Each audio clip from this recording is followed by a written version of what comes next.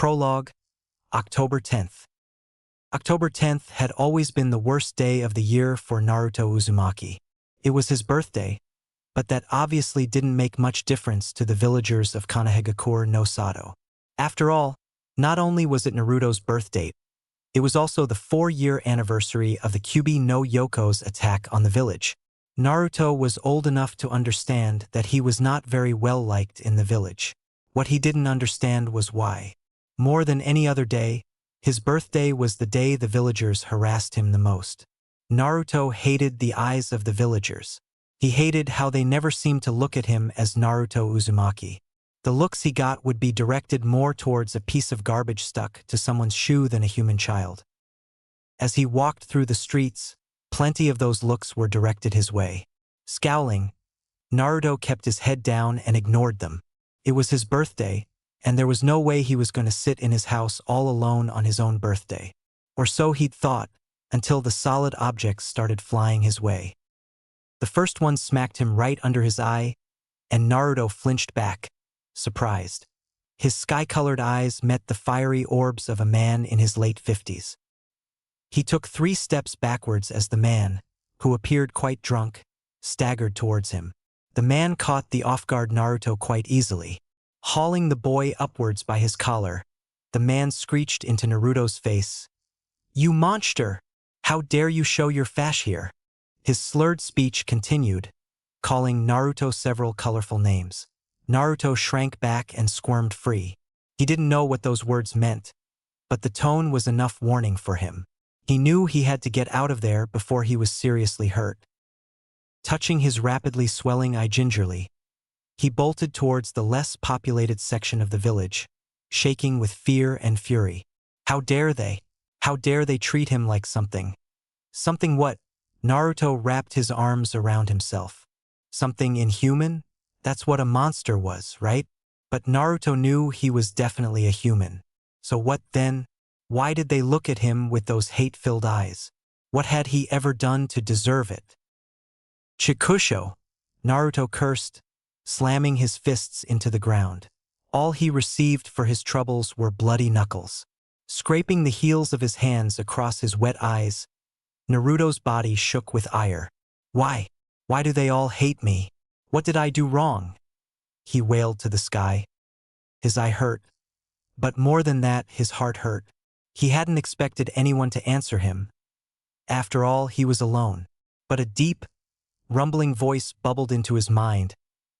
Why? You ask? Does it really matter why, Gaki? Just hate them back. Naruto stopped crying for a moment. Who are you? He thought back, curiosity replacing his anger for the time being. The voice chuckled, a sinister sound. You would think that you'd notice there was something else camping out in your body. Naruto was confused. You're inside me? Is that why everyone hates me? Because of you? The Kyuubi smirked. I am the 9-tailed fox. Naruto felt his eyes closing. And when he opened them again, he found himself in a strange place he'd never been before. In front of him loomed a giant gate, with a grinning face behind it. I summoned you here this time, but I won't again. You asked me if the villagers hate you because of me. It's mainly their fault for being so stupid. I will never understand humans. If I were not trapped by this tainted seal, I would kill them all. Naruto stared at the Kyuubi for a long time before speaking out loud this time. The seal is tainted? What does that mean? The Kyuubi laughed, a deep, guttural sound. It means that the seal doesn't work properly. It still keeps me trapped in here. But I can get out for short periods of time. Not much use to me, honestly. You, however, I could assist you. For a price. Naruto frowned. Help me with what? More importantly, why would you want to help me? Wouldn't you get out sooner if I died? I can give you the knowledge others refuse you. I would assist you slightly, in return for being allowed another body, outside of this prison. And it is true that your death would free me from this prison permanently. But it would be some time before I could return to this world. After a moment of thought, Naruto's expression brightened a bit. So killing someone to give you a body is the price? After I do that, you'd kick those dumb villagers' butts. The Kyuubi smiled, looking feral. / You will just have to kill 2 people. I won't interfere in measly human affairs, but I can teach you many things. I have been sealed inside powerful ninja, and I have observed their fights. I know many powerful ninja techniques. In a year or 2, you'll go to the ninja academy. Wouldn't you like to have an edge? / Naruto was suspicious, but this deal was beginning to sound beneficial to him. You only mentioned 1 person. Who is this other person I would have to kill? The fox growled. / The other person is one I hate very much. Follow my orders and you will beat him. Shall I reduce your enemies to rubble? / Naruto was still uneasy about this whole thing, but it wasn't as if anyone went out of their way to help him.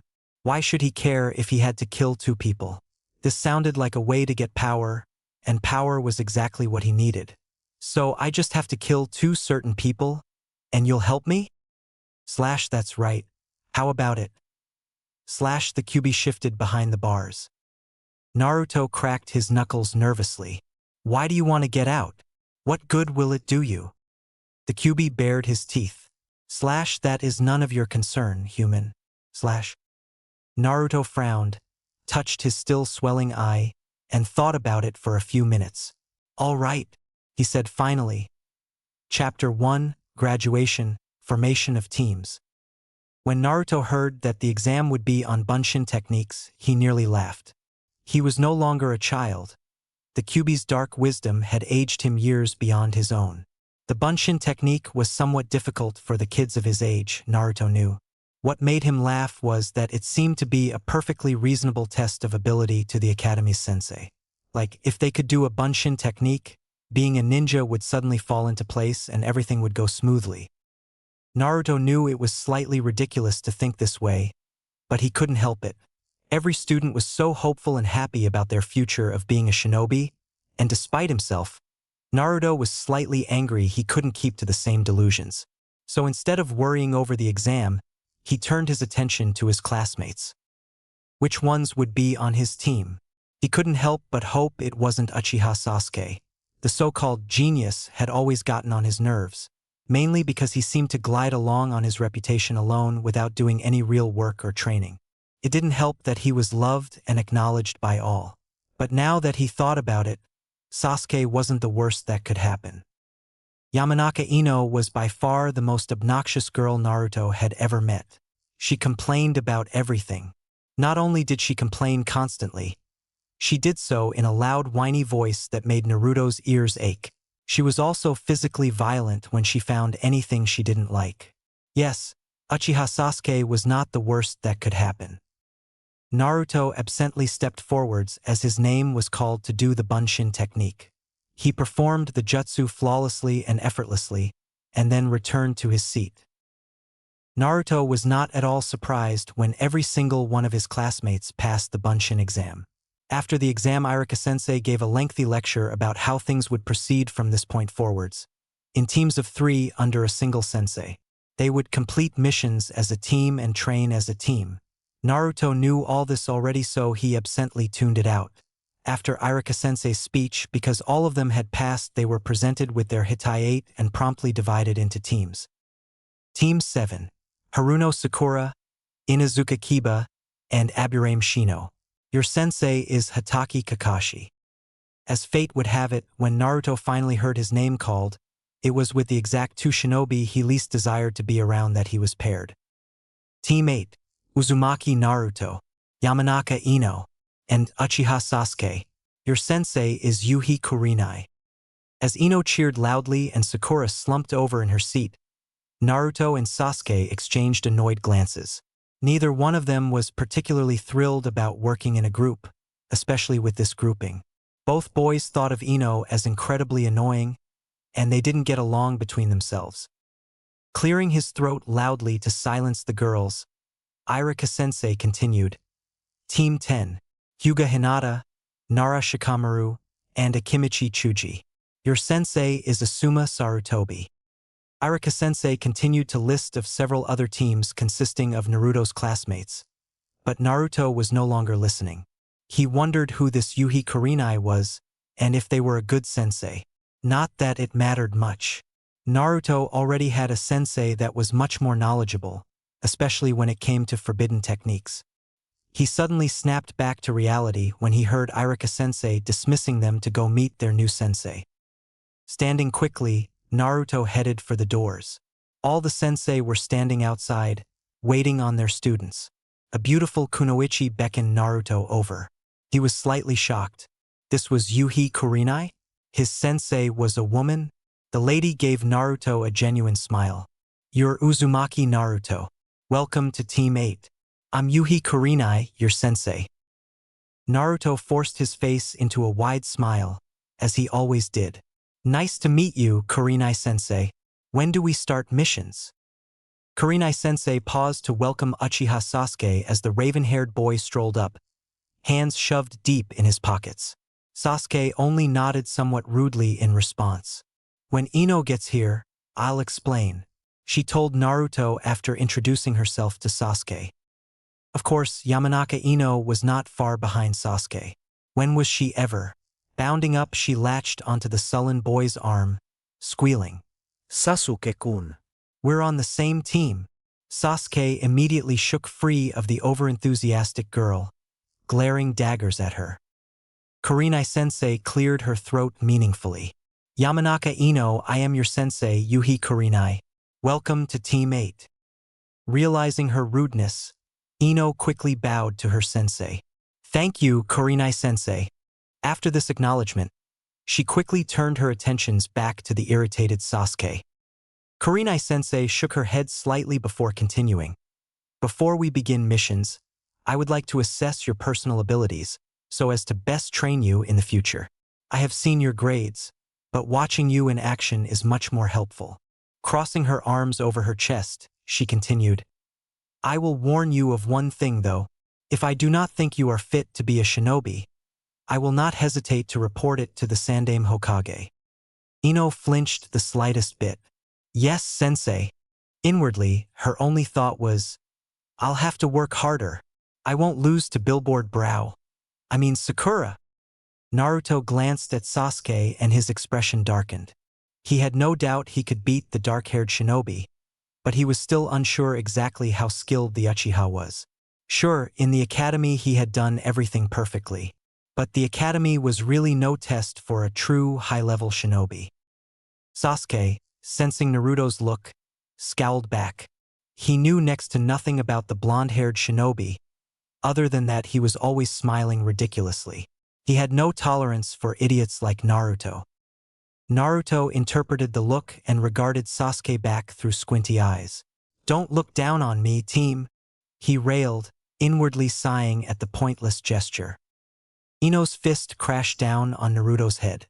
"Naruto, don't be an idiot. Sasuke's way better than you. You shouldn't even be looking at him. Stupid moron."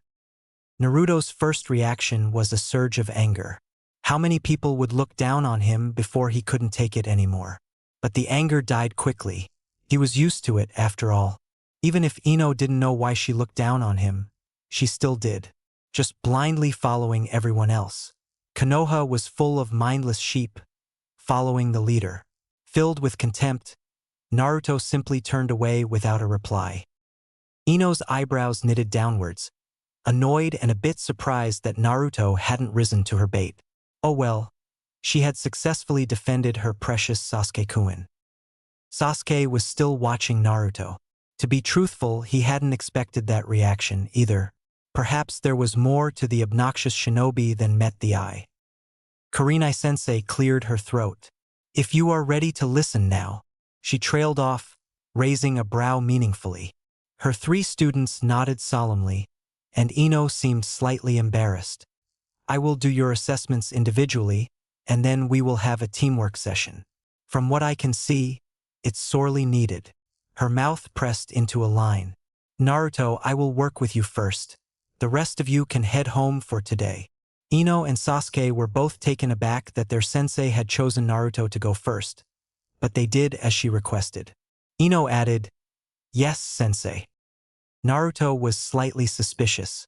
Why am I first? He mumbled, eyeing her with caution. Kurenai-sensei chuckled. It's okay, Naruto. I won't bite. I wanted to explain a few things to you, without the others present. The Sandaime himself asked me to tutor you and Sasuke for a specific reason. I'm not blind, Naruto. I've always seen how cruelly you were treated. In fact, that's precisely the reason I approached the third about you. There are 2 reasons I have become your sensei. Well, 3 really. The first was to help you improve as a shinobi. I understand that, in the academy, some of the teachers deliberately sabotaged your lessons. I want to alleviate that. Naruto nodded silently. It didn't really matter, though. The Kyuubi had pointed out everything the teacher tried to do, just as he was now urging him to disregard her words. But the Kyuubi wasn't his master, so he ignored it. Kurenai continued, the second reason is I wanted to become someone you could trust, an ally of sorts. The way they treat you is completely out of line, and I won't stand for it. Naruto suppressed a chuckle at the indignant look on her face. It was nice of her, but it came far too late. Trying to fix things now would do nothing. He'd already been through far too much. Lastly, I understand that you have a Kekii Genkai. This is where Sasuke comes in. As a wielder of a Kekii Genkai of my own, it is only natural I help you both along. Naruto sorted away this interesting bit of information with no change in expression. Okay, what kind of assessment is this? Kurenai-sensei was a bit shocked at the lack of expression, or even emotion in his voice. The Naruto she'd watched was always so lively, or maybe that was just a front. It would make sense, she supposed, with all the mistreatment he'd gone through. Shaking free from her thoughts, she quickly answered, for now, will you just perform a few of your jutsus? That should be a good starting point. Naruto arranged his face into a cocky smile, but his eyes were emotionless voids of blue. What kind of techniques? I know a lot. Wind element, fire element, henge, summoning. Kurenai blinked. Whichever ones you'd like, Naruto. Forming a wickedly fast series of seals, Naruto bit his thumb, causing blood to run freely, and placed it on the ground, gathering the necessary chakra to his hand. Kuchios no jutsu, he murmured, half to himself. There was a big puff of smoke, and a fox stood at his side, baring its teeth at her. Kurenai blinked. How had the boy gotten his hands on a summoning scroll? She would have to ask the third later when she gave her report. Thank you, Naruto. Naruto knelt down and spoke softly to the fox, apologizing for summoning him for no particular reason. When Naruto finished speaking, the kitsune disappeared in a puff of smoke. He glanced up at his sensei, pondering what technique to show next. He wanted to keep many of them hidden because they were forbidden techniques, and he didn't want to let anyone in on his secret.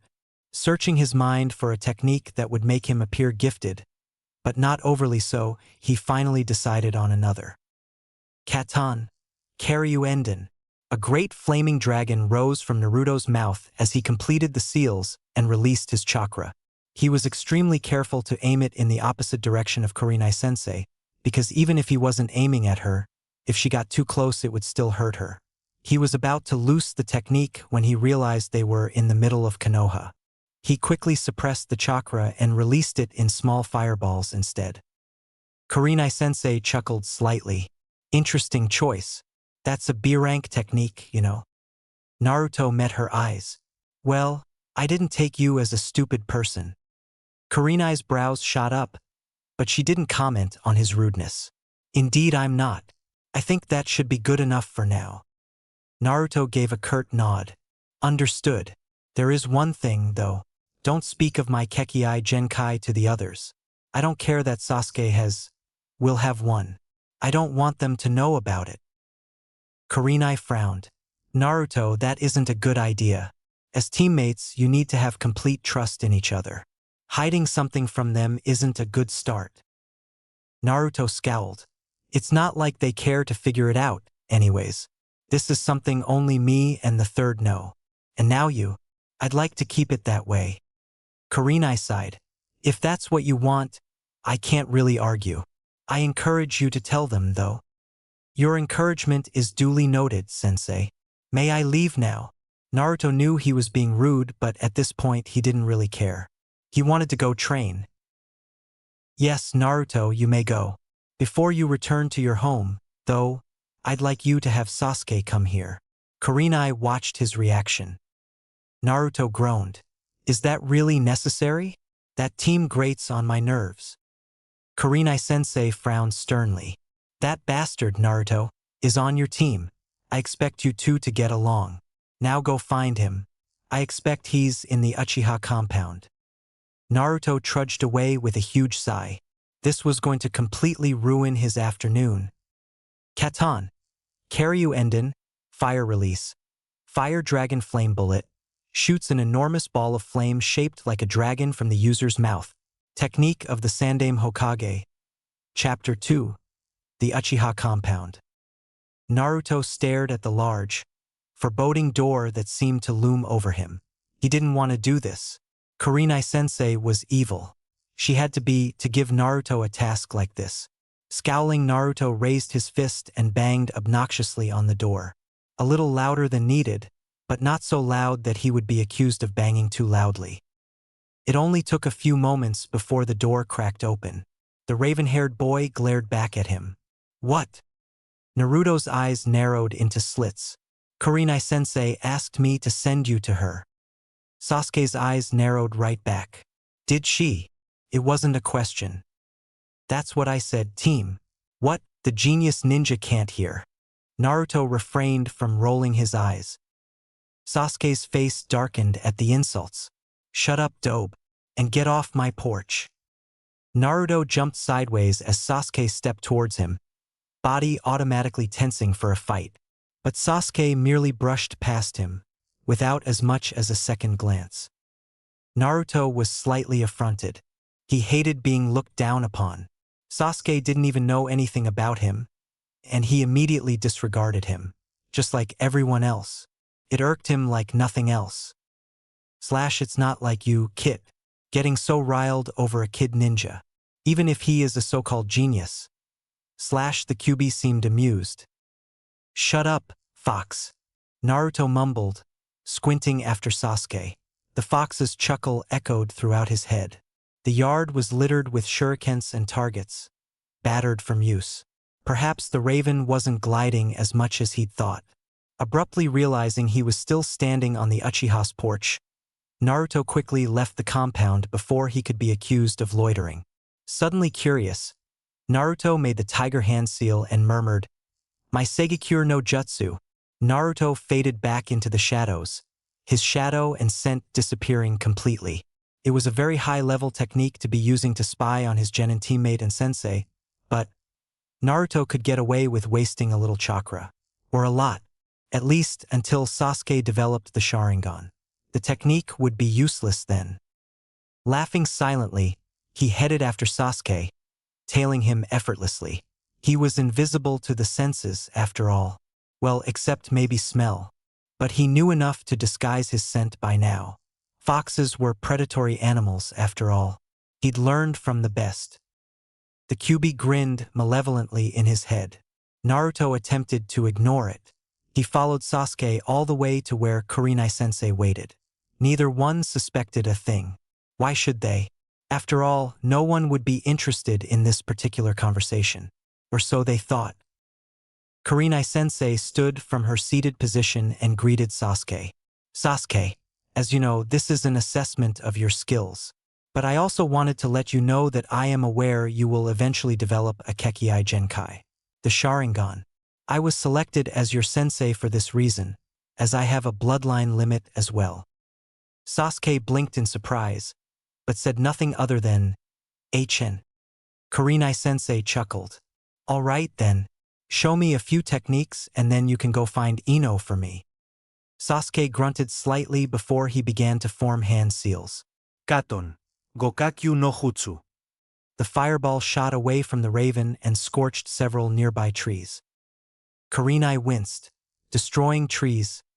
Again. When will these kids ever learn? Very good, Sasuke. Though perhaps next time you will contain your chakra and not destroy the trees. It was a command. Annoyed, Sasuke nodded mutely in assent. Naruto held back a chuckle. Kid genius? The prick couldn't even nullify his own chakra. Shaking his head, he turned to leave. He'd seen enough. Sure, Sasuke would grow up and become powerful someday. But the day wasn't anytime soon. Naruto would keep an eye on him, but for now he had nothing to worry about. He didn't even realize until he stopped thinking that he was following Sasuke. Embarrassed, Naruto turned to head back to his own apartment, but hesitated. Since he was already using the technique, he might as well spy on Ino as well. Perhaps he could help her with something and win her over to his side. An ally would be nice as a teammate, after all. And it was good to help your teammates anyways, right? After all, he potentially could be placing his life in their hands.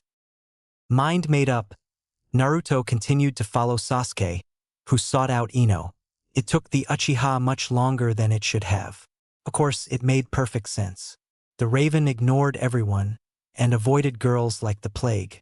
Naruto didn't exactly blame him, per se, as crazed fangirls are most likely the creepiest species on the planet Earth.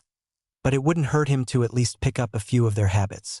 In fact, it would make avoiding them easier. Naruto chuckled, amused that a genius like Sasuke couldn't see something so simple. Sasuke finally found the loudmouthed girl, who proceeded to fawn all over him. Naruto allowed himself a small smirk at the boy's discomfort before growing bored. Taking a few steps away from the pair, Naruto released his technique and made a Kage Bunshin, sending it after Ino. "Kit.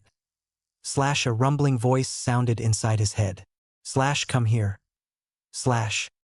Naruto understood, and had guessed this would be coming soon. Slipping into a secluded area, he sat down cross-legged on the forest floor and made a few hand seals, closing his eyes. Kokugen no Jutsu. It was one of Naruto's own techniques, developed to enter into his own mindscape whenever necessary. Reopening his eyes, he found himself in his own mindscape.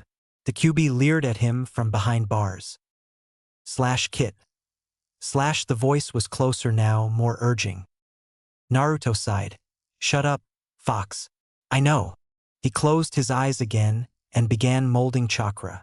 The blue aura swirled around him swiftly as he summoned more and more.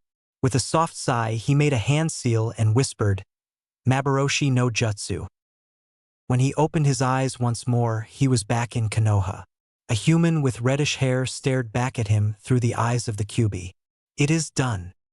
Naruto's eyes widened. It had taken him many years, but he had finally developed his new jutsu.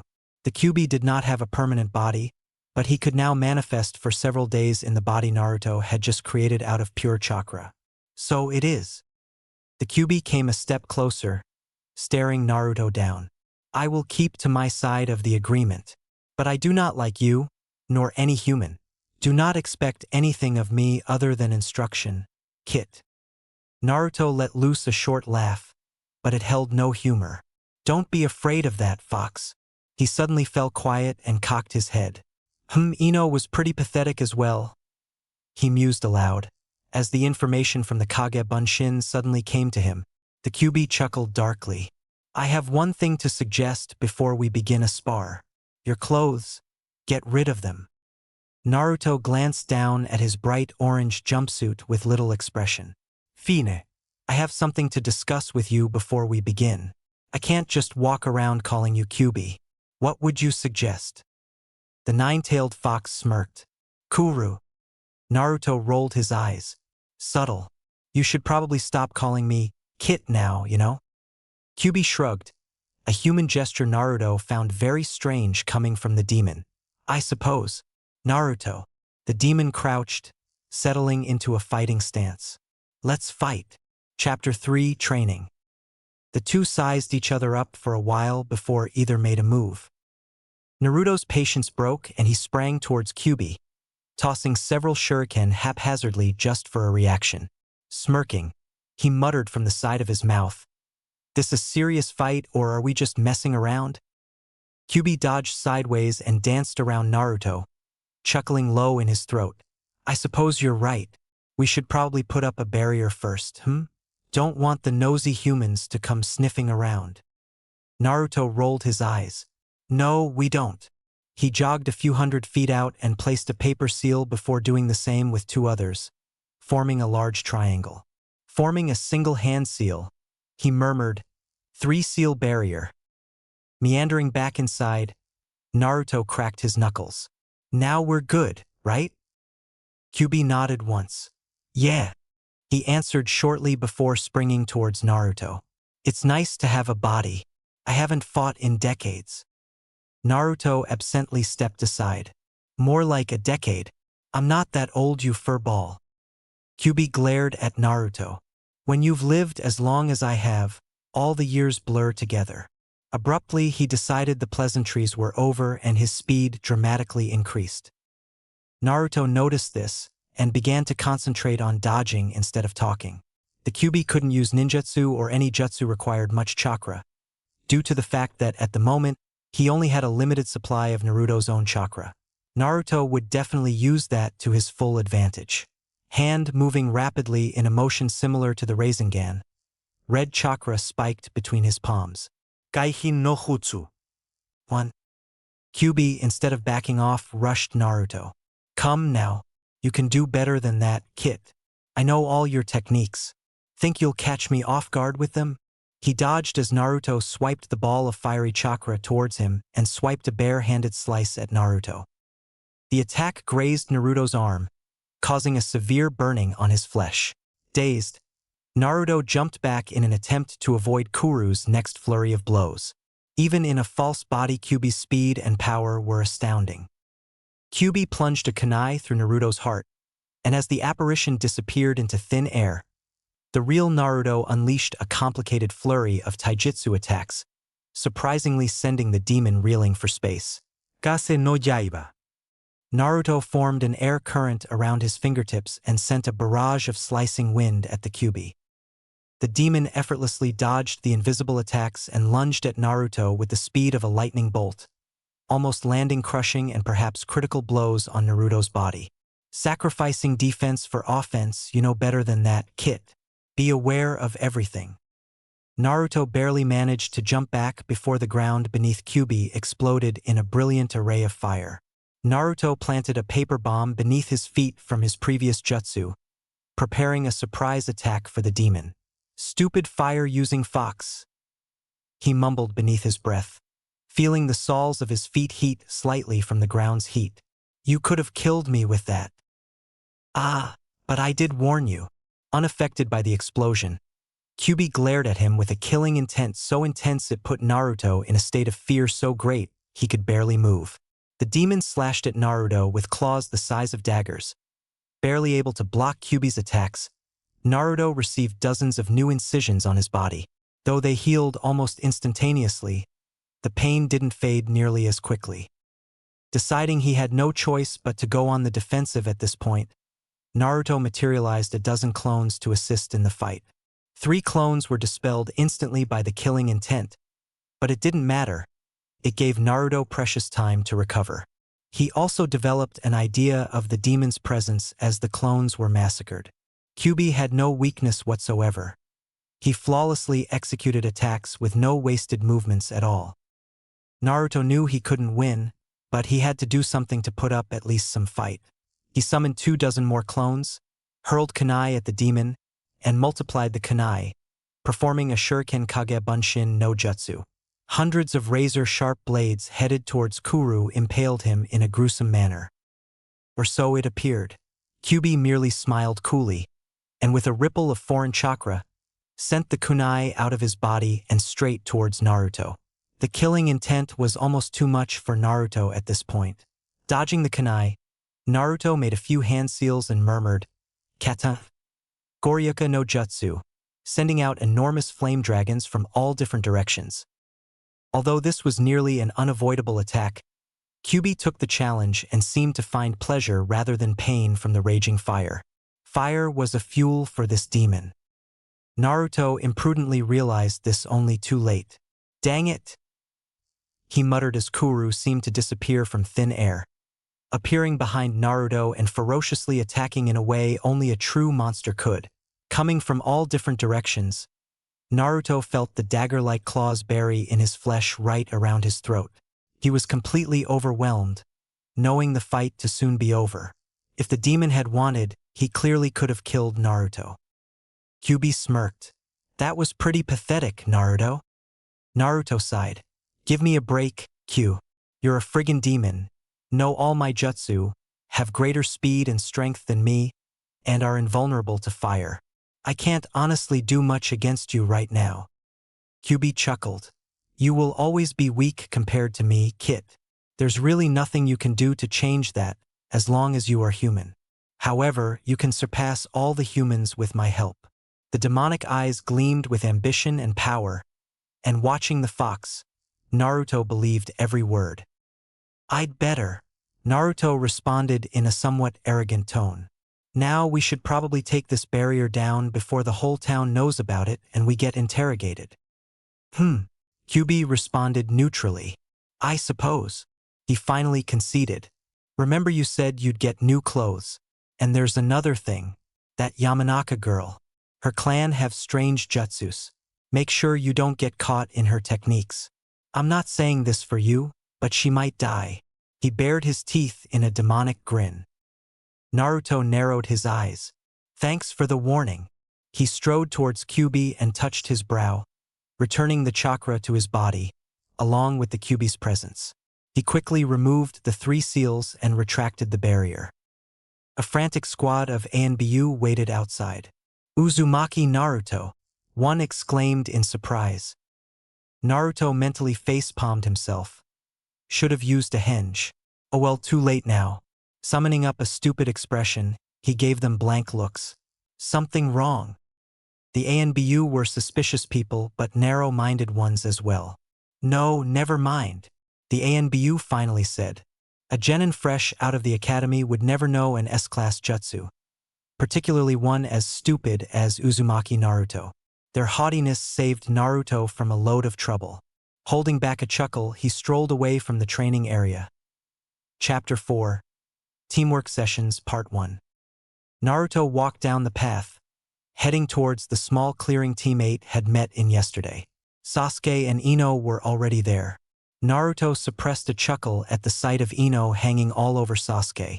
Wordlessly, he seated himself several meters away from the other two, leaning against the trunk of a tree and closing his eyes. Naruto could feel Sasuke's eyes on him, but it wasn't uncomfortable for him. He'd received so many dirty looks since the time he could walk that one more wouldn't make a heck a lot of difference. Kurenai-sensei arrived at that moment. Wow, you're all early. Excellent. Well, I guess I can start the teamwork session. I want to explain a few things before we begin. What I'm going to say is something some of you might not like, but it's something that needs to be said. As far as teamwork goes, you 3 are horrible. Ino, all you do is look to Sasuke for help and guidance. You completely ignore Naruto. Naruto and Sasuke, you 2 ignore all your teammates, thinking you can get the job done better alone. As long as we are a team, I won't stand for this. Teamwork is the basis of all teams, and a professional ninja knows can get over working with people they don't like. If you want to be a ninja, you need to learn to work together with whoever you're placed with. Do you understand me? Ino stood up straighter and barked back, Yes, sensei, while Naruto and Sasuke gave Kurenai grudging nods. Good. Since we're a new team, we're going to start with D-rank missions. These missions will be of no challenge whatsoever, but they are an important step to becoming a true shinobi. I will have no complaining. They may seem absurd, but if nothing else, will help you with your physical conditioning. The 3 genins nodded again. Ino ventured a bit to say, But what about the teamwork session, sensei? Kurenai smiled. It begins now. We'll be doing these exercises for 3 days, throughout our missions. Every day we'll switch activities. For now, Naruto will be with me, and Sasuke and Ino will work together. Without a pause, less chance of arguments, she reached into her weapons pouch and withdrew 2 blindfolds. To start, Ino and Naruto will be blindfolded. Sasuke, you will direct Ino's motion. She handed off a blindfold to both Naruto and Ino. Naruto frowned and tied the blindfold around his eyes. This did not bode well for him. Kurenai seemed to have something to say to him. On the bright side, at least he could bring up Madogai. Ino was excitedly exclaiming about the exercise as she tied the blindfold around her own eyes, but Naruto wasn't listening very closely. Kurenai cleared her throat, probably to shut Ino up. "We're heading to the Hokage Tower now, Sasuke," she informed the broody teen before laying her hand lightly on Naruto's arm to guide him. "See if you and Ino can keep up." Naruto could hear the teasing in her voice. She set the pace at a quick jog, making sure Naruto was following. Sasuke, of course, was too cool to be seen leading a girl around at a fast pace, so his footsteps sounded decidedly slower to Naruto's ears. "Something you wanted to say?" Naruto mumbled in between even breaths. Kurenai's hand twitched slightly on his arm. "Yes," she said after a moment. "It's about your Kekii Genkai. The Hokage didn't seem to know much about it." Naruto rolled his eyes behind the blindfold. "And? Clan secrets and all that?" Kurenai's tone sharpened slightly. "Naruto, be respectful." Oops, she saw that after all. Your clan is dead.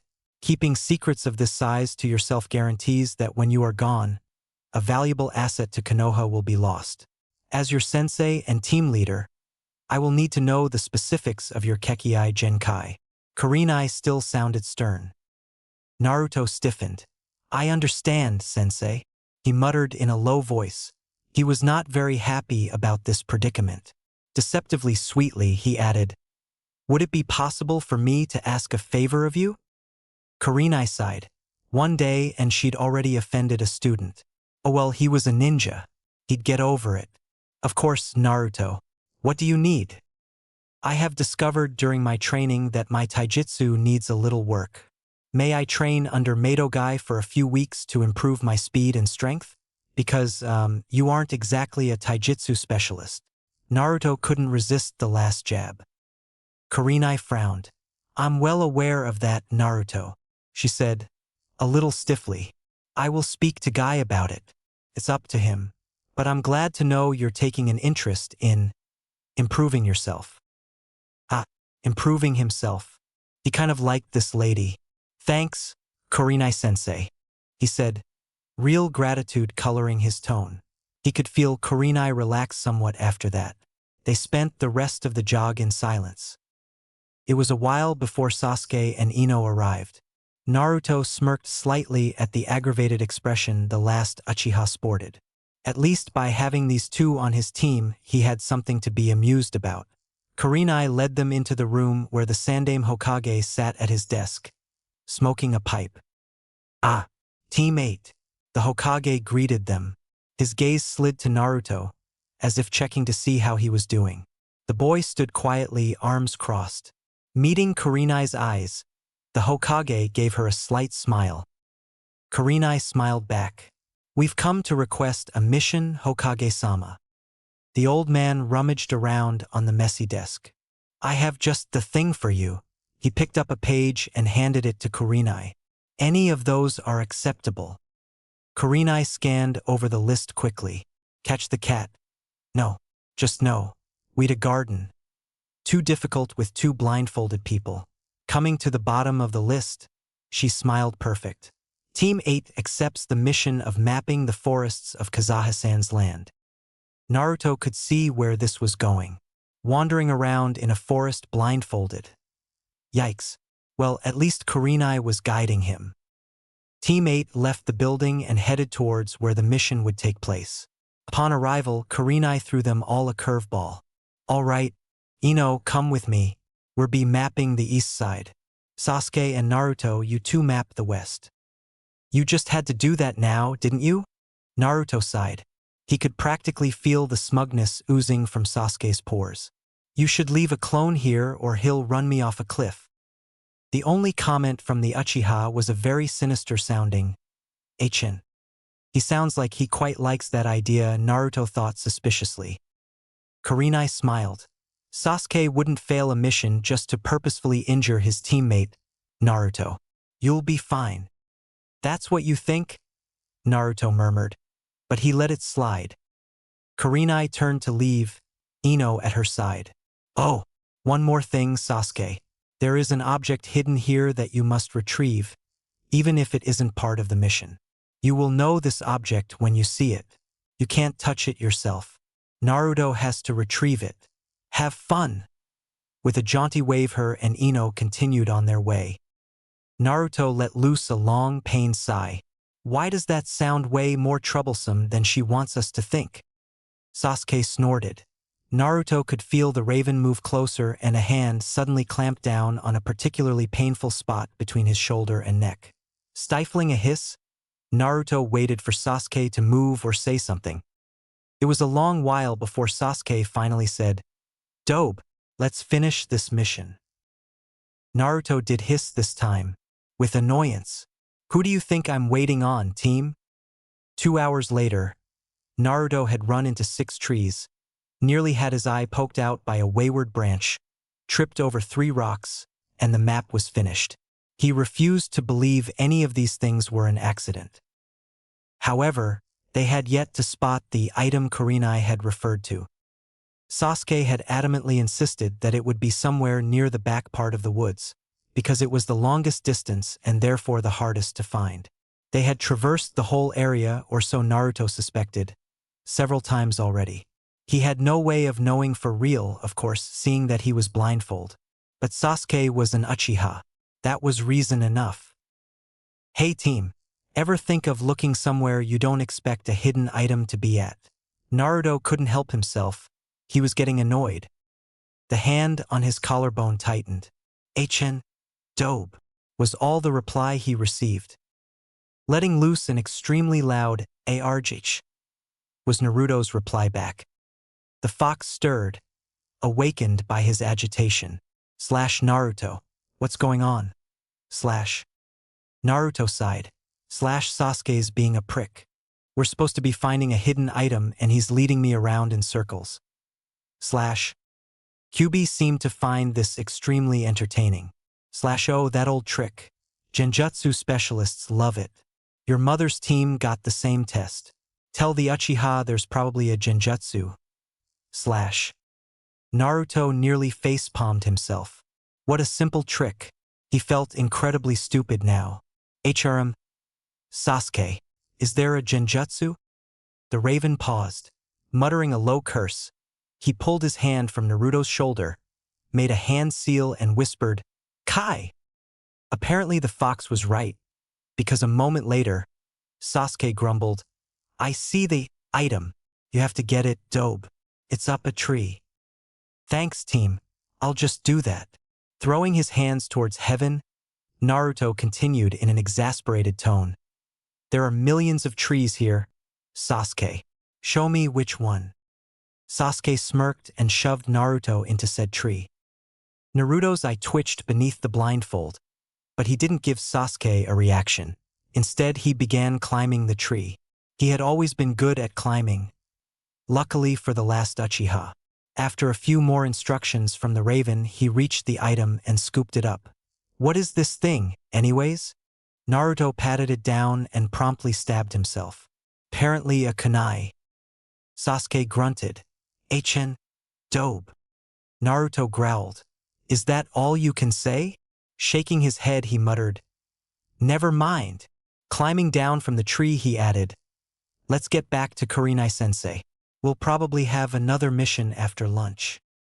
Sasuke gripped Naruto's shoulder again and steered him back towards the place their sensei had left them. Ino and Kurenai-sensei waited for them. Ino looked delighted at the emo's sudden appearance. "Sasuke-kun." She shouted before glomping him. Sasuke promptly shoved her off and took 3 steps back, looking murderous. Naruto laughed. The last Uchiha. Driven back by a fangirl, he narrated from behind Sasuke. Neither of his teammates appeared to appreciate his wit, seeing as he could feel the heat of their glares through the blindfold. "Hey, lighten up, kiddos." Ino's fist crashed down on Naruto's head. "Shut up, Naruto. You're so annoying, and you're younger than us, I think. My birthday's September 23rd. She turned to bat her eyes at Sasuke, and Naruto made a gagging motion behind her back. Sasuke couldn't hold back a tiny snort at the Dobe's antics. "Sasuke-kun, When is your birthday? The Raven frowned. He didn't really want the fangirls to have any more ammunition, but they were working on teamwork. July 23rd. Ah, Sasuke-kun's so mature. Ino Squilled. Chapter 5. Teamwork Sessions, Piątek 2. Naruto. This time. The deep voice woke Naruto instantly. The hyperactive blonde sat up. Thanks, Kuru. Rubbing his eyes and rising to his feet. Naruto blearily stumbled to the bathroom and splashed some water on his face before jogging out the door. Locking the door with extreme care, he returned to the clearing for the second time that day. They were all waiting for him. Face and eyes completely blank, he stepped up to meet them. As soon as their eyes turned towards him, he plastered on a huge grin. "What's up, team?" Kurenai-sensei sighed in exasperation, but was a little relieved that Naruto was okay. He'd seemed pretty upset earlier. Cutting of any impending arguments, she spoke up.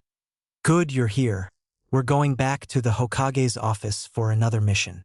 This time Sasuke and I will wear the blindfolds." Smirking, Naruto chunked his blindfold at Sasuke, who caught it with a scowl.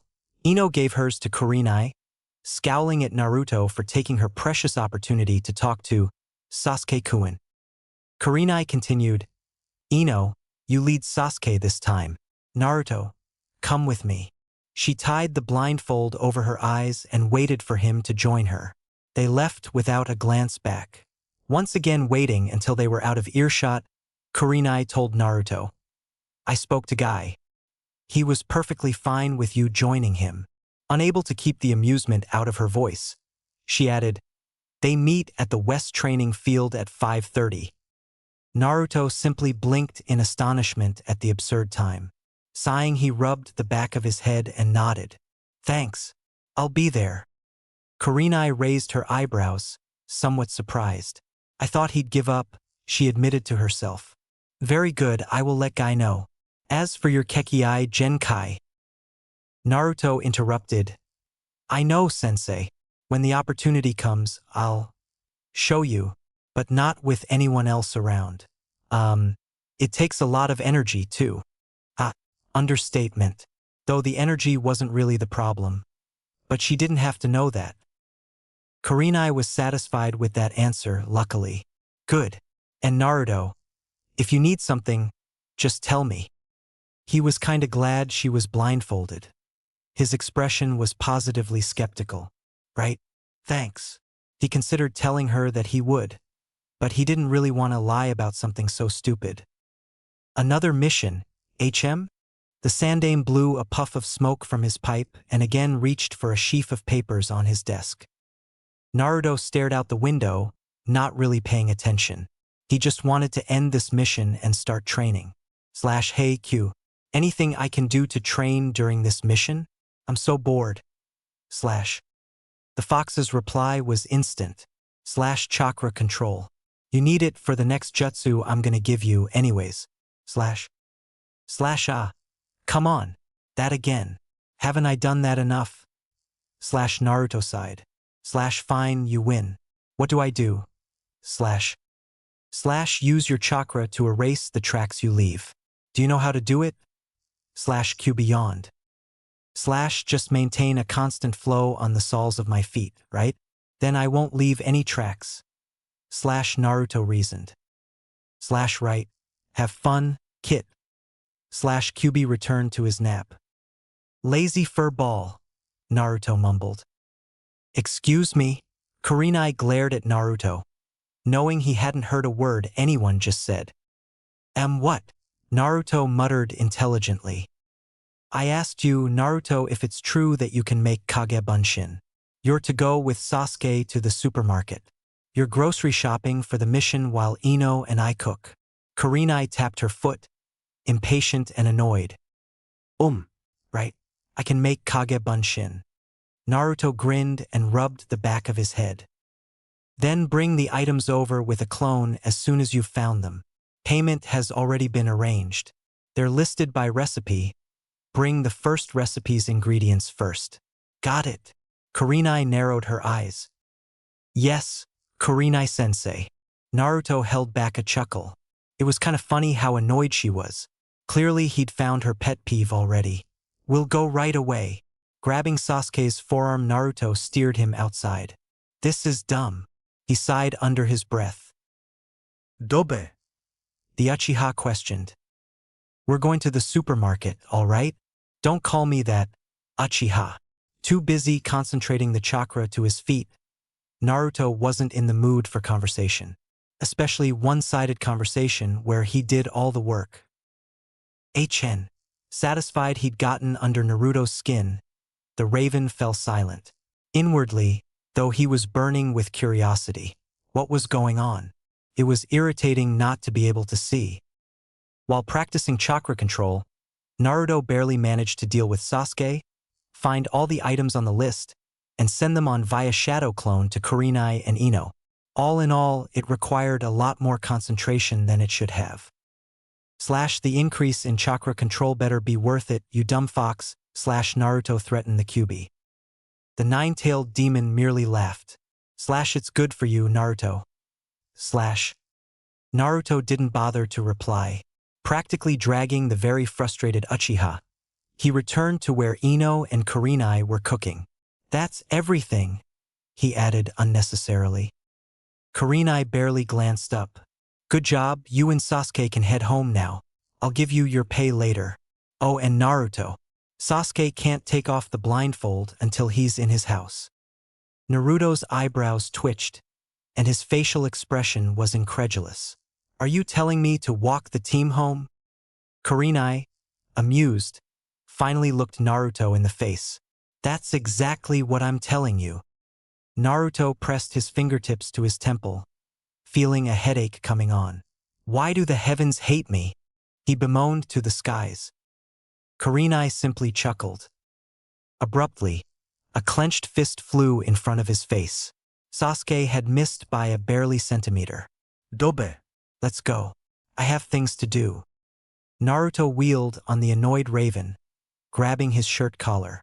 Oh yes, because everything is all about you, Sasuke Heim, he yelled before dragging the somewhat stunned Uchiha off. A few seconds later, the sounds of a fight drifted to their ears. Kurenai wiped a tear away from her eye, sides shaking. Ah, perhaps being a Jounin sensei wasn't as boring as I thought. Ino simply watched her sensei with something akin to concern. When Naruto finally got Sasuke home, both the shinobi had their share of bruises. Practically throwing the raven through his front door, Naruto hurried home. Can I start on the new move now? Naruto bugged the Kyuubi on his way home. I seem to remember that you have a promise to keep first, Kit. Kyuubi grumped. Promise. Naruto thought about it for a moment. Oh, new clothes, right? I guess I should do that first. With an awkward little laugh, Naruto turned and looked around before doing a henge. He couldn't get any good clothes as himself, for sure. That was the reason he'd had the orange in the first place. What should I get, Q? The demon roared in his head. I am not a fashion consultant. You brat, I'm a demon, the most powerful demon there is. Find someone else to help you do your shopping. A mental door was slammed, and silence followed. I guess that was kind of the wrong thing to say. Naruto winced slightly at his own eagerness. Well, no one else is gonna help me, for sure. Guess I'll just have to pick up whatever I like best. Turning again, he headed back towards the ninja clothing store. Inside, he glanced around. What color do I want? A ninja should blend in, so brown, green, black. Gray? So boring. I could probably get away with red. Red sounds good. He took his time browsing. It was nice, being able to look around without people throwing him out. Finally, he decided on 2 different outfits. He'd been saving up money since he was in the academy, having a feeling he'd need it for something or other. Lucky for him, he'd been right. Well, it was Kuru's idea, but whatever. The fox was sulking so he could claim the idea without getting in trouble. The first outfit looked very similar to an ANBU outfit, except that it was black and dark red instead of white and black. Black ninja sandals, baggy black capris, a black tank top, and black sleeves from his hands to past his elbows, dark red arm guards, and a red short-sleeved jacket. The jacket was practical, because if he was ever on a mission where anonymity was required, the hood could cover his dead, obvious bright blonde hair. The second outfit was a more casual one. He'd originally planned to get only one, but he'd had fun and ended up picking out two. He wouldn't ever wear the second training or doing missions, but he didn't really mind. He'd picked out black jeans, slightly baggy but still form-fitting, a olive green and tan striped long-sleeve shirt, and another short-sleeved hoodie, this one black. Paying for his purchases, Naruto left the store. He walked all the way home before releasing his henge. Unlocking the apartment door, he stepped inside. Kyuubi, you can stop sulking now. I'm done. Naruto laughed. The great demon fox growled. I was not sulking, Naruto. Since you kept your promise, get changed, and let's go. I'll show you the new move. You'll have to use that technique first or I can't show you. Naruto felt an excited shiver flit across his skin, leaving goosebumps. Of course. Hang on. Clipping the tags from his new purchases, he quickly changed into the first outfit he'd picked out and dashed towards the training fields. Naruto. The voice held a slightly urgent note. Naruto, you forgot to lock the door. Naruto skidded to a stop, eyes wide and a bit fearful. Thanks, Kuru. If you hadn't. He trailed off and turned, locking the apartment door before continuing to the training field. Sitting down on the grass, Naruto concentrated his chakra and prepared the technique, murmuring, Maboroshi no Jutsu. Opening his eyes, he again faced the Kyuubi's avatar. Rising to feet, he grinned. Kuru grinned back at him. Good, Naruto. Glancing down at his human hand, he flexed it. This body is strange. Shaking his head, he added, my form might waver a bit, since I'm using a bit of the chakra. Just a warning. You might have to give me more. Glancing down at his hand again, a red spiral sphere formed. This is called the Rasengan. It was your father's technique, Kit. I thought you'd like to know it. Did you watch how I did it? Naruto nodded. I can't really see it very well, but you're rotating the chakra, right? Kuru smiled. Right? It'll be difficult to learn. But now that you've seen, I think you've grasped the concept, right? Oh, and yours should be blue, by the way. Naruto nodded again. Yeah, I understand how it's done, at least. Thanks, Kuru. I'll work on it. Anything else? The fox in human form placed his hands behind his hand and lazily leaned back. Your bloodline limit, Naruto. What are you going to do about the female? Naruto scowled. Don't remind me. I'll use a low level and hope she doesn't ask for more. Unfortunately, I can't really refuse her, without making her even more suspicious. And suspicion is the last thing I need from someone I'll see every day. Anything else? Just a warning. Don't train too long. You'll need all your energy in the morning. I'd also suggest summoning one of the kits to keep watch around your house as well. It's been too long without trouble. Something's bound to happen soon. You should seal your new clothes away as well. Okay. Sheesh, what a slave driver. I'll do it when I'm done training. Thanks, Kuru. Bringing his hands together in a seal, the technique dispelled. Naruto turned to the training grounds, ready to begin trying to master the Rasengan. Chapter 6, Meidogai, Kekkei Genkai. You've got to be kidding me. Naruto stared. He couldn't stop staring. Why? Just why? Spandex is a bad look for anyone. Green spandex. Who would go there? But green spandex, bowl haircuts, and the bushiest eyebrows imaginable. It's just the scariest combo. Kuru. I'm gonna kill you later. Naruto muttered to the fox, who only snickered in reply. The green beasts of Konoha noticed Naruto's approach. Naruto-san, how youthful of you to join us. The taller one bellowed, charging towards him in an altogether frightening sight. Naruto winced visibly. Yo. he managed. Guy pressed the heels of his hands to his forehead and yelled, "What a hip greeting, Lee! Naruto-san is clearly worthy of becoming your eternal rival. Yash Guy-sensei, our fires of youth will burn brightly." Mini-Guy, apparently his name was Lee, had visible flames in his eyes. He was really freaking Naruto out. Naruto's sweat dropped. Okay. I assume you are Mato Guy." He addressed the taller one. The man nodded, gave Naruto a thumbs up, and grinned hugely. His teeth sparkled and made a noise. "I am Mato Guy, and this is my cute student, Lee." The Guy Jr. kid gave Naruto a salute. "Yash, I am Rock Lee. It is good to meet you, Naruto-kun." "Likewise," Naruto mumbled, somewhat untruthfully. "I am happy to train with you and your youthful sensei." He grimaced slightly, the words leaving a bad taste in his mouth. Lee didn't seem to notice. His eyes were shining. "Yes, Guy-sensei is the greatest and wisest sensei." Guy laughed freakishly. "Now we will train. Naruto-san, you will spar with Lee." Naruto's mouth quirked down on one side.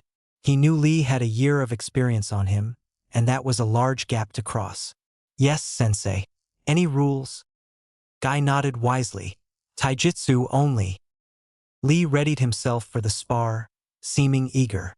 It is always a pleasure to test oneself against a strong opponent, he remarked happily. Naruto inclined his head as reply and readied himself. He would not underestimate Rock Lee. Guy was watching Naruto closely. "Yash, begin," he said suddenly. Lee immediately launched himself towards Naruto. "Konoha Senpu." Naruto blocked with his arms and skidded back a few feet. This kid was strong and fast. Without ninjutsu or his Kekkei Genkai, there was no way he could keep up. Of course, that was why he was here, so that in the future there wouldn't be a situation like this. But for now, he just had to do his best. He didn't know any special taijutsu forms yet, and the basics, when facing the student of a specialist, were not enough. Naruto got in a hit or two, but the spar ended rather quickly with his defeat. Lee helped Naruto to his feet. "Good fight, Naruto-kun. Surely you have much greater strength in ninjutsu. I am slightly envious. I cannot perform ninjutsu." Naruto nodded. "So I've heard. Takes a lot of hard work to stand where you're standing. Lee, you are truly a genius of hard work." Lee looked like he was about to cry for his happiness. "Naruto-kun," he cried, lip trembling. Naruto grinned back. "Call me Naruto. I'll appreciate your help during this training, Lee." The green-clad ninja nodded vigorously. Guy came over and put a hand on either boy's shoulder. "A shining display of youthfulness," he exclaimed. "But now we must train for the explosions of youth ahead. Naruto-san, please address me as Guy-sensei. For the beginning of your training, I have something for you." From a bag on the ground, Guy pulled out a strange mechanism with a few weights held in it. Naruto quirked an eyebrow, interested. "Weights?" Guy-sensei nodded. "They are to help increase your youthful power. Please, take them." Naruto took them, and Guy showed him how to fasten them around his calves. Guy continued, "You should be steadily increasing the weight. When you don't notice the weight anymore, wait 2 days, and then add one of these to each leg." Guy handed Naruto a bag full of 20-pound weights.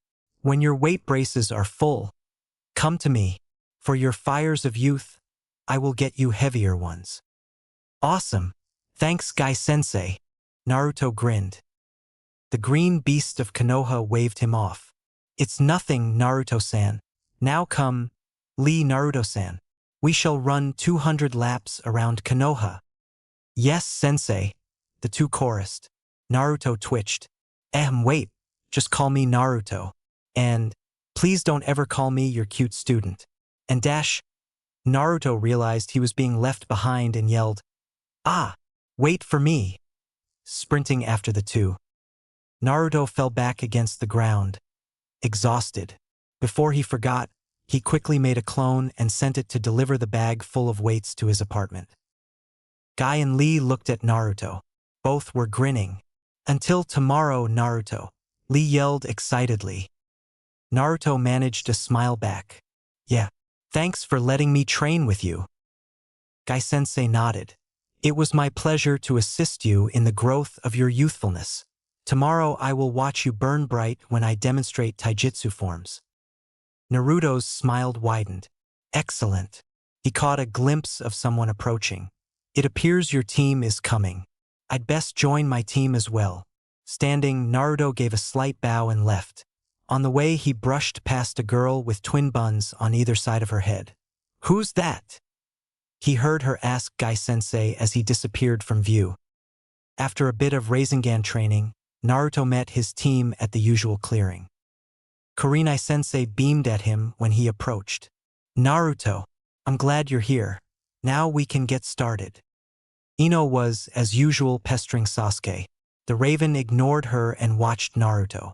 He looked like he'd been doing hard training. He wouldn't lose to the dobe. Naruto plopped on the ground next to Ino. The blonde girl wrinkled her nose. Gross, Naruto. You smell horrible. Naruto grunted. As a kunoichi, that should be the last of your worries. Ino. Kurenai sent them both a stern look. All right, enough. As Naruto has already been training, I thought it best we did some training. I have a scroll here for you too. While I speak to Naruto, you too practice these moves. She tossed a scroll to Ino and Sasuke. Turning to Naruto, she gestured for him to follow her. Out of hearing distance, she told him, I'm going to put Sasuke and Ino under a simple genjutsu. They won't see anything, nor will anyone else who comes anywhere within sight distance. It's time for you to show me your Kekkei Genkai, Naruto. Naruto nodded his assent. Kurenai performed a quick series of hand seals. All right, before you begin, will you outline the basic concept? The blonde let out a long breath. Fine. My Kekkei Genkai, in a way, is sort of like a stopwatch. When something happens, I can sort of stop time. Fumbling for words, Naruto waved his hands a bit before continuing. It's not all powerful or anything. How far back you can change things is limited by your chakra supply. And if it use it too much, there are consequences. He paused again. This is hard to explain. You know how the blood cells in your body attack foreign things they come across? Basically, if I use my Kekkei Genkai enough on the same person, I become the foreign thing. Whatever is affected by me changing things will unconsciously begin to attack me. I don't mean like beating me up, though that has happened. It's more like I'm an outsider. They won't trust me, and anything I say will be rejected subconsciously. Naruto's eyes darkened. Is that enough? I don't like using it because of the consequences, so I don't really know much about it yet. It's not like there's scrolls lying around to teach me about it. Kurenai kept her expression neutral. Does it have any other properties? Naruto thought about it. It's a dojutsu. My eyes turn gray. As I haven't used it much, it's possible that it will develop further. Since it was my father's bloodline limit, and I don't have access to his scrolls, I don't know all that much about it, as I said. Kurenai's eyes widened slightly. You know who your father is? I've never even heard of your Kekkei Genkai before now. Naruto realized his blunder and his expression became veiled. I don't want to talk about it, he said simply. Kurenai sighed. I'll respect that. Will you show me now? Naruto grinned, hiding his discomfort. It goes like this. I'm going to say something, jump back in time a bit, and ask you what I said. You'll answer instantly, and this conversation will flood back to you. Naruto closed his eyes, and when he opened them, they were a murky gray color. Clouds. He grinned. It reminded him of Shikamaru. Focusing his mind and chakra, he reached into the time flow. I'm going to put Sasuke and Ino under a genjutsu. They won't see dash. Naruto interrupted. Clouds. Kurenai paused mid-sentence as she suddenly remembered their whole conversation. That's incredible, she finally said. Naruto only gave her a grim smile. But not very useful when I know next to nothing about it. Are you okay? Sometimes a rush of information like that makes people lightheaded. Kurenai-sensei ruffled Naruto's hair. Don't worry about me, Naruto. Thank you for sharing this with me. I'm going to speak to the Sandaime about finding you more information. It's something you should have access to. Naruto hummed for a moment. I know where to look, but Ji-san won't let me in there. My best guess says it's at the Namikaze complex.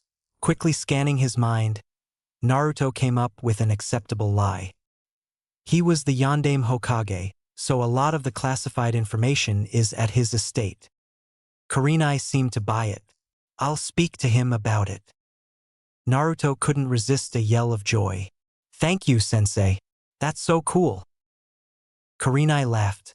I'll always be happy to help you, Naruto. Is there anything else?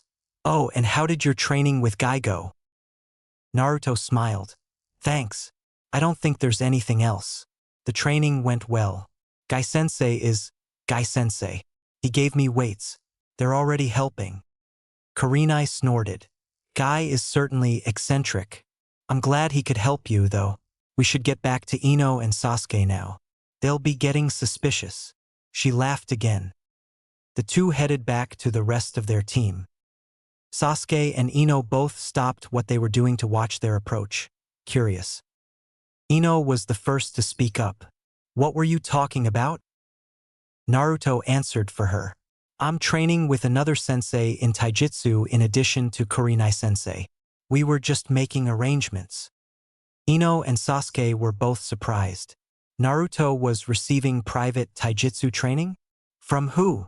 Sasuke couldn't contain his curiosity. Mato Guy, one of Konoha's taijutsu specialists. Clearing her throat meaningfully, she added, How are those jutsus coming along? She asked pointedly. Ino laughed nervously. They'll take a few days, sensei, she told Kurenai. The genjutsu specialist just nodded. All right, we won't be sparring today. There are a few things we should talk about before we move on to anything else. Regarding the teamwork sessions, I noticed some things that gave me a bit of worry. Sasuke, you tend to ignore your teammates. While perhaps this is fine outside missions and training, they are still a part of your team and you must act as a unit. Teammates must also have absolute trust and confidence in each other. As a kunoichi, Ino, I'm very disappointed in you. Naruto is a strong ninja, and you constantly insult him, showing you are really the weak one. With Sasuke, you constantly bother and annoy him. Unless you improve yourself, Ino, you will be the death of your team. I'm being very serious here and I expect for you to treat it as such. And Naruto, due to Ino's shortcomings, you underestimate her potential.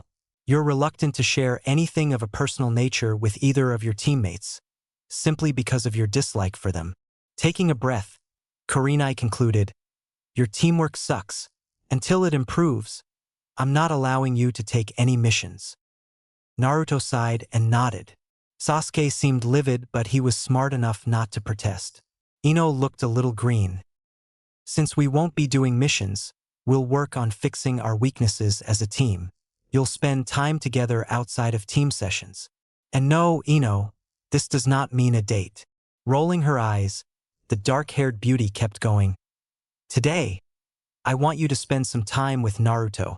You two barely know each other. If you put aside your presuppositions, I think you would realize you are more alike than you think. Ino and Naruto exchanged looks. Yes, sensei, they chorused. Neither was very happy about this situation. Kurenai seemed satisfied. Good. You are both to take the other to 3 of your favorite places. And Sasuke, your turn will come. Think about where you'd like to go. As for now, enjoy your day off. Oh, and once you've used 3 places, you have to choose 3 different ones for your other teammate. Ino and Naruto, when you finish going to those 6 places, you can head home. Have fun. I'll be going now. Kurenai made a hand seal and disappeared in a swirl of leaves. Sasuke smirked at them and sauntered away. Rolling his eyes, Naruto turned to Ino. She said to improve our teamwork. So I'll tell you precisely why I don't like you. I don't like you because you suck as a ninja. You're a smart girl, but obviously somewhere along the way you devolved into an idiot fangirl. Sasuke clearly has no interest in you. and yet you squander away your career as a ninja to chase him. I will never understand someone as shallow as you. And unless you shape up, I'll never have any respect for you. Naruto crossed his arms over his chest and frowned at her. If what I just said makes you angry, it's probably because it's all true. If things don't start changing, I'll be finding a different team. I can't work with someone I don't respect in the slightest. Ino's mouth was hanging open. For once, she seemed at a loss for words. Finally, she sputtered, Naruto, it's not like you're so great yourself. Sasuke beats you every day. I got better scores than you in the academy. And I may not be the strongest ninja around, but there is no way you can call me weak without fixing your own problems first. You're annoying. You're so average and don't stand out in anything. The only reason you've gotten away with making so much trouble is because your parents aren't around to scold you. In fact, you're lucky. My parents do nothing but nag. I'm under so much pressure from them, and I don't need it from you, loser. Naruto's gaze grew cold, and a painfully icy aura surrounded him. Don't speak such crap when you have no idea what it's like. You know nothing about the pain of being alone. My parents died upon the altar of sacrifice for Konoha. Sometimes I wonder if this village is worth it. Naruto's eyes gained a faraway look. Don't make the mistake of thinking I'm normal. I'm a sacrifice as much as they were. And the fact that you don't understand what I mean only proves my point. Ino chewed her lip. Okay, fine. I'll treat you professionally if you do the same for me. Naruto shook his head. The difference between you and me is I actually act professional. You're just a little girl that gives Kunoichi a bad name. Kurenai-sensei probably picked you for this team to fix you before you disgrace yourself further. If you were a true Kunoichi, you'd understand how lucky you are. No, Ino, I won't treat you like a Kunoichi until you prove you are one. Ino's mouth firmed with anger. Fine, forget being civil. This is why I hate you, Naruto. Ino was shocked when Naruto simply laughed in reply. One more person won't make much difference. Besides, I am being civil. I didn't lie to you. Would you rather I did? He gave her a flat look. Don't answer that. All I'm trying to say is, as my teammate, I don't trust you to watch my back. I'm sure Sasuke would say the same. That's a problem. He grinned slightly. Sasuke's a bastard, but he is a competent ninja. He wants to be strong. Granted, he goes about it the wrong way, but he truly wants to be strong. I don't like him, but I can respect him. The only reason you've survived this long as a ninja is because of your family. Where do you think you'd be if you were like me? Have you even considered it? I don't have family techniques. My parents won't be contacting the academy for private sessions and extra help. Since I was 5, I've lived alone, and I can't just ask for things I need. I have to work for them. Since the teachers hated me, I had to learn to do everything myself. You have no idea how far ahead of you that puts me. But I'm tired of talking about things over your head. Let's get this little side trip over with. Naruto turned and strode away, anger reverberating in his footsteps. Ino grabbed his shoulder roughly. Fine then, you want me to prove myself? What do I have to do? Naruto didn't turn around, but he stopped walking. Ask Kurenai what you need to improve. If she can't help you, figure out who can. Ino's grip tightened painfully. Fine. I'll join you for taijutsu training at blah o'clock. I'll try harder. I'll do what you say if it makes sense. But only if you treat me as an equal. Naruto nodded once. If you improve yourself, I'd be happy to. Ino released him. Good. Now where are we going? Ichiraku. We can get lunch and knock out one of my 3 places. Is that okay with you? Naruto turned his blues on her. I guess so. Ino came beside Naruto as they walked. They stepped up to the ramen stall and sat down at the counter. After both had ordered and eaten, they left the stand. Naruto was less grumpy now after a bellyful of his favorite food.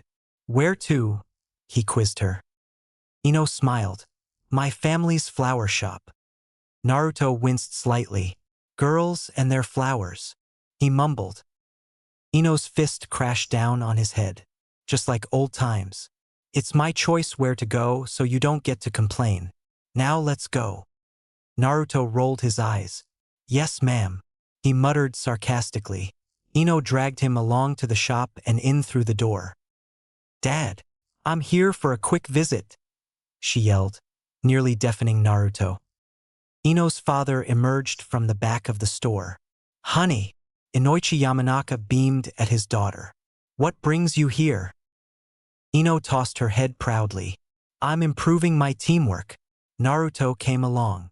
She gestured behind her to where the blonde was standing. Naruto waved. Yo. He didn't bother introducing himself. He never did. Everyone knew him on sight, after all. That's why he never made friends. Inoichi's lips quirked downward somewhat. The Kyuubi brat is my daughter's teammate? Hello, Uzumaki-san. I am Ino's father, Inoichi Yamanaka. It is nice to meet one of Ino's teammates. Naruto could tell he was lying. It was obvious. He was an accomplished liar, after all. Likewise, he said simply. Inoichi's face twitched slightly. Well, I'm sure you don't want to be chatting with me, so please feel free to look around. Wrapping his fingers around his daughter's wrist, he yanked her away. Ino, can I speak with you for a moment? Naruto sighed. I'll be outside, he murmured, voice strangely subdued. He seemed smaller as he left the store. Ino gave her father a quizzical look. Something up, Dad? Stay away from that boy, Ino. He's bad news.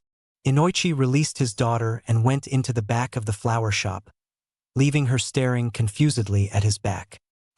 Well, that was strange. Guess I'd best get going. Ino joined Naruto outside.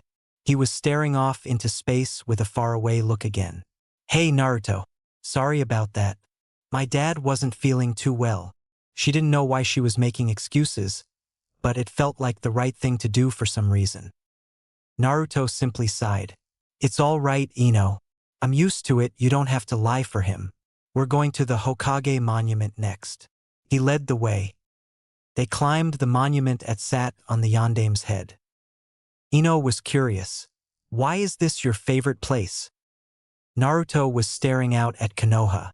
It reminds me of what is really important. The wind picked up, and Ino stared out at Konoha.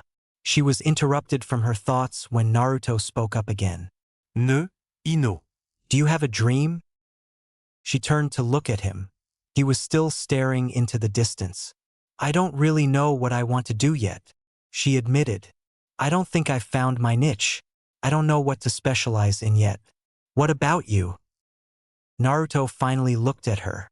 If you'd asked me a few years ago, I would have said to be Hokage. But I've come to realize just how much responsibility that entails, and I don't know that I love this village enough to be able to pull it off. I've changed my goal to becoming a seal master. Seal master? Wow, I don't think I've ever known one. It must be difficult. Wasn't the Yandame one? Ino's brow wrinkled in concentration. Naruto's faint laugh barely carried to her. The Yandame was a seal master, yes. Irony colored his voice. Shaking his head, he lapsed into silence. You know, Naruto, as much as I hated you this morning, I think Kurenai-sensei was right. We really don't know each other. Granted, I still think you're annoying, but I guess Sasuke is a little bit too. Naruto faked a gasp. Comparing me to your precious Sasuke-kun? He phrased it as a joke, but his tone was definitely not very lighthearted. Ino didn't seem to notice. Shut it. We're going to the park next. Naruto frowned slightly. Which park? The south one. Why? Ino put her hands on her hips, ready to scold him if he complained. Naruto grinned slightly. That's my third place. Ino stared at him. You like the park? Isn't that, kind of more of a girl thing? Naruto scowled at her. You'll see when we get there. And not once in my life have I ever been accused of being girly. So can it? Sasuke's way more girly than I am. Ino growled. Fine, let's just go, loser. Naruto couldn't hide the slightest tensing of his facial muscles. But luckily Ino wasn't a very observant person. He followed her to the park and around to her favorite spots.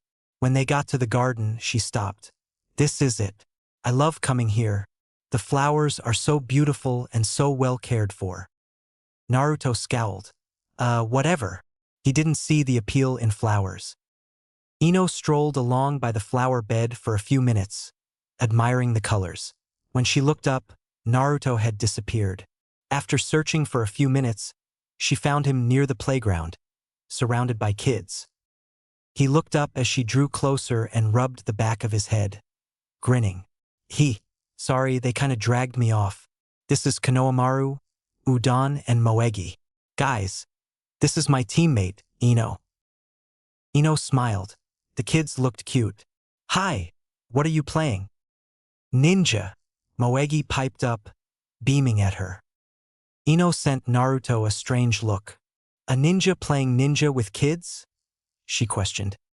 Naruto simply smiled. Why not? It's fun. We teach each other some things. Kids can think of so many things I can't. But as I was saying, Konohamaru, I can't play with you right now, because I'm on a mission. Konohamaru's eyes lit up. A mission? What kind of mission, boss? Can I help? Naruto grinned and ruffled Konohamaru's hair. Top secret, kid. With a conspirator's wink, he added, but if you're really good today, I'll tell you next time. Ino smiled. Naruto was really good with kids. Perhaps because he acted like such a kid sometimes. Konohamaru grinned brightly back at Naruto. You got it, boss. We'll be good. The Konohamaru Corps scurried off into the distance, most likely to find their parents. Naruto smiled somewhat wistfully after them. So now you've seen my 3 places. Where to next? Ino smiled mischievously. My favorite store. Naruto's jaw dropped. Oh no, tell me you're joking. Anything but that. Ino shook her head, grin growing wider. Nope, let's go. She dragged him off. Reaching the store, she also dragged him inside. Look at this plethora of purple, she exclaimed, looking around like she'd discovered gold. Yeah, it's impressive. Naruto stared around in horror. She should have saved this one for Sasuke. He'd have loved it. Every single thing in the store was purple. Except for Naruto, of course. I think my eyes died. Naruto lamented to the fox, who ignored him. Ino spent nearly 30 minutes sorting through all the purple merchandise before she finally left the store, huge bag in hand. That was so much fun, she squealed. Naruto looked slightly sick. Well, we're done now. I'm leaving. Bye. And he ran as fast as he could. Purple was a scary, scary thing. Chapter 7. A Chat with the Fox. Naruto collapsed in his room. Purple. Stay away from all purple. After going through his house and throwing anything with the color purple on it out the window, Naruto collapsed on his bed. He winced. A wayward bed spring stabbed his back. Ouch! He moaned, rolling over. Stupid crap mattress. Standing up, he walked over to the sink and turned it on, getting ready to make his precious ramen. He sprang back with a yell as the water spurted out ice cold. Muttering a few choice curse words under his breath, he quickly grabbed a towel and dried his hands. I hate you, stupid landlady, he yelled, loudly, but not so loudly that she could actually hear. He didn't want to get kicked out after all. Could be a lot worse than this. Resigning himself to a future of very cold showers, he added some very cold water into a saucepan and put it on the stove. It would take ages to boil, and he was starving. Abruptly he shivered and stared at the goosebumps on his arm. Great, the heater too? Did she want him to die? Oh wait, never mind. Stupid question. Who didn't? Well, besides Irika-sensei, and maybe the Sandame. But he was too busy to notice most of everything. And he supposed Kurenai was trying her best. Screw it. This was depressing.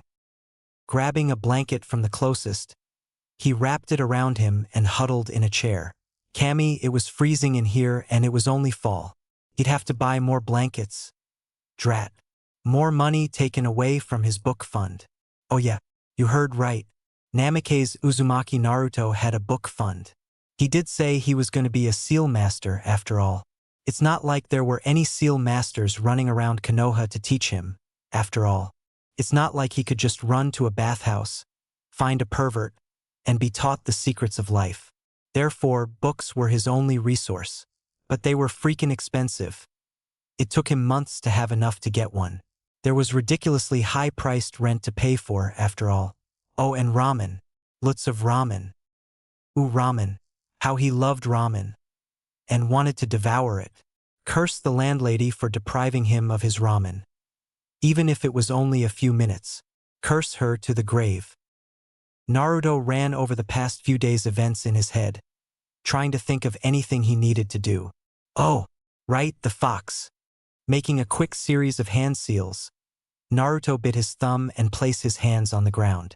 Kuchiyose no jutsu. The little fox blinked up at him. Naruto-sama. Its voice was calm and soothing. Hey, Felix. Q told me to summon you. It's almost the 10th again. Felix nodded once. I understand. I will keep watch. I also recognize that if something were to happen, I should not be seen. Naruto gave a relieved smile. Thanks, Felix. I knew I could count on you. The little fox gave a quick nod of its head and disappeared, presumably to keep an eye on his house. Now, while I'm thinking about it, Naruto reached into a box and pulled out a scroll and a brush, making a containment seal. I should seal my clothes away. The seals were completely fireproof and practically invulnerable, something he'd had to learn through hardship over the years. Nothing he owned had survived for more than a year, after all, unless he'd sealed it properly, that is. Sealing away his spare clothes, the nicer ones anyways, it'd be suspicious if he sealed them all away. He turned his attention to the ramen. Seals, even simpler ones like these, took time to make, so the water was boiling perfectly now. Adding it into his ramen, he waited a minute or two before grabbing some chopsticks and digging in. After he was done, he discarded the cup and stood. /mm. Hey Q, what else do I need to do? The nine-tailed demon fox made a disgusted noise. You humans can be so idiotic sometimes. Did it ever occur to you to fix your teamwork so that you can leave the village for a mission on the 10th? Naruto scowled. /diagonal no. But this is Sasuke we're talking about here. Even if I did my best, it would still take time before we're a good enough team that Kurenai will assign us missions that aren't D rank. The fox snickered. What happened to never giving up being your Nindo? Stop mocking me, fox. That was how many years ago? Just tell me what I should do. Naruto was getting more and more irritated as the conversation went on. I suppose it would be to my benefit that you do not die 2 days from now. Very well, Kit. I've thought of something. I'm the only one who knows of this technique. It will be amusing to see the humans scrambling to comprehend it. They never will, of course. It's a long-lost art. The fox bragged. Naruto smirked slightly. If this is anything like your other demon techniques, bring it on, furball. It's just what I need. The fox grinned malevolently. Very well. This is called Cord Secundus. Since you are a puny human, I will explain. Cord Secundus means second heart. Naruto's brow wrinkled in confusion. Second heart? You're showing me something called the second heart? Seems weird for a demon to talk about hearts. The fox nearly exploded. Not that kind of heart, you dolt. I'm talking about the organ. This technique gives you a second heart. Do you know what that means? For you to die, they have to stab 2 hearts simultaneously, because I'll heal one if they stab it. Well, that or just cut off your head or slit your throat. But most ninja aim for the heart. It'll make it much harder to kill you. The second heart is outside your body. Understand? Realization slowly dawned on Naruto. Man, Kuru. That is wicked cool. I'll be like, almost invulnerable. So basically with this second heart technique, I hide the second heart and there's less chance of me dying. You got it, Kit. Ready to use the technique? You're lucky I'm feeling cooperative today. You can only do it with demonic chakra. And my chakra is the most potent of all. Slash the Kyuubi seemed more puffed up than normal today. Slash go for it, Kuru. Slash Naruto tensed in anticipation. Demonic techniques were always super painful. Sure enough, the agonizing jolt came a moment later. Naruto could vaguely feel the Kyuubi channeling chakra through his body. Slash what do I do? Slash gather all the chakra I'm sending you and gather it into a giant blob. Then we use more chakra to compress it.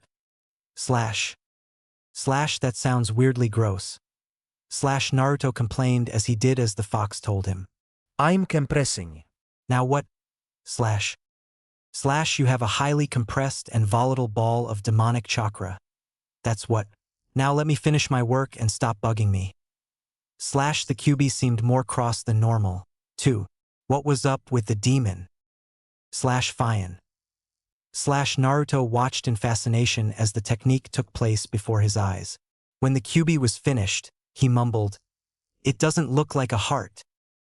Slash do you want your enemies to find a heart in your room and stab it, Kit?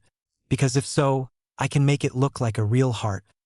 Slash Barra diagonal no. That's okay, furball. Thanks for the help. I'll go seal this up now. Slash Naruto gleefully began to do just that. Slash woo. I'm the only human with 2 hearts. Beat that, Sasuke. Slash you do realize I'm not Sasuke. Slash Kyuubi glared. Slash ahaha. Sorry, I forgot to stop directing thoughts towards you. I'll be quiet now. Slash Naruto did just that. Storing the scroll with the rest of his scrolls, he plopped down on the chair again. Better go train some more, he mumbled to himself. Running out to the training grounds, careful to lock the door behind him, Naruto did some more work on the Rasengan. The Kyuubi wasn't a very helpful technique teacher, so he was still on the 3rd stage. Rotation was easy enough, power was super easy, but combining the two, it took a level of control Naruto didn't have yet. So he'd have to keep practicing until he reached that level. He was so intent on his training, he didn't notice the presence coming up behind him. Hey kid, where did you learn that technique? Naruto jumped about a foot into the air and whirled around. Don't scare me like that, man. The person he was talking to had busy white hair, platform sandals, and a red and olive green outfit. The man smirked. Fine, Gaki, but you didn't answer my question. Naruto blinked. Irika-sensei said I'm not supposed to talk to strangers. He lied. I am the magnificent sage of Toad Mountain. At Naruto's blank look, he tried. The great Jiraiya of the Sannin. Never heard of him, Naruto said just to annoy the man. Of course he knew the name. This man was the one who was supposed to be his godfather. Gah, this Gaki is annoying me. Well anyways, I'm not a stranger anymore. I've introduced myself. So you can talk to me now and answer my question. Jiraiya tapped his chin in a falsely thoughtful manner. Naruto's mind went blank. There was no logical explanation. He'd have to tell the truth. The fox showed me. Jiraiya's eyebrows shot to his hairline. Oh crap, Minato's kid? I was under the impression you didn't know about the fox. Yeah, well, I'm not stupid, which is why I really have nothing to say to you. You can go away now. Naruto turned away, disgusted. Jiraiya stared at the kid's back. What was that supposed to mean? Did he know? Oh, double crap. How long are you going to stand there staring at me? I said get lost. The Gaki didn't even turn around to address him. So you know about Minato? It was not a question. Jiraiya sighed. This would complicate things. He hated feeling guilty. Naruto's anger finally overflowed. Yeah, I know. I know about everything, Godfather. Jiraiya pressed his lips together. Look, kid. I've been hunting down a rogue Konoha nin for years. Naruto laughed. I don't even care. You're nothing to me. I'm just surprised that you of all people wouldn't honor something you promised your student, especially after he died protecting you and Konoha. Actually, you know what? I'm not even surprised. I'm just disappointed. When I saw that I had a godfather, I had just hoped he wasn't like everyone else. Apparently, I was wrong to hope. The blonde abruptly wheeled and stalked away, without as much as another glance. Each word had stabbed as deep as a knife. Jiraiya sighed ruefully and looked after the kid. Minato would be disappointed in him, and rightfully so. He'd better start making amends if he didn't want Kushina to kill him when he finally reached a peaceful afterlife. Yikes. Naruto slammed the door to his apartment and fell back on his bed, carefully avoiding the spring that stuck out. His breaths were short and angry. He stared at the ceiling, body shaking with rage. It was some time before he calmed down. Rising, he went to his closet and pulled on a few more layers of clothing. It was too cold in here, but it wasn't as if he could do anything but suffer through it. The Hokage was never around anymore, after all. And Iruka, he'd done enough. Naruto didn't want to make trouble for him any further. Something like this could land Iruka a mild beating, and Naruto didn't want to be the cause of that. A soft sound shook him from his thoughts. Naruto-sama. Naruto turned his attention to Phoenix. Hey, you find something? Naruto questioned. The fox leaped onto his bed and dropped a scroll into his hands. This was outside. I'm gonna go patrol again, Naruto-sama. Thanks, Phoenix. Naruto unrolled the scroll and instantly paled. It was, of course, a threatening letter. We hear you're a genin now. You better drop out now or your teammates will suffer. A monster like you shouldn't be a shinobi. Drop out or they will die. A growl sounded in Naruto's throat and he threw the scroll to the floor. They dared to threaten his teammates? His hands balled into fists as he stared at the letter like it was a venomous snake. No, he had to calm down. If he tore out their throats, it would only prove their point. But there was no way he was letting his teammates get hurt because of him. After all, Dog, the ANBU, had told him that whoever abandoned their friends was worse than trash. And he was many things, but definitely not trash. But dropping out of his genin team was out of the question. There was no way he would give up on being a ninja or a seals master. So how was he going to get out of this one? He'd think about this tomorrow when his head was clearer. Padding once more over to the closet, he pulled out a huge pile of blankets and went to sleep. Chapter 8. Naruto and Sasuke. Naruto abruptly sat up, chest heaving with his heavy breathing. That dream again. It was getting old. Throwing his legs over the side of the bed, he stood and grabbed a piece of bread for breakfast. The more he woke up, the more the previous day came rushing back. The villagers threatened my team, Naruto recalled. Slumping over in a chair, he sighed. He didn't know which group had left the scroll on his doorstep, but it was a logical guess that they were shinobi. Simple civilians didn't have guts like that. And if they were shinobi, they probably had the skill to back up their threats. Simple genin like Sasuke and Ino wouldn't stand a chance. He reached into the closet for a coat and bundled up before heading outside. The wind was crisp and cool, but Naruto felt warm enough for the time being. As much as he hated it, it was time to make up with his godfather. And, due to the sage's reputation, he had the perfect idea of where to look. Sure enough, the Sannin was peeking into the bathhouse and chuckling creepily. Naruto tapped him on the shoulder. The tall man jumped nearly 2 feet into the air as he whirled around, hands already forming seals. Naruto raised his hands peacefully, raising an eyebrow. Relax, old man. It's Naruto. The white-haired man thinned his eyes at Naruto. Minato's kid? What do you want? Naruto's expression grew blank. Any trace of sardonic amusement wiped clean. It's about this. Naruto tossed the scroll at the toad sage, frowning. Jiraiya's expression twisted into a scowl of concentration as his eyes scanned the words on the scroll. Mean darkening, he simply asked, "What is this, Gaki?" Naruto crossed his arms over his chest. Just what it looks like. A threatening letter. The only reason I brought it to you is because I can't protect myself and my teammates, and Sandaime is busy enough already. You, on the other hand, appear to have entirely too much free time. I don't expect any favors from you, but this is a matter of Konoha village. So if you would deal with it accordingly, that would be appreciated. I don't care if you tell anyone. Just figure things out before this gets out of hand. He turned to leave before Jiraiya even had a chance to respond. Jiraiya stood. Hey kid, wait a second. Naruto stopped, but didn't turn. What is it? The Sannin twitched. I really don't like this kid. He's nothing like Minato in personality. What do you plan to do? Naruto finally turned around and looked the sage in the eye. The kid's expression was angry. What I always do, survive and endure. I don't expect anything from anyone by now. Goodbye. Jiraiya took 3 quick steps and grabbed Naruto by the shoulder. Wait, hold up. I'm trying to help here, Gaki. Naruto jerked his shoulder free. His eyes were like chips of ice. I don't need your help, he said coldly before disappearing via body flicker. Jiraiya sighed. Stubborn brat. Definitely got his mom's attitude.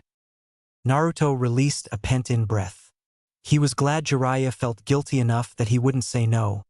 Otherwise he would have been in deep trouble. He knew in a few days he'd be in the hospital anyways. It was good to know his teammates wouldn't be joining him. Even if he didn't like them much, performing a quick henge, he trotted into a shop and purchased some ramen. He was out, and there wasn't enough money this month for anything else. His team would be meeting soon. Body flickering home, he dropped off his groceries, released the henge, and headed towards his team's meeting spot. As always, he was the last one there. He was never late, but Kurenai was very punctual. The Uchiha's pride would never allow him to be anything less than on time, and Ino would be there the moment Sasuke was because she was a stalker fangirl. Kurenai smiled at him. Ino gave him a tiny nod. Sasuke glared. Humph. Uchihas. Hey! Naruto greeted his team, hands shoved in his pockets. Hello, Naruto. Kurenai greeted the boy. Ino didn't say anything, but she didn't yell at him, either. Naruto took it as a sign of progress. So what's going down today? Kurenai smirked slightly. Today is you and Sasuke's turn. Ino and I will have a little chat. Have fun, you two. Naruto gulped slightly. This day would not be fun. Turning to the raven, Naruto scowled. Where are we going? Sasuke glared back. The Uchiha compound, he said haughtily. Naruto wordlessly turned and began walking in the direction of the prestigious clan complex. Sasuke followed. Dobe. Is that a question, Sasuke? Because I'm not going to answer until you ask it properly. Naruto rolled his eyes, not turning to face the Uchiha. Why didn't you talk about your birthday? Sasuke blurted. Naruto stopped mid-step. How many days have you been stewing over that one, Sasu? Sasuke grabbed Naruto's shoulder roughly and spun him around. Answer the question, Dobe, and don't call me that. Meeting Sasuke's eyes, Naruto laughed darkly. Fine? Ukya. My birthday is the worst day of my life for me. I have no reason to talk about it. Sasuke's eyes narrowed. He said nothing else, but he seemed skeptical. He didn't think birthdays were worth celebrating. But they weren't the worst day in the year for him either. Something was strange about this, but he couldn't quite put his finger on it. Dobe, what day is your birthday? Naruto looked like he wanted to strangle the Uchiha heir. October 10th. Now drop it, team. Sasuke's mind immediately connected that date to the Kyuubi festival. It made no sense whatsoever. Why would Naruto regret being born on a holiday? Naruto didn't feel the need to enlighten him, though he could almost hear the cogs turning in the raven's head. We're here, he interrupted. Sasuke couldn't stop the brief look of surprise from flitting across his face. He hadn't noticed. He quickly composed himself. I suppose I'll have to let you inside. Naruto sneered slightly. Yeah, I suppose you will. The two boys headed inside. Hostility flavored the air. Sasuke led him around for a while, a silent tour guide. When they reached the library, Naruto stared around in awe. What I could do with all these jutsu. Sasuke's interpreted his expression. What? You've never been in a library? Naruto's stance grew defensive. Only once. They kicked me out after that. But since when did you care? The Uchiha's brows knitted inwards. Dobe. His expression twisted somewhat. He knew he'd regret this. You're welcome to borrow them. But if you ever damage one, I won't let you do it again. Naruto's eyes were filled with such unmasked incredulity that Sasuke was taken aback. You serious, Uchiha? There was a hint of longing in his voice that Sasuke was extremely uncomfortable noticing. As I said, Sasuke said stiffly in reply. A grin spread slowly across Naruto's face, like the sun coming out. Thanks, team! He got out before walking quickly to the nearest bookcase and rifling through the scrolls carefully. He picked up the first one that caught his eye. It appeared to be a high-level tracking technique. Can I borrow this one? He turned to Sasuke with a childlike enthusiasm. Abruptly, he remembered who he was with and hid his expression. It was a bit too late, though. I don't think I've ever seen him look so happy. Sasuke mused to himself. Yeah. Dobe. He said, feigning boredom. Inwardly, though, his interest was sparked. Who knew Naruto had this side to him? Naruto grinned again. Thanks, Sasuke. He pocketed the scroll. I'll bring it back when I've learned the technique. Are all these scrolls ninjutsu? Sasuke blinked. Many are books on jutsu theory. Some are specialized books such as medical or sealing jutsu. But many are ninjutsu, yes. That is so cool, Naruto crowed. Thanks again. Maybe you're not so bad after all. Sasuke's mouth formed a small O for a split second before he collected himself. HN. Are we done here? Naruto cocked his head to the side, anxious to get moving. Sasuke sighed. Yes. All right. My first place is the training grounds. Naruto had a mischievous gleam in his eyes that made Sasuke nervous. Dobe. Was that an apprehensive note in the Uchiha prodigy's voice? Hee.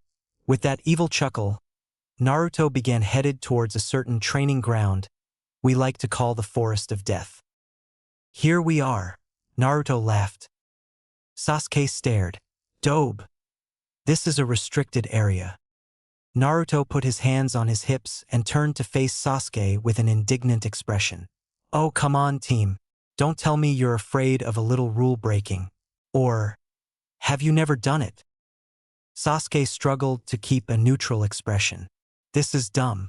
I'm leaving. Naruto just grinned at him. Fine. I guess you just aren't a good enough ninja to survive in here. Then, sucks to be you. The last Uchiha whirled around. He could tell he was being baited, but no one insulted his skill as a shinobi. Fine. Let's go. Naruto gave him a victory sign and started climbing the gate. Yes. Why was Uzumaki being so childish all of a sudden? Why here? Naruto turned to look at him. His expression returned to his normal seriousness. It's a good place to train with no one around to spy on me. Sasuke shrugged. It made sense to him. They wandered around the forest for a while, encountering a few rabid animals that tried to eat them. But other than that, things were perfectly normal. Sasuke looked a little worse for the wear by the time they finished wandering around. Woo, I haven't been there in a while. Where to next, team? Naruto and Sasuke climbed the gate and left the training area. The lake, Sasuke mumbled. Ah, with the dock? Okay, then. He led the way. Sasuke followed him sullenly. Yes. Naruto gave him a small smile. I used to see you sitting there all the time, he admitted. We were both loners, weren't we? Although I guess we still are. Sasuke grunted. Dobe. As if feeling a little guilty for not sharing Naruto's sentiments, he added, You're right. They'd reached the lake. Naruto plopped down on the dock, pulled off his ninja sandals, and dangled his feet into the water. Sasuke sat a few feet away, staring into the water. Nay, Sasuke, do you sometimes wish you'd have been born in a normal family? Sasuke spared him a glance. Sometimes, he allowed. Naruto laughed softly. Team, I thought about it a lot. What it would be like to have a family. I can't quite imagine it. If I would have had parents, I wouldn't be anything like I am now. Strange to consider. My world is totally different from almost everyone. His lips quirked up slightly. You're one of the few who can understand what I'm talking about, but on so many levels you don't. You'll never understand not having anyone who cares about you more than anything else. And unlike you, I'll never understand losing the ones who did care about me. Voice strangely melancholy, Naruto finished. We're so similar, yet so different. It's odd. Sasuke couldn't hold back his bewildered stare. This was coming from Naruto? The dobe? Said Dobe chuckled. The look on your face is priceless, Sasuke. The Uchiha struggled to compose his features. Naruto just smiled. Even when you do that, I can tell what you're feeling. For a person as familiar with masks as I am, you're an amateur. I make you nervous, don't I? It's not like anyone will care, Sasuke. Everyone in this world looks out for themselves first. As long as you're a strong ninja and don't bother anyone else, they don't care what you do. I can guarantee it. They might have a problem with the great Uchiha being on a team with a lowlife like me. But you don't, of course. You could care less because everyone's beneath you. It doesn't bother me. Everyone views me that way. You can do what you like. However, we're teammates, Sasuke. If you've got problems with me, I don't really care. Personally, I think we could be friends someday. But even if we don't get along, we're both professional enough to put the mission first. That's why I don't dislike you. Naruto pulled his feet from the water and turned to give Sasuke a sheepish grin. I'm not usually the type to give monologues, but you sure aren't going to bring up our issues. So I'm just laying it out for you. Almost as an afterthought, the blonde added, Oh yeah, and Ino should be leaving you alone. I'm working on it. Anyways, even if she is annoying, I'd suggest you work out your problems. He put on his shoes and stood, holding out his hand to Sasuke. The raven hesitantly took it, and Naruto pulled him to his feet. Naruto released his hand and turned around. Let's go to my house now. He started walking. Sasuke was curious. He hadn't really been invited into other people's houses before, and although he would never on pain of death admit it out loud, he didn't hate Naruto. Naruto smirked at him. Don't get too excited, team. Sasuke glared back. Dobe. How did the blonde do it? His face was totally blank. Naruto snickered. He rolled his sleeve up to his left shoulder, bit his right thumb, and smeared a little blood on his bicep, where a tattoo-like seal was painted. There was a puff of smoke and a key appeared into Naruto's hand. Sasuke was interested immediately. What kind of jutsu was that? Naruto cocked his head as if puzzled. Fuinjutsu. Sealing. Sasuke frowned. I've never heard of it. Naruto grinned. Don't sulk, Uchiha. Not many have. It's rather obscure. I want to become a master one day. There is only one in Konoha, Jiraiya of the Sannin. His face soured slightly. I'm definitely gonna surpass that old man. Sasuke gave him a rare smile. Sounds cool. Naruto grew more animated as he spoke. It's kinda dry to study, but the results are worth it. Ah, we're here. Naruto shielded his eyes and stared up at an apartment complex. Kinda a hole in the wall. But it's my own place, so I don't mind. I'm on the second floor. They trekked up a floor of stairs and down the hall to Naruto's room. Here we are. Naruto unlocked the door and stepped inside. Sasuke was taken aback at how impersonal Naruto's apartment was. Nothing remotely individual was lying around. No clothes on the floor, no photographs on the wall or the shelves, no keepsakes. Just furniture. Naruto noticed his scrutiny. Dreary, isn't it? But I don't plan to stay here long. In a year or two, I'm going to claim my father's house. Sasuke wasn't the type to ask personal questions, so he refrained. That didn't mean he wasn't dying to know. The way Naruto spoke, his father was either a great hero or a great rebel. Either would be intriguing. He watched as Naruto took the scroll he'd borrowed and sealed it into another scroll. At Sasuke's quizzical look, he said simply, It's fireproof. Expecting a fire anytime soon, dope? Sasuke rolled his eyes. Naruto didn't laugh. It's happened before. Sasuke deflated slightly. Oh. Humph. Team. Since I'm a good host, do you want anything to drink? Oops. Oh well, it was just Naruto. Got any tomato juice? Sasuke tried to keep the eagerness out of his voice. Naruto blinked. As absurd as that request is, I actually do. Hang on a sec. He disappeared into the kitchen. Sasuke perched on the sofa to wait. Naruto opened a can of tomato juice and poured it into a glass. Grabbing a strawberry soda for himself, he returned and handed Sasuke his glass of juice. Here you go. Sasuke sipped the juice. Tomatoes are so delicious, he thought dreamily. Naruto rolled his eyes. You're welcome, team. Sasuke grinned in reply. Perhaps Naruto wasn't so bad after all. He did have tomato juice, for example. Naruto dropped on the couch beside Sasuke. As annoyed as I was about this, today hasn't gone too badly. We should train together sometime. Sasuke simply shrugged, feigning indifference. I suppose it wasn't horrible, he said grudgingly. Naruto took one last swallow of his soda and tossed the empty can perfectly into the trash can. Score! He cheered for himself. Sasuke watched him with narrowed eyes. Dobe. Isn't strawberry soda a girl's drink? Naruto thinned his eyes at Sasuke. Drinks have nothing whatsoever to do with gender, team. And your choice is way weirder than mine, so back off. Sasuke chuckled slightly. Whatever, Dobe. You just like girly soda. He finished his tomato juice and handed Naruto the empty glass. We're going to the market next. He thought he saw Naruto's face darken for a moment, but it could have been the light. Sure thing. Naruto disappeared into the kitchen to put the glass away. Inwardly, he was panicking. The market? Worst possible place, worst possible timing. Tomorrow was October 10th, his birthday, and the Kyuubi festival. Of all times to get the village mad at him. Tomorrow he'd be in the hospital for sure. His face was completely blank as he returned to where Sasuke waited by the door. Off we go, he said lightly. Sasuke was disturbed by the cheerful yet somber vibe Naruto was giving off. He was unsure what had taken place. Yes. They left the room and Naruto locked the door behind them, resealing the key when he had finished.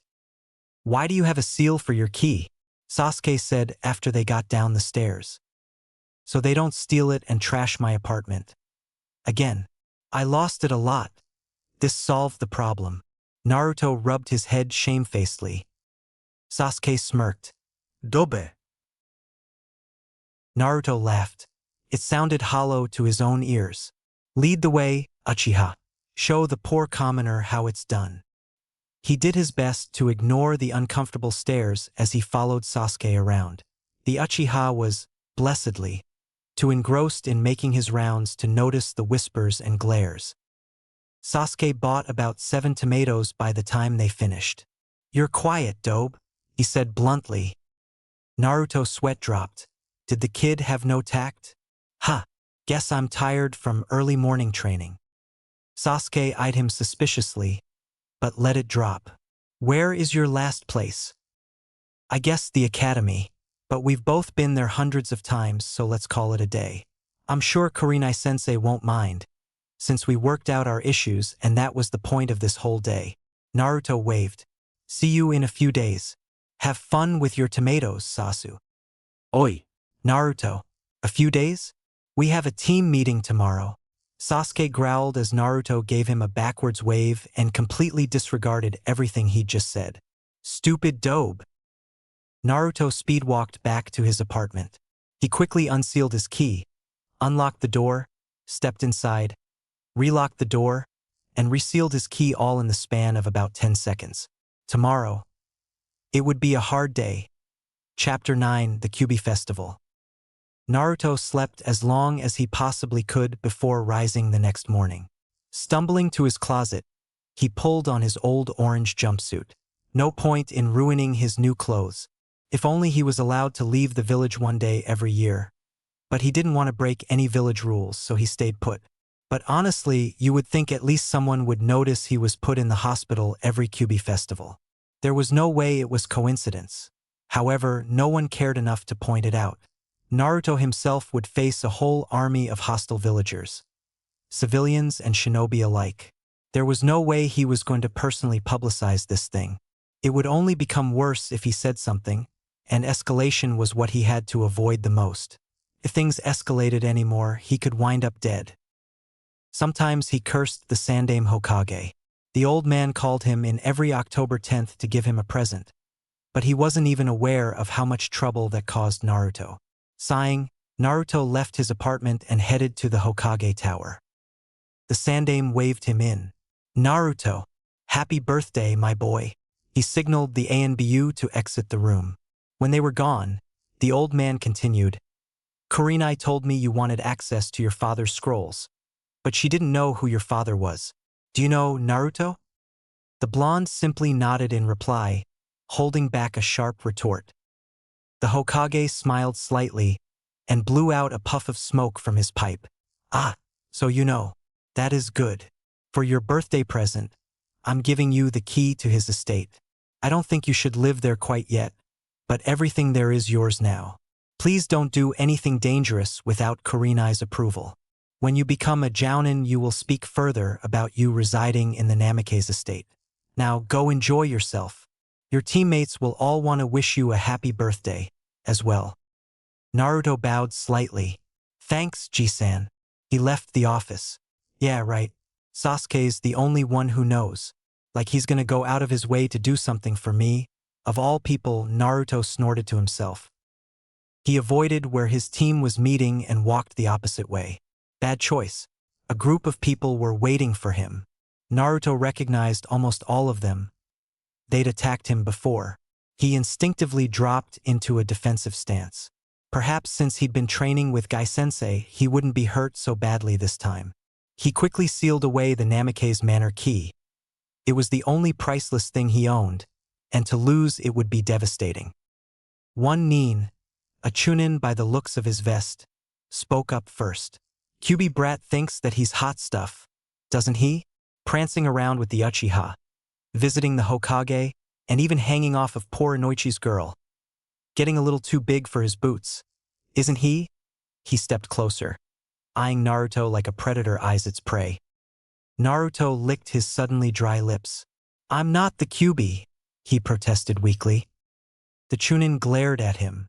"We all know what you are, demon. You can't fool us like you fooled the Hokage." A few began circling around him. They surrounded him, cutting off all escape routes. Naruto closed his eyes in resignation. He hated his birthday. The first stinging blow fell on his right cheekbone. Black eye, check. He opened his eyes and dodged the next jab, aimed at his stomach. Someone hit him from behind and he fell forwards onto his hands and knees. A foot ground his face into the dirt. "Let's go, boys." Naruto faintly heard one yell. Realizing the danger he was in, Naruto frantically gathered chakra in his hands and pushed up, grabbing the foot, pushing him down and twisting as hard as he could. The man howled, You scrap! You broke my foot!" Naruto inched backwards, terrified by the look of murderous rage in the man's eyes. His arms were suddenly seized and wrenched behind him. One cracked and Naruto stifled a yell, biting his lip so hard it bled. "Don't worry, Mizuki. We'll teach this demon scum a lesson." The blows came all at once, from every direction. A blood-red haze of pain surrounded him as they beat him to a pulp. Blood dripped from his head, his nose, his mouth, everywhere. When they released his arms, he fell to the ground, limp. But Mizuki wasn't satisfied. Naruto wondered through his delirium where he'd heard that name before. Mizuki, he presumed, lifted him up by the front of his shirt. Blearily, Naruto looked up at him and wished he hadn't. Mizuki's eyes were filled with a berserker's rage.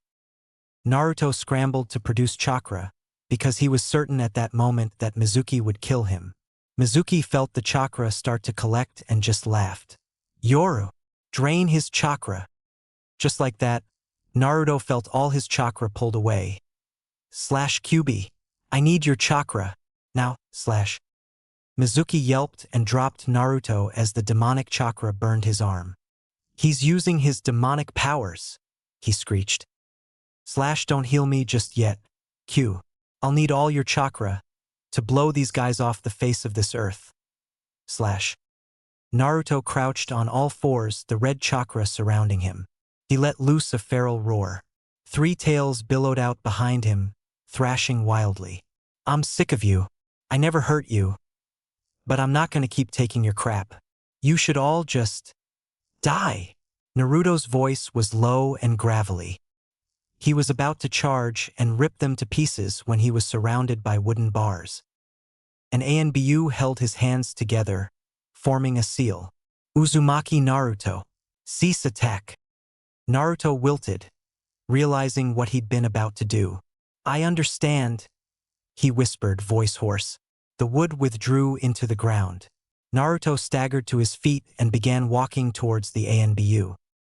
He realized something was wrong when he heard heaving breathing behind him. He whirled around to see. Blood splattered across his face, and he found himself unable to breathe. Eyes wide with shock, he reached his fingers up to his throat. They came away coated in blood. His jaw moved, and no sound came out. As his legs gave out, he hacked out blood and fell to the ground. His eyes fluttered, and he stared into nothing. The ANBU stared in disbelief. Mizuki, a sensei from the academy, had just slit his student's throat. He stared at the blood pooling around Naruto's prone body, frozen. When Naruto coughed, he snapped out of his daze. I need a medic team south of the Hokage Tower. Subject is in critical condition and needs emergency care stat. He spoke into his radio. He quickly, and somewhat viciously, knocked out all the ninja and citizens present. They would be detained for questioning. Only then did he go to Uzumaki. The pulse was faint and erratic. He applied what little first aid he knew as he waited. He was forced to stop when he felt an approaching presence. Looking up, he spotted the Uchiha. Sasuke stared at Naruto in morbid fascination. Is that Naruto? What happened? He felt like he'd seen the Uchiha massacre all over again. The blood, it brought it all back. The ANBU finally answered. That group over there attacked him. His throat was cut. He's alive, for now. Sasuke couldn't tear his eyes away from Naruto. He'd said he hated his birthday. Was this why? What was going on here? Naruto had expected this. Did that mean it had happened before? The very thought made Sasuke feel sick. What can I do to help? Sasuke croaked. The ABNU turned towards Sasuke. Help is on the way, kid. You can do one thing, though. Find Jiraiya of the Sannin. He has long white hair, you'll know him when you see him. He should be at the bathhouse. Sasuke jumped up and sprinted for the bathhouse. He'd never run so hard in his life. In practically 3 minutes flat, he found Jiraiya. South of Hokage Tower. Naruto. Sasuke got out between pants. Jiraiya frowned with mock severity. What nonsense are you spouting, Uchiha? Sasuke caught his breath. The ANBU sent me. Someone slit Naruto's throat. All joviality disappeared. Take me there now. Jiraiya followed Sasuke to where Naruto lay in his own blood. Oh, not good, not good. Jiraiya paced. He's going to die if we don't do something right now. Tsunade's not here. No medics except her can fix this. Abruptly, he stopped moving. Tenzu, body flicker to the Hokage's office, grab the slug summoning scroll, and come right back. It's our only option right now. The ANBU disappeared and reappeared a few moments later with a large scroll. Here it is, Jiraiya-sama. Jiraiya took the scroll. Listen up, Uchiha. We've only got one chance, so don't screw it up. He had Sasuke sign the contract and explained how to perform the jutsu. Pour all your chakra in. When a slug appears, tell it to reverse summon Tsunade here as soon as they possibly can. Sasuke nodded dutifully, gathering his chakra. It built and he released it all in one big burst. Kuchiyose no Jutsu. Summoning technique. A slug about the size of his arm appeared in a cloud of smoke. Sasuke quickly and concisely relayed Jiraiya's instructions. The slug disappeared to follow his command. Sasuke slumped to the ground, exhausted. Almost unconsciously, he scooted closer to Naruto. The blonde latched onto his arm like a lifeline. Sasuke smiled slightly. Dobe. He whispered, even though he knew Naruto was beyond hearing. Tsunade suddenly appeared behind him. Jiraiya, what's wrong? Jiraiya faced her, determined. It's Minato's brat. Can you help him? Tsunade didn't bother to answer. Instead, she kneeled beside Sasuke. He's still alive? She sounded surprised. Sasuke glared at her. Are you going to help him or not? He snapped. Don't tell me how to do my job, Uchiha. Get out of my way.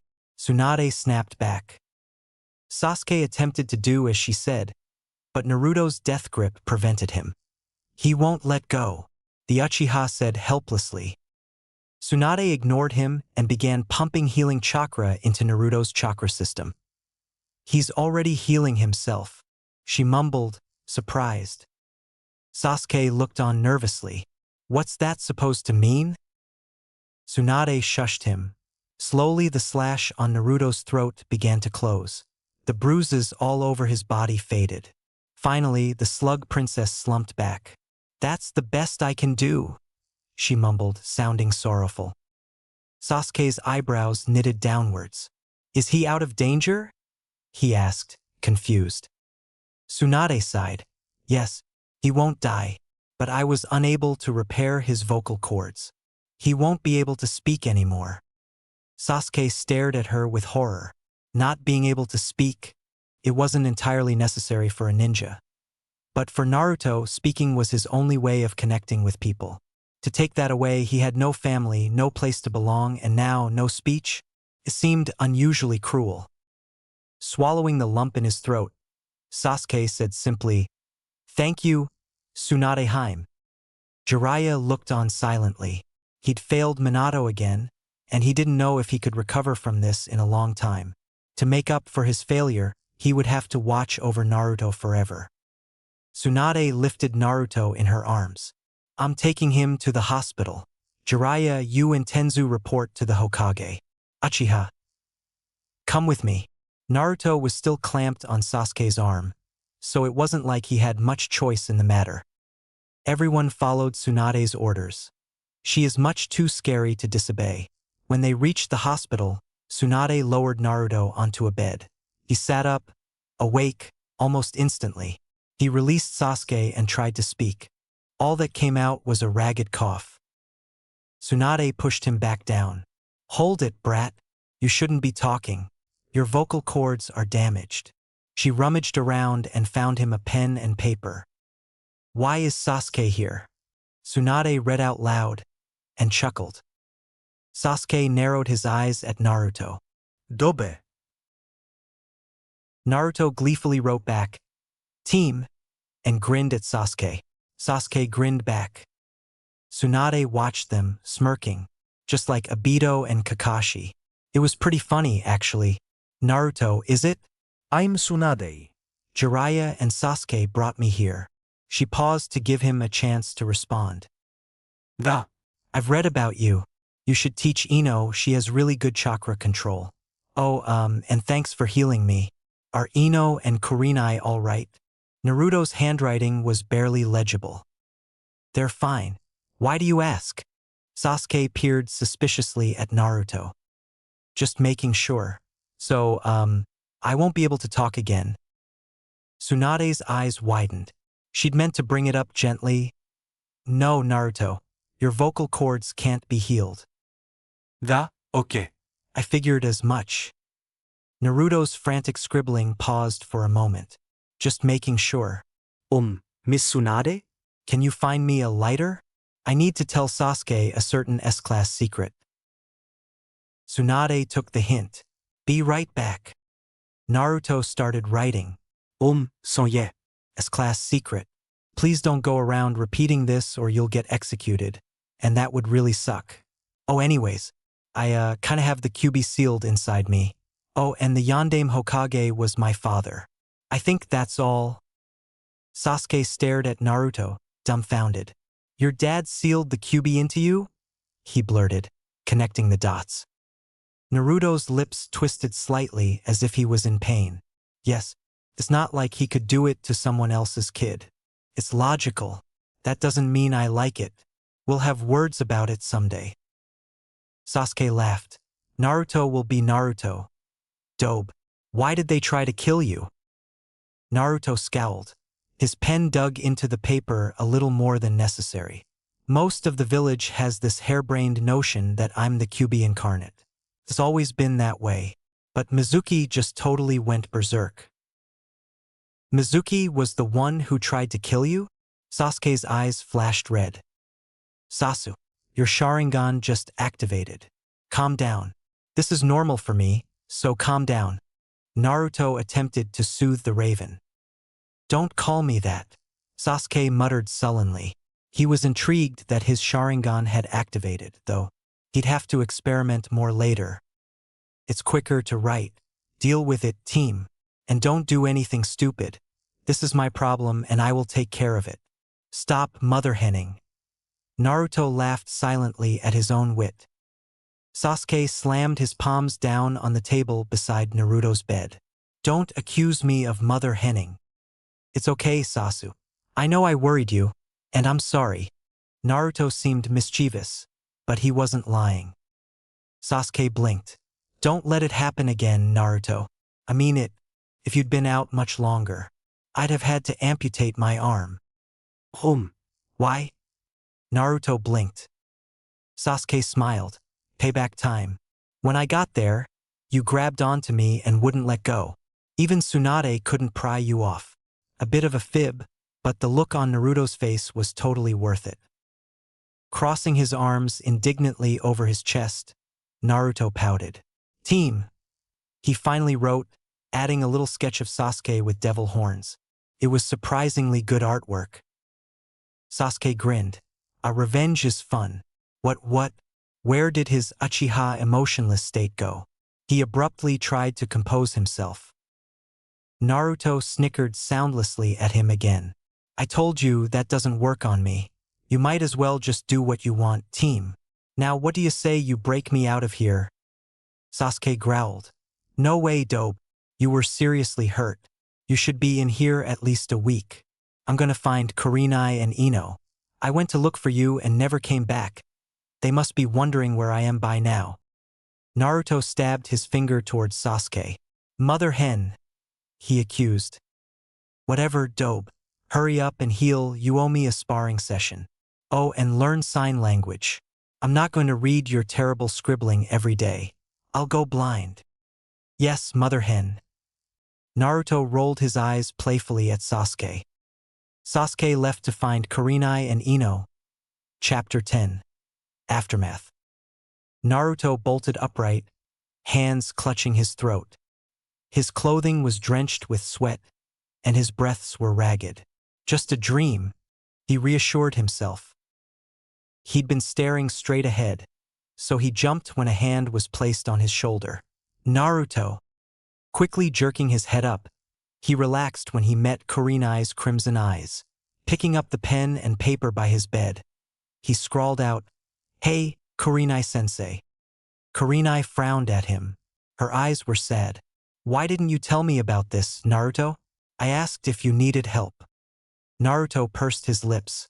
I was really happy when you asked me, but I was scared.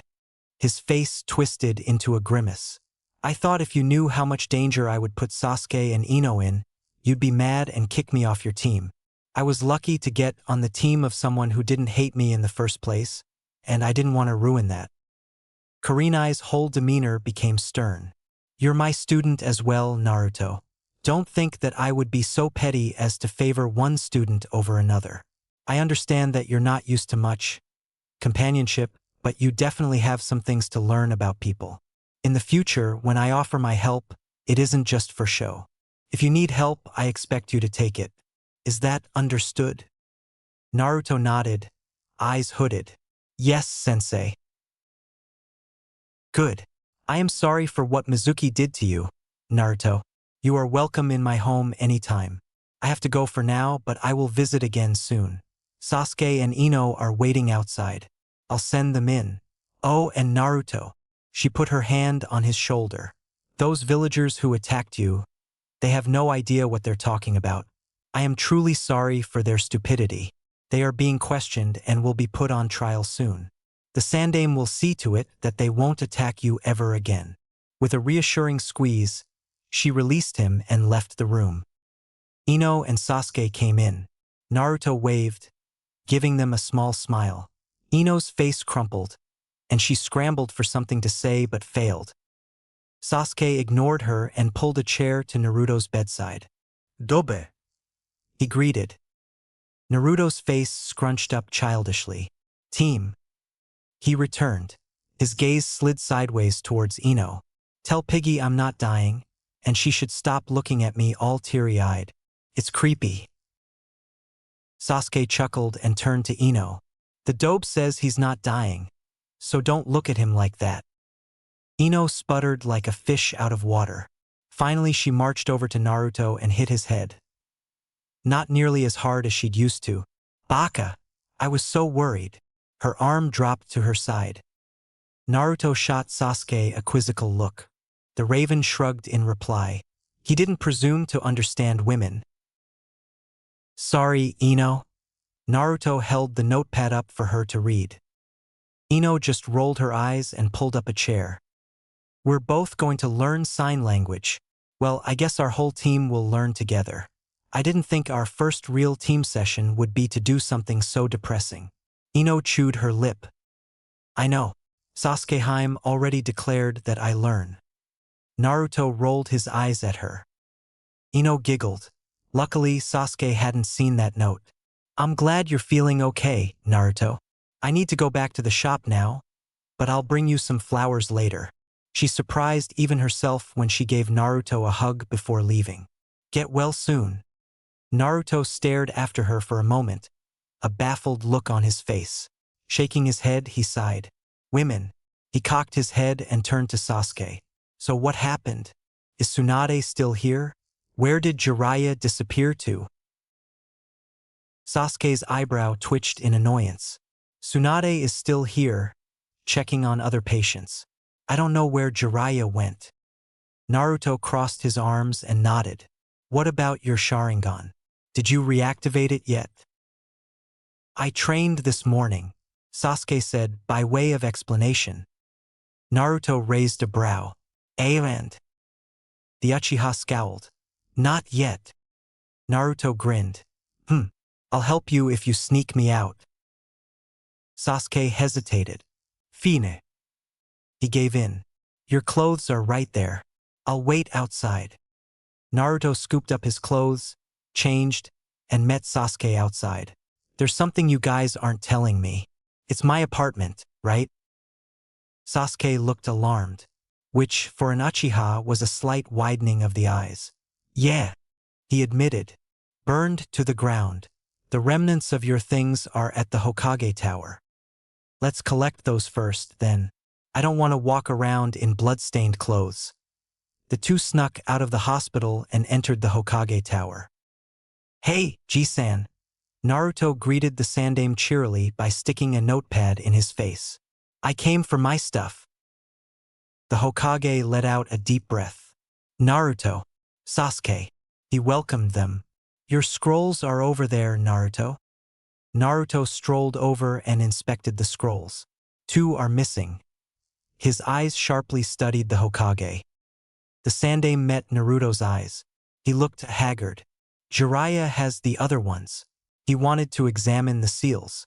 He bought a house, you know? The old man smiled.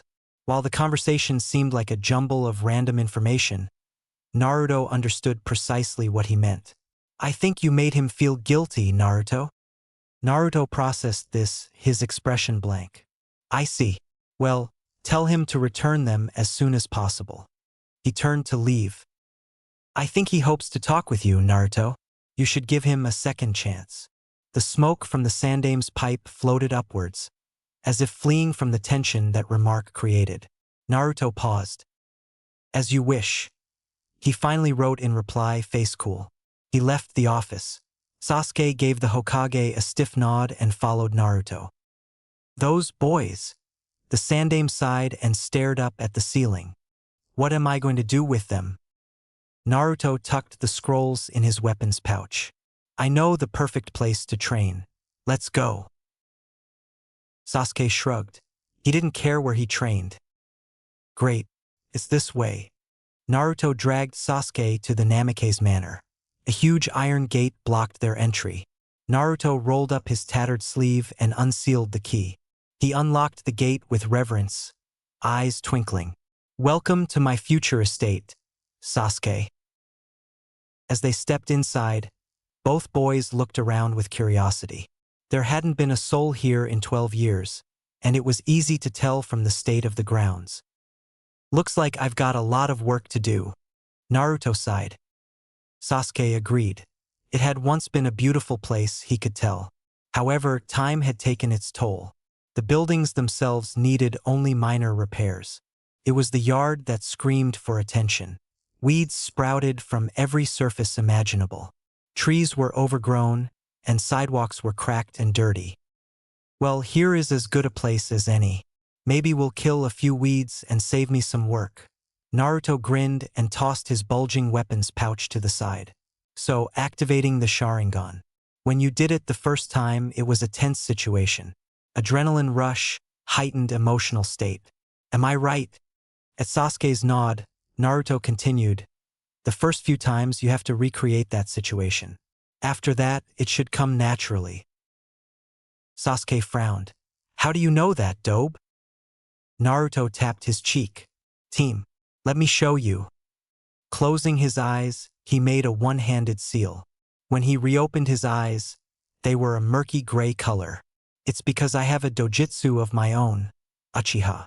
I had to activate it by myself, too. Luckily, you have me to help you. With a mischievous grin, he added, and the best way to make it happen is a real fight. You up for it? A slow smirk spread across Sasuke's face. Do you even have to ask? Apparently not. Naruto laughed silently. He tossed his pen and paper aside and beckoned Sasuke towards him. Sasuke met Naruto's eyes and raised a brow. Naruto nodded. The two ran at each other and threw punches. Both missed. Jumping back a pace, Naruto sent a kick flying at Sasuke's shoulder. Sasuke caught Naruto's foot and threw him back. Landing on all fours, Naruto stood slowly. His eyes told Sasuke to watch. Reaching down, Naruto released the weights from his calves and lowered them to the ground. Sasuke growled and sprang at him, annoyed. What was the dobe trying to say? Naruto suppressed a silent chuckle at Sasuke's sullen look, but his eyes laughed as he danced out of the raven's reach. Sasuke grew increasingly frustrated as the spar drew on. Each time he thought he was about to land a hit, Naruto dodged. There was no wasted movement by the blonde, and it irritated him. Naruto, on the other hand, was having a great time. It was nice to know that his training with Gai-sensei was already paying off. Absently, he dispelled his dojutsu. This seemed to enrage Sasuke further. Ninjutsu, the raven hissed out through clenched teeth. Naruto smirked. It was way too easy to make Sasuke mad. He dodged to the side as Sasuke sent fireballs his way. Biting his thumb and making a few hand seals, Naruto performed the Kuchiyose no Jutsu, summoning technique. Sasuke was startled when a black fox appeared in a cloud of smoke. He'd never even heard of the fox summoning contract. And Naruto had signed it. All of a sudden he wished he's received more summoning training. At his current level, there was no way he could match Naruto's summon. The black fox sprang towards Sasuke and bit his wrist almost hard enough to snap it. Sasuke recoiled. He hadn't expected the summon to actually hurt him. One glance at Naruto's face told Sasuke the fight had just begun for real.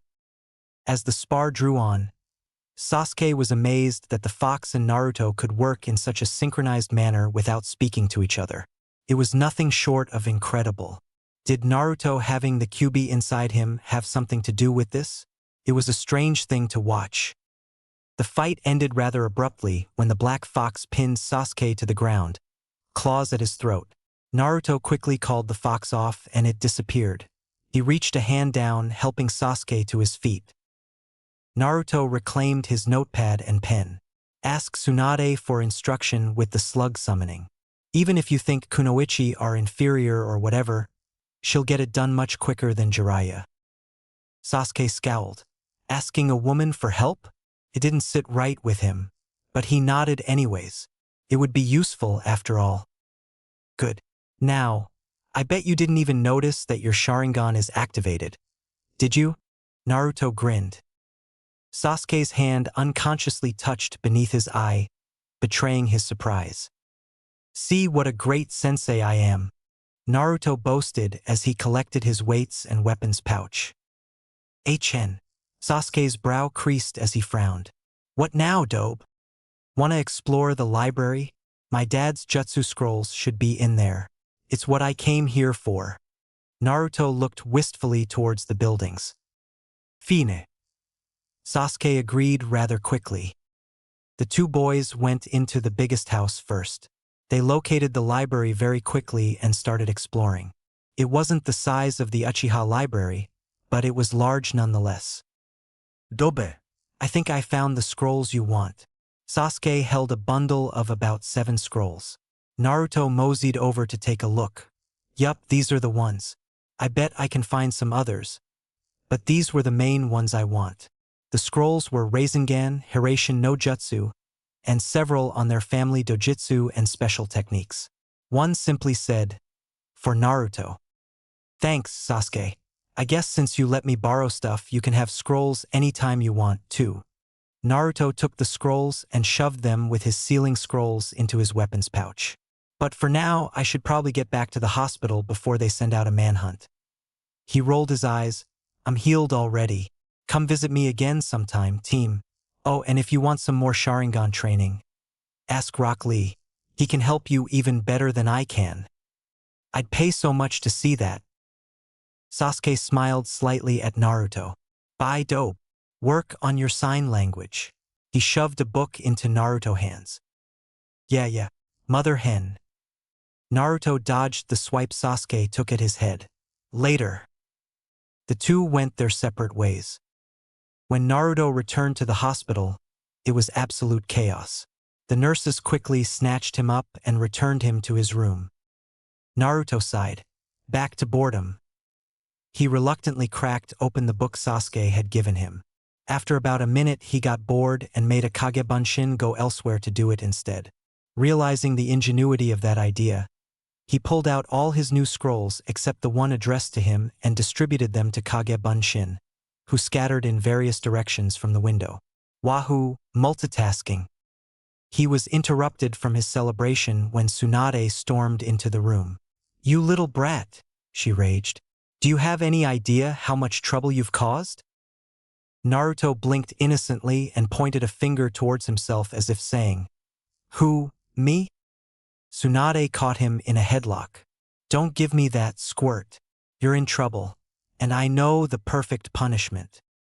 Naruto was extremely frightened by the downright sadistic grin that spread across her face. What are you planning? Oh, I think I'll unleash the green beasts of Konoha on you. With a cheery wave, Tsunade left the room. Something speedy and green flew into the room. Naruto! A sobbing Lee threw himself at Naruto, falling onto his bed face down. I am sorry for what the unyouthful citizens of Konoha have put you through. With your flames of youth, you will surely triumph over the obstacles of a disability. Naruto patted Lee's head awkwardly. He's like a big, disgustingly hairy puppy. Thanks, Lee. He wrote. Tears ran down Lee's face and he scrunched it up strangely, clenching his fists. Oh, Naruto's youthfulness will be a light to us all, Guy-sensei. Guy laughed creepily, he's good at it, and gave Lee a sparkling grin along with a thumbs up. Yes, my cute student Lee. Follow in the light of Naruto's flames of youth, and the two of you will become so bright you will blind the world. Naruto's sweat dropped. So our goal is to blind the world now. That doesn't sound very youthful. Thanks for visiting me, Guy-sensei, Lee. Hopefully I'll be training with you again in no time. Yush! Lee's eyes became flaming. Guy-sensei put his hand on Lee's shoulder and addressed Naruto. My temporary student Naruto. Do not fear when returning to training. Lee and I are both fluent in sign language, for it is a youthful way to speak. When you learn, we can all speak fluently. Naruto's eyes softened. Thanks, Gai-sensei. His head turned as the door opened. It was Ino again. Ah, Naruto. I see you have visitors. I'm just going to put these right here. She busied herself arranging some midnight blue and red flowers in a vase.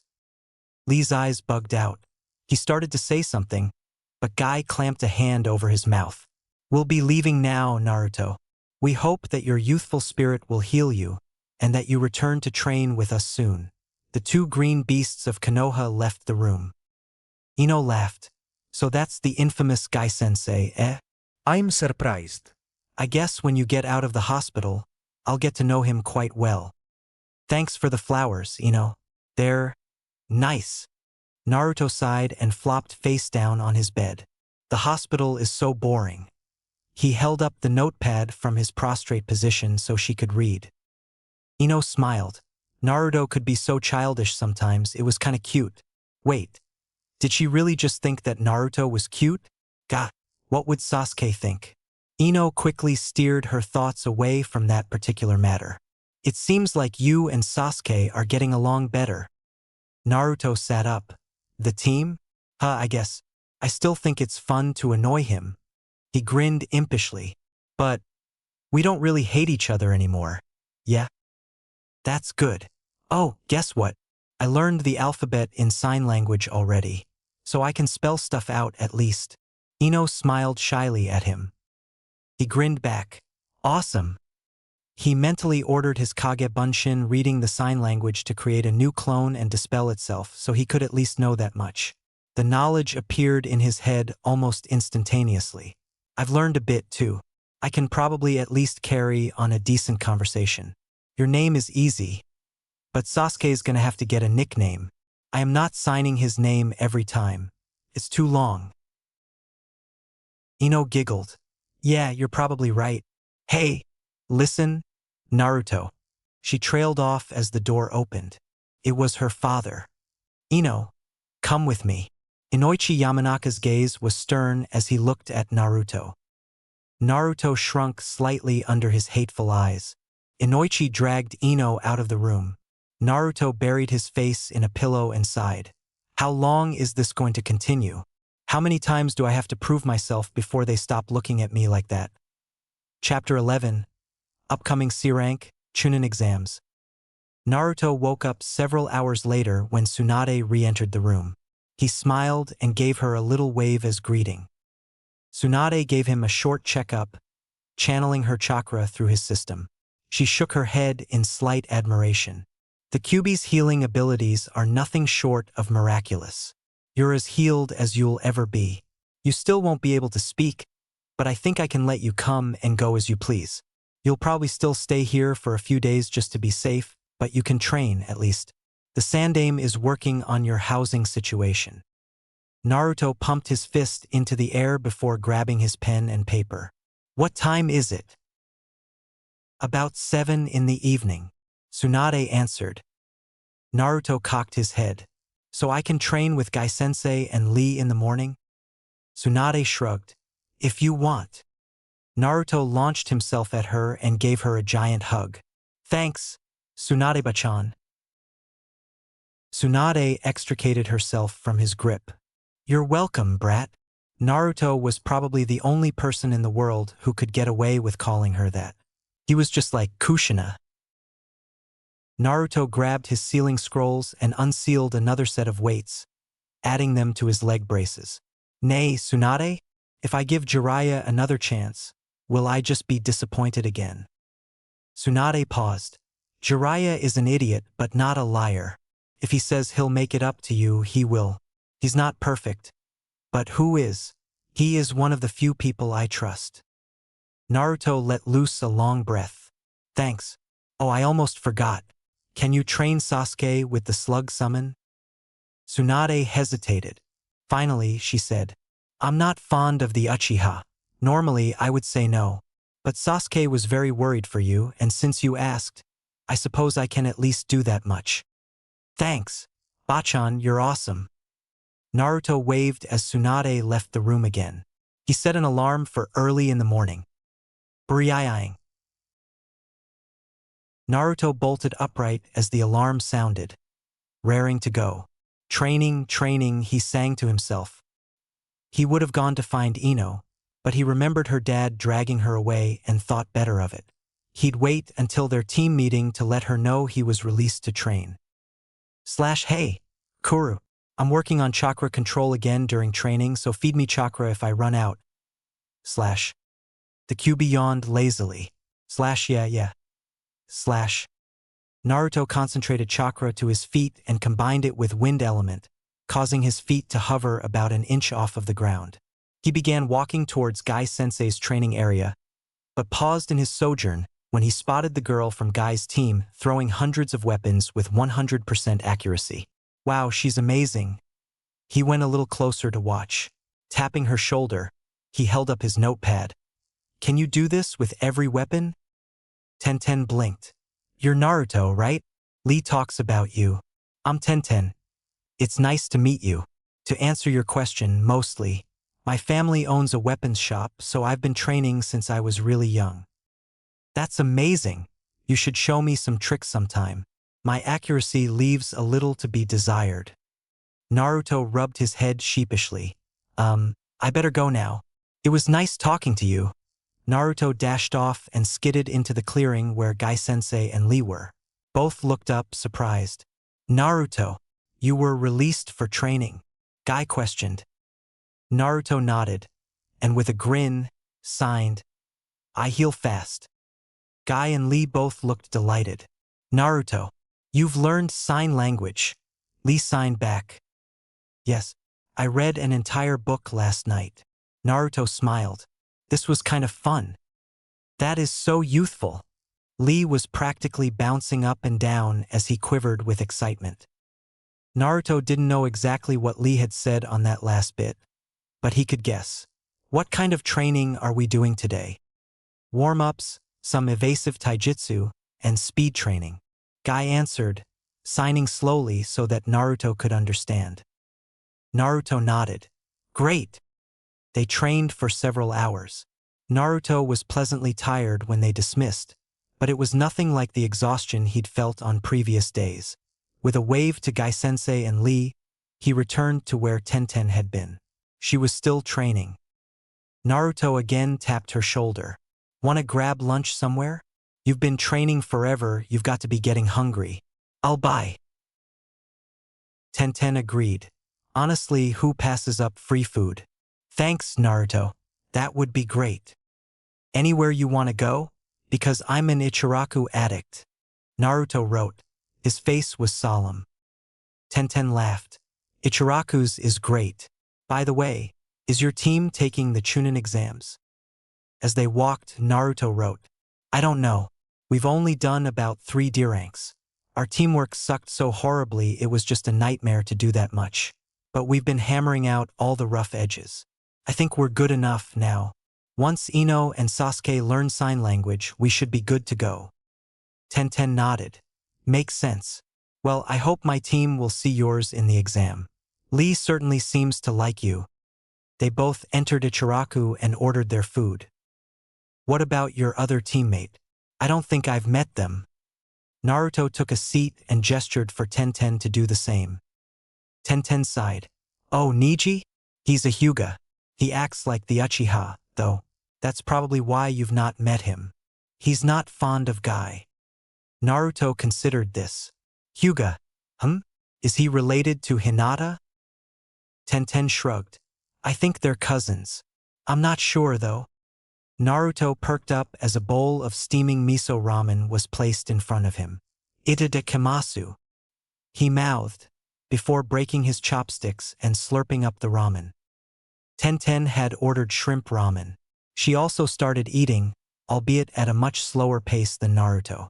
They sat in companionable silence as they finished their meal.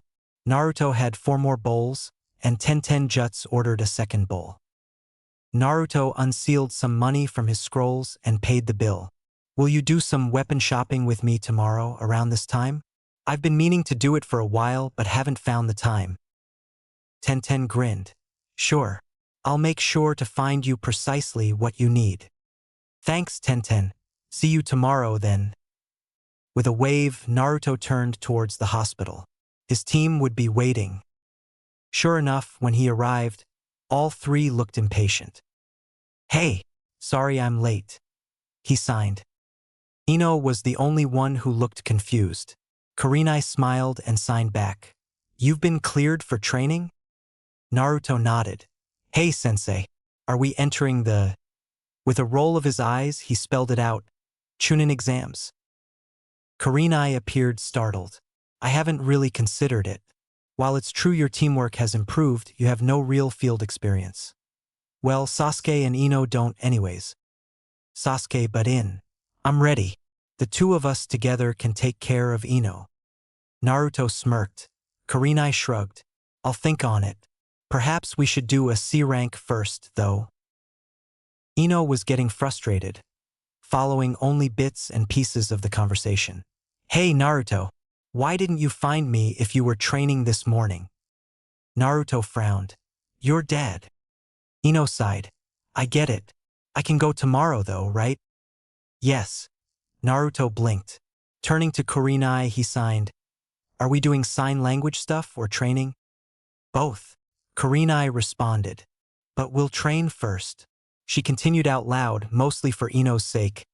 We've done teamwork training. I'm satisfied that you can work together as a unit. You all have fair chakra control and different skill sets, good enough to make Chunin. All you lack is experience and a grasp of ninja tactics. Experience can only come through time. Ninja tactics, though, are something that's different for each shinobi. I can guide you in your choices, but I can't make the choices for you. Kurenai rummaged around in her sash for a moment. Here we are. These are tactical exercises. I want the three of you to spread out and work on these by yourselves. Think carefully before you answer. The three genins of Team 7 scattered to do as Kurenai said. Naruto looked over the first question. During a mission, you find out that your enemy is a high-ranked missing nin. He leaves town. You assemble a team of trackers and pursue. B. Use a summon to keep track of the ninja's location while reporting to the Hokage. C. Attempt pursuit on your own. D. Set up an ambush. E. Return to Konoha to report without tracking the missing nin. Naruto rolled his eyes and selected the second answer. The whole test was similar, except the choices grew increasingly controversial. Finishing the sheet, Naruto stood and wandered back to Kurenai. I'm finished.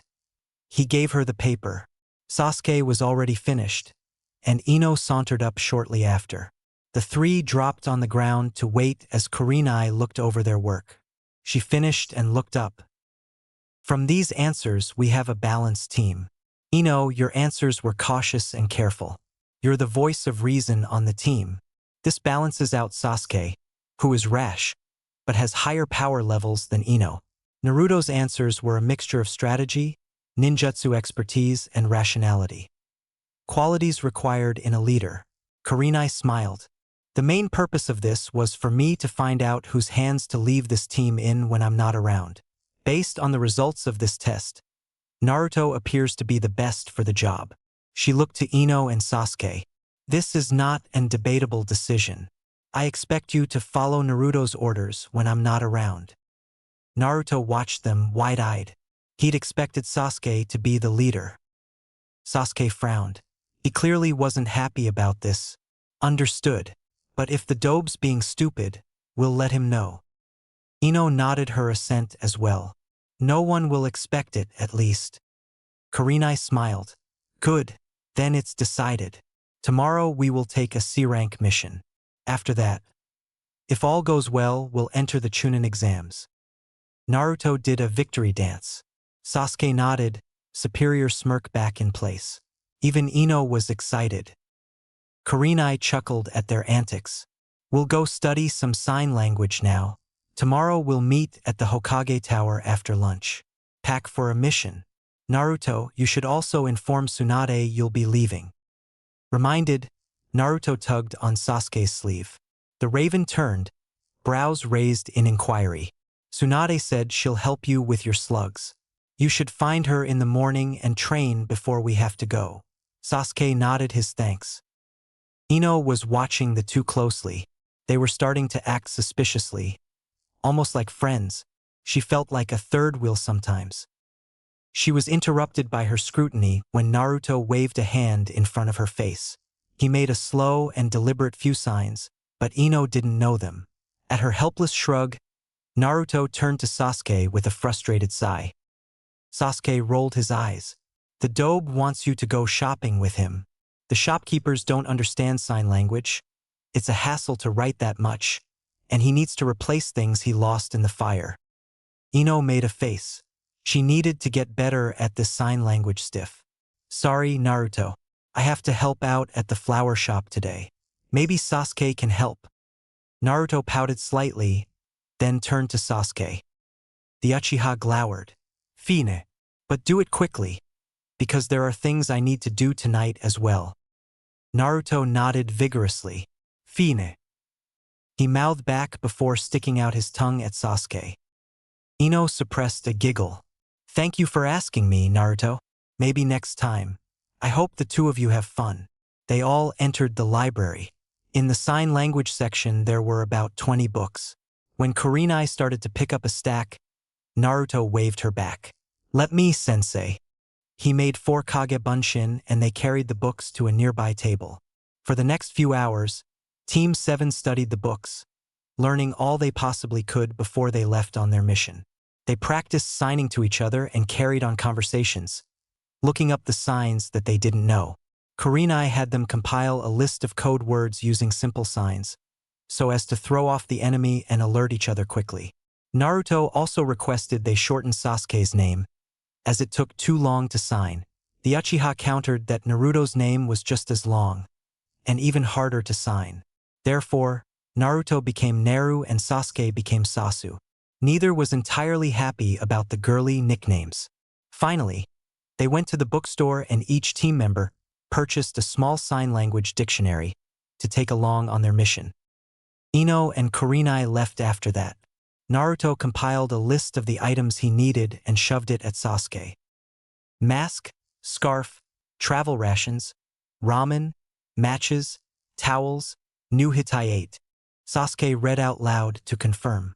One could never be sure with Naruto's handwriting, after all. Naruto nodded, then performed a henge. Sasuke was startled. What are you doing, Dobe? Naruto was now a mousy-looking guy with black hair. It's easier this way. He signed. Sasuke understood the hidden meaning and glowered at the ground. Let's go, then. They picked up all the things Naruto was looking for except the hitayate. Only the Hokage could supply that. Thanks, Sasu. I can do the rest. Have fun with whatever. He started to go but Sasuke stopped him. Wait. I didn't say the other day happy birthday. A warm glow filled Naruto. He smiled brightly at Sasuke and nodded. Thanks. He flounced away after that. It was a bit of a wait at the Hokage Tower before he was let in. A masked man with silver hair came out. He eye-smiled at Naruto before going on his way. The Sandaime beckoned Naruto in. What can I do for you, Naruto? The blonde rummaged around for his pen and paper. I need a new hitayate. Mine burned. The Sandaime eyes looked sad. I see. He sorted through a stack of boxes in the corner and pulled one out. Take your pick. Naruto sifted through them and picked out his favorite. It was black with long tails. He tied it around his forehead with relish. Thanks, Jisan. The Sandaime chuckled. You're welcome, Naruto. I'm always glad to help.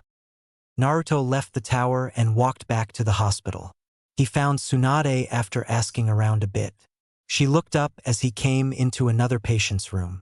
Oh, Naruto, what do you want? Naruto held up a note already written. My team's going on a C rank tomorrow. Can I be released early? Tsunade stared Naruto down. On one condition. You take one of my slugs with you. Naruto's face scrunched up with annoyance, but he nodded. Tsunade chuckled. I'll take care of the paperwork, brat. Do you have some place you can stay tonight? Naruto thought about it, then nodded. Sasuke wants to train in the morning before we leave. Also, could you tell me where Jiraiya's house is from here? Tsunade gave him a proud smile. Good for you, brat. She gave the directions and Naruto nodded. Thanks, Bachan. He dashed out the door and retrieved a few things from his hospital room.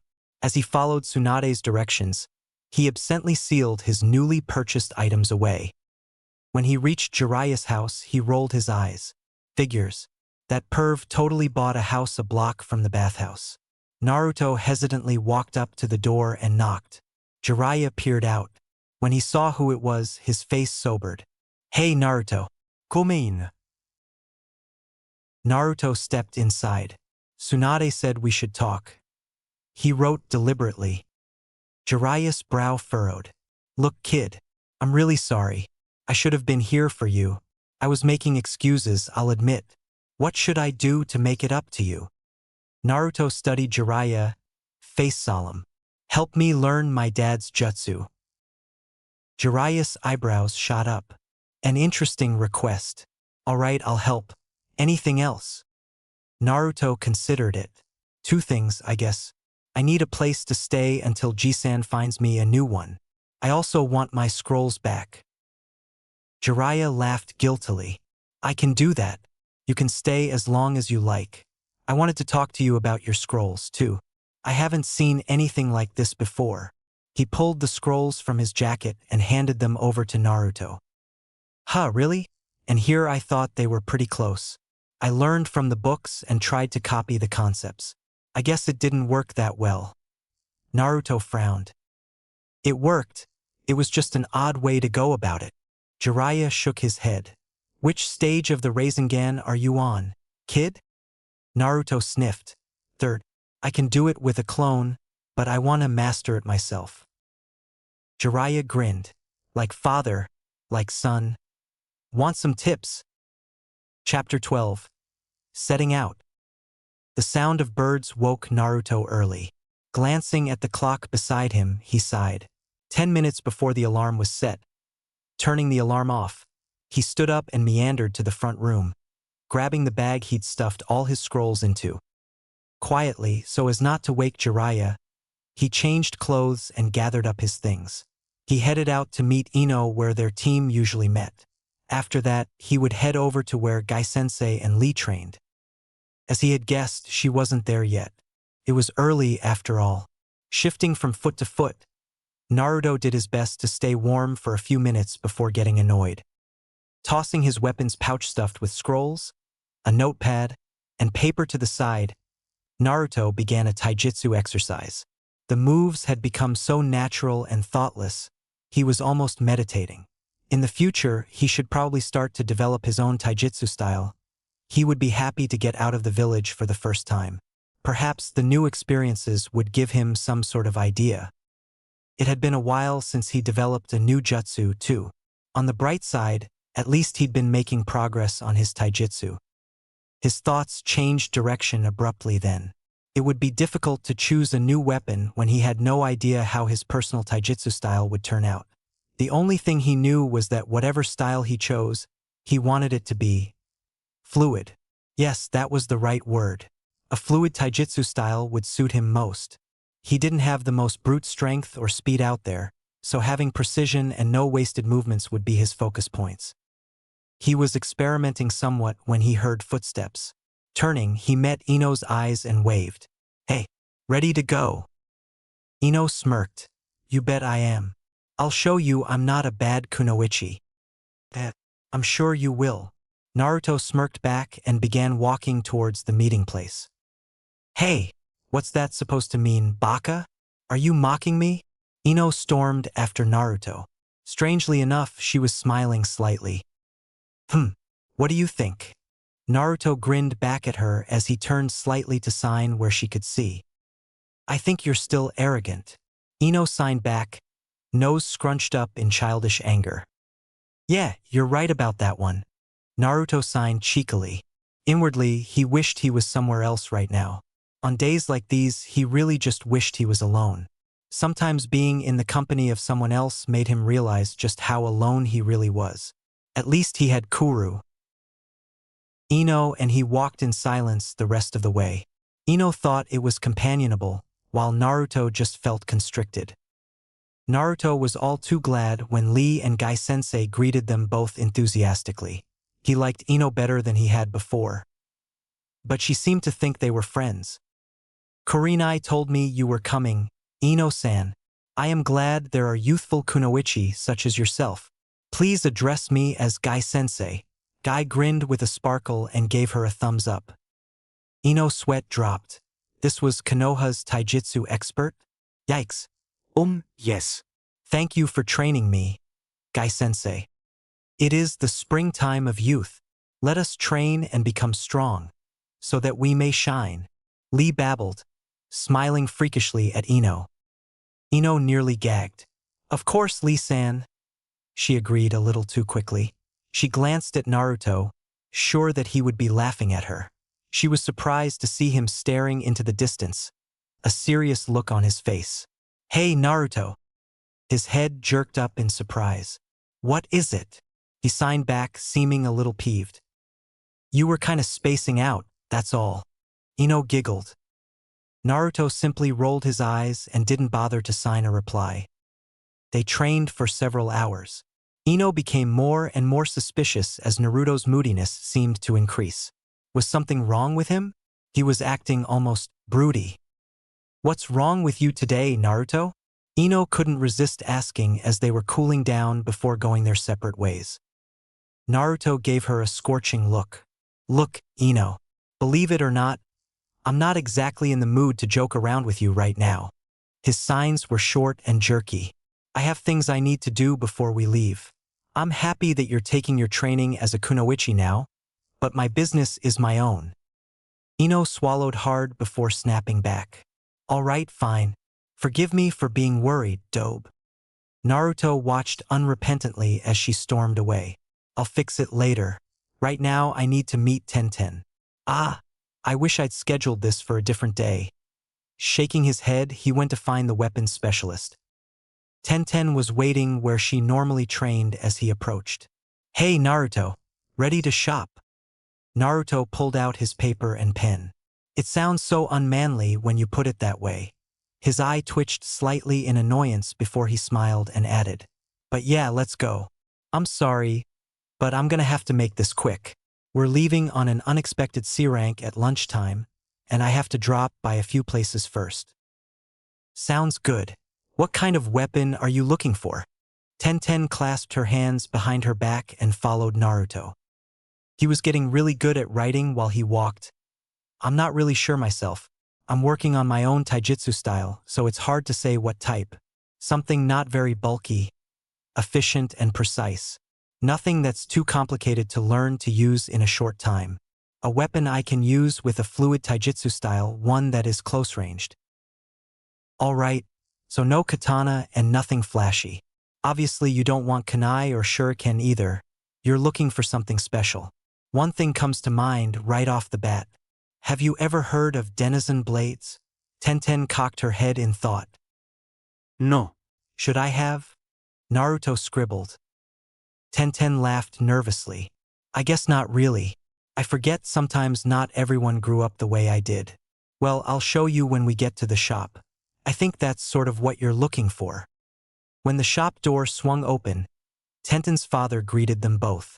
His face didn't change at all as he recognized Naruto. Welcome.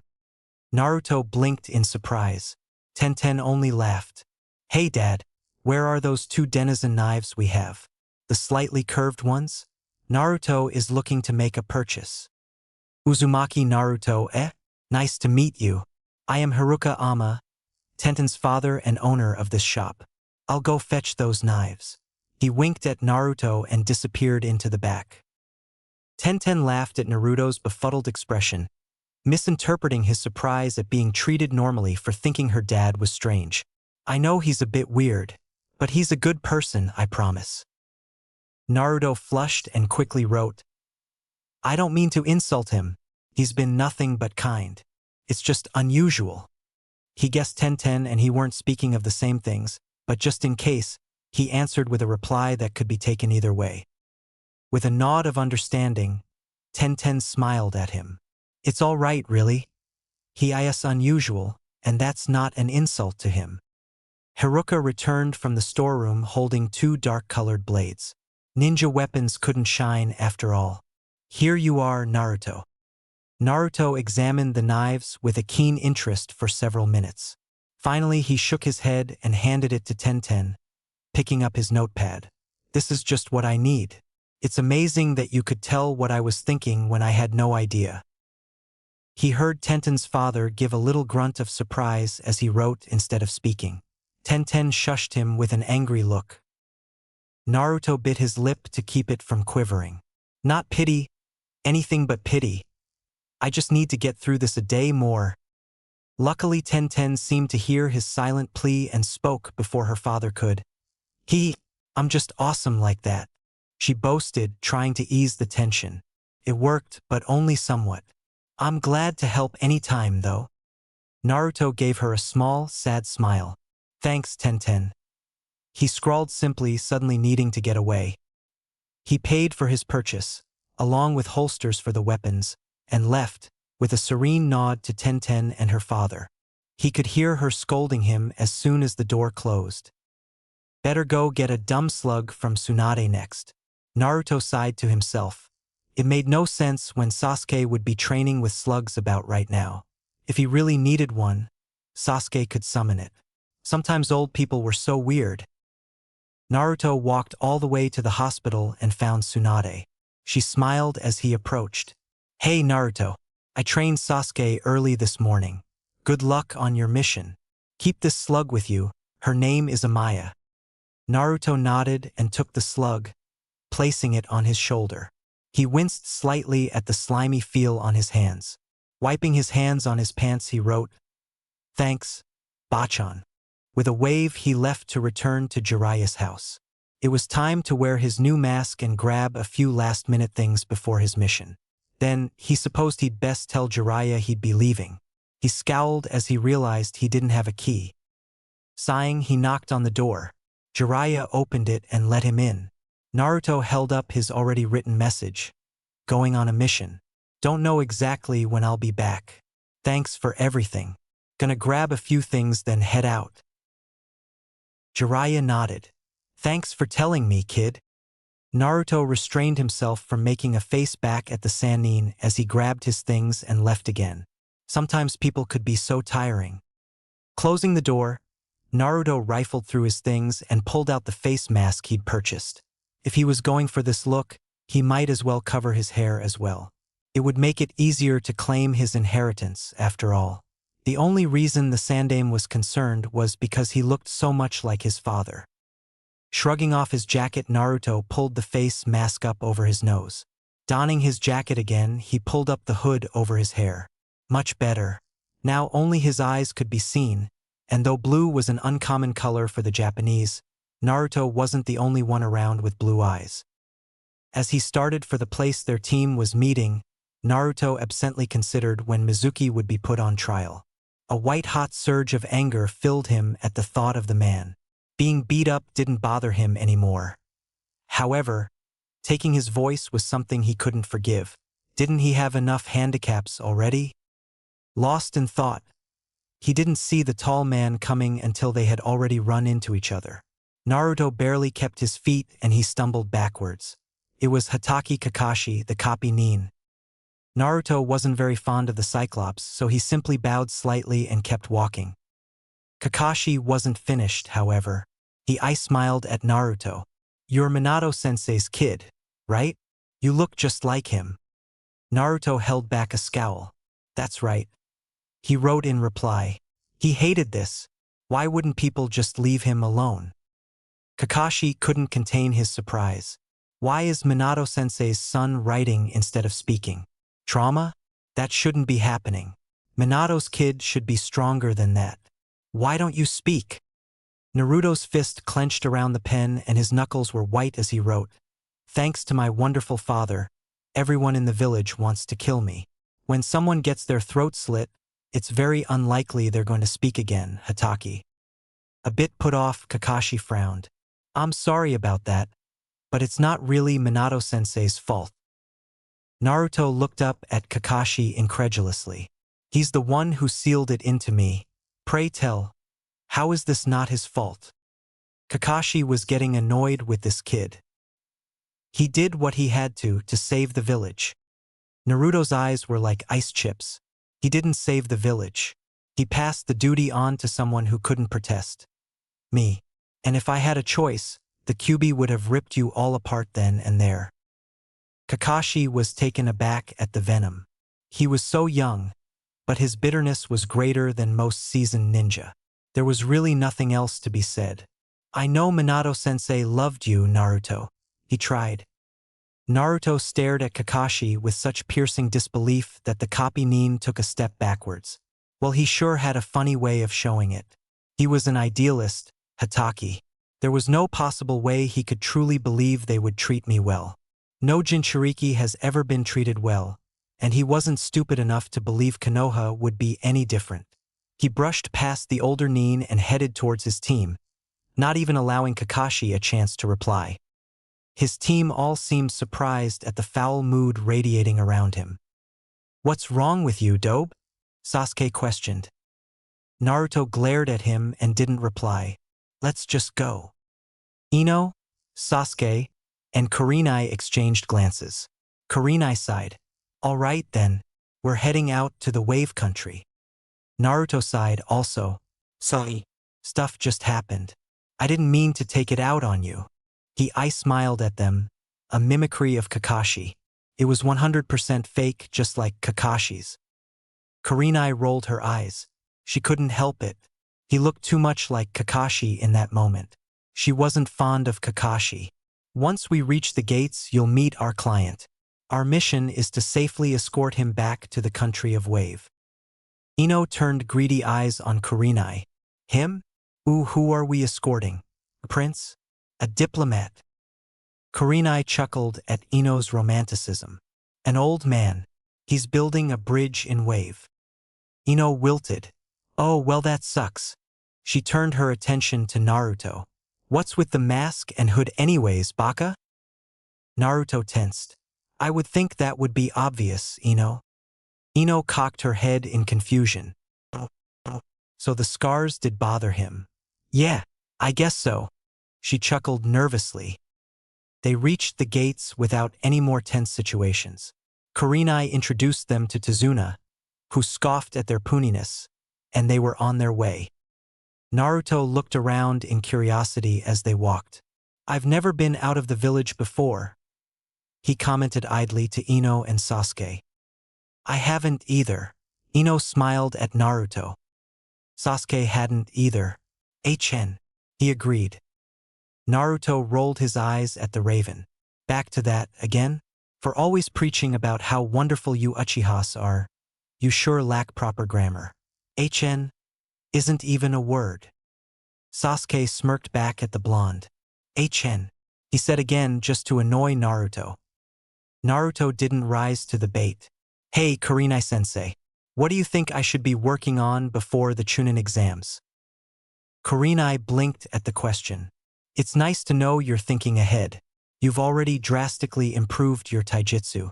Your ninjutsu is already on par with many jounin, just from what I've seen. I would say, genjutsu. If we have time during our mission, I'd be happy to teach you all a few things. Ino squealed. Thanks, Kurenai-sensei. What else should I work on? Kurenai smiled. Perhaps they would do well at the Chunin exams, after all. You're focusing on your taijutsu with Guy and Naruto.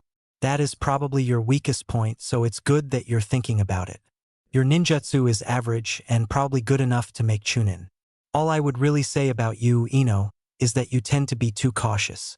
While it balances Sasuke out, you should take a few risks every once in a while. Naruto smiled slightly. The team's not gonna ask, but he wants to know, too. Sasuke's eyebrow twitched in annoyance. That stupid dobe was right. Kurenai chuckled. Thanks for that, Naruto. Sasuke, you're good at ninjutsu, subpar with genjutsu, and good with taijutsu. You need to keep improving in all 3 categories, but you're probably Chunin level. Your weakness is your pride. As many Uchiha, you shouldn't be afraid to ask your teammates for support. Sasuke scowled at the ground, not really taking her words seriously. Naruto flicked his shoulder. She's right, team. You should listen. Sasuke growled at Naruto in reply. Dobe. They crossed a bridge and came upon a path flanked on either side by trees. Naruto blinked. Oh look, a random puddle in the middle of the road when it hasn't rained for days. Ino and Sasuke's eyes snapped to the puddle. Oh crap. Naruto gave them both a devilish grin. Wanna jump in it? Ino stifled a laugh. I think it would be worthwhile. Sasuke grunted. Ichin. Don't Ichin me in sign language. It's just pointless. Naruto shot back before taking a running start and jumping into the puddle. Ino followed and made sure to land as hard as she could. There was a pained grunt. Sasuke watched, feigning disinterest. Uchihas did not jump in puddles. Kurenai-sensei held back a chuckle at her students. She canceled the genjutsu of a puddle with a soft kai. The demon brothers of the mist came up from the ground and attempted to attack Kurenai with their chains. Kurenai cast a quick genjutsu to fool them into thinking they had crushed her. She quickly hit them both on the head from behind. She turned to Tazuna. There is no way Missing Nin would be after me or my students. What have you not told us? Tazuna-san. Chapter 13 Wave Intro. Tazuna laughed nervously. What do you mean by that? He dodged the question. Kurenai's eyes flashed angrily. Don't avoid the question. You paid for a C-rank mission, which means there should be no Missing Nin involved. So what is going on here? Naruto looked from his sensei to his client, hoping the tension would disappear. Tazuna finally sighed. All right, fine. We didn't have the money, so we had no choice. It's Gato. Gato's the one who's after me. Ino frowned. Doesn't Gato own some multimillion-dollar shipping company? Tazuna nodded. It's a front for his illegal activities. He doesn't want the bridge built because he wants a monopoly on wave, and he doesn't want us to be able to trade for goods elsewhere. The bridge would give us other places to do business, and he can't have that. So he's hired ninja to stop us. Kurenai growled. I understand if you can't pay at this moment, but the Hokage is an understanding man. If you would have told the truth, you could have paid the debt later and gotten a team of jounin to escort you. Doing things the way you have puts you in even more danger, and my students way over their heads. Sasuke grunted. I think we can take whatever happens, sensei. We need this mission to prepare for the exams. The bastard's right. Naruto added his own input. It'll be dangerous, but it's good training. In the future something similar could happen and we need to be prepared for that. Missions aren't usually what they seem, sensei. You'd know that even better than we do. Ino smiled shakily. I'm scared, but I'm ready to do this, Kurenai-sensei. Kurenai couldn't hold back a proud smile as she looked at her team. I understand. We will complete this mission. However, Tazuna, you will pay for a B rank or an A rank if that's what this turns into. The old man nodded vigorously. That lady was scary. He didn't want to argue with her. Yes, ma'am. Kurenai coughed to hide her chuckle. Good. As long as we're clear. Now tell me all you know about Gato. Naruto tuned out as the old man blabbed about the shipping billionaire. He checked his knives in the sheaths absently before turning to Sasuke. How was training? Sasuke smirked back at him. Effective. Naruto rolled his eyes. Tsunade usually is. You're gonna have to give me a bit more than that, team. Sasuke's lips twitched the tiniest bit before he signed. Ichin. In reply, he knew how much Naruto hated it. He just didn't care. Team. Naruto sighed and turned away, suddenly feeling jaded. The talk about Gato had faded out as they got closer to Wave, because Tazuna was afraid someone would hear. They boarded a boat after some length of walking. The rest of the trip was spent in silence. It seemed to take days for the boater to paddle them to Wave across the water, though in reality it probably only took slightly over an hour. Naruto was itching to train, move, or to do basically anything away from his teammates. Lately being with people grated on his already fraying nerves, and he didn't want to have an explosion of tension here.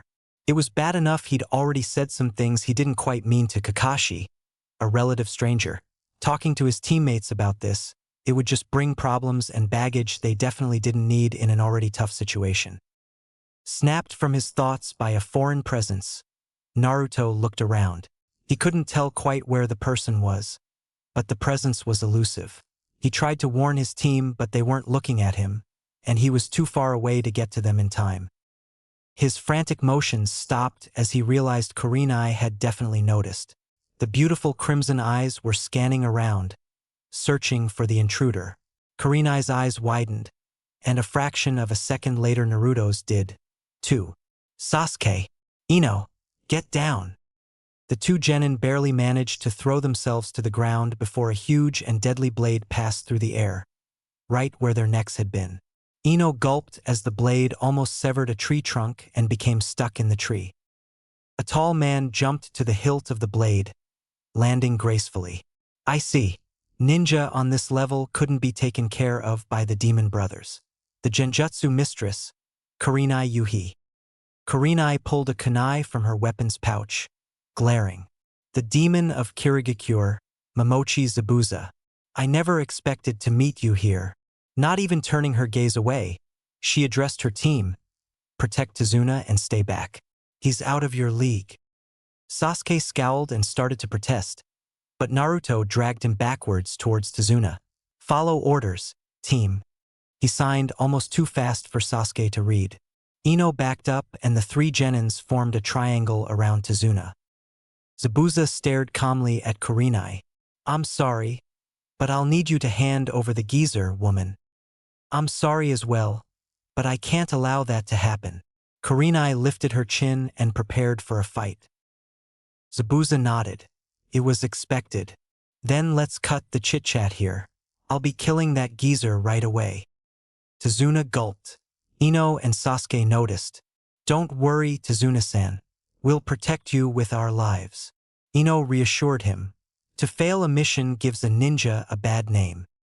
Watching this impassively, Zabuza gave a wry chuckle. It appears that I have to defeat the lot of you first. Zabuza pulled his sword from the tree and drifted downwards, landing lightly on the water. Kurenai watched motionless as Zabuza made a hand seal. Water began to swirl around him. Kirigakure no Jutsu. He muttered. A wave of mist swept over the area, making visibility next to non-existent. Kurenai stepped back in front of her students. I assume he'll try to eliminate me first, but be ready for anything. Sasuke, Ino, follow Naruto's orders. Zabuza laughed. The sound echoed through the mist. Larynx, spine, lungs, liver, jugular vein, collarbone, kidney, and heart. Which vital area should I strike at first? Kurenai didn't move, still waiting for Zabuza to begin the fight. As if annoyed at her inactivity, Zabuza used body flicker and suddenly came in between Tazuna and the three genin. Or he would have, if it wasn't for the grip Naruto had on Tazuna's wrist. Naruto was tensed and ready, and he pulled Tazuna to the side with him as he jumped backwards. Shoving the old man behind him, Naruto unsheathed his denizen knives and dropped into a battle stance. He closed his eyes, and when they opened, they were a murky gray color. Kurenai quickly moved to stand beside Ino and Sasuke, who were picking themselves up from the leaps they'd made to get away from Zabuza. Zabuza wasn't paying attention to Kurenai, though. His eyes were locked onto Naruto's. Interesting brat you've got here. I've never seen a dojutsu like his. He spoke to Kurenai, as if deeming Naruto unimportant. Naruto suddenly lunged for Zabuza. The Nuke-Nin blocked the blonde's slash with his insanely and pointlessly giant sword. Not bad, kid. Naruto's arms shook as he held back the sword. Was this the power of a high-rank ninja? He had a ways to go. Jumping back, he ducked as the sword passed over his head. To the side he signed, "May I fight him, Kurenai-sensei?" Kurenai sighed. She'd been hoping to avoid this. Naruto was definitely not up to Zabuza's level, but then again, he would never get there without fighting opponents stronger than him. She could just jump in if anything went wrong. Giving Ino and Sasuke a look that said, "Follow," she moved in front of Tazuna. "Go ahead, Naruto. Ino, Sasuke, back him up." This was supposed to be their mission, after all. Naruto's feral grin nearly split his face in two. "Let's get this party started." Zabuza's expression didn't change the slightest bit. "Kids pretending to be ninja will die anyways, so it doesn't matter if I kill them or someone else does." Ino shook slightly. She was scared. She glanced at Sasuke and saw that he seemed scared as well. She could help him. Throwing aside her fear, Ino stood tall. "Bring it on, you cowprint-clad freak." Naruto's face almost turned purple from holding back laughter. Leave it to Ino to come up with the dumbest-sounding insult possible. She was so good at it. Honestly, forehead? Couldn't she do better than that?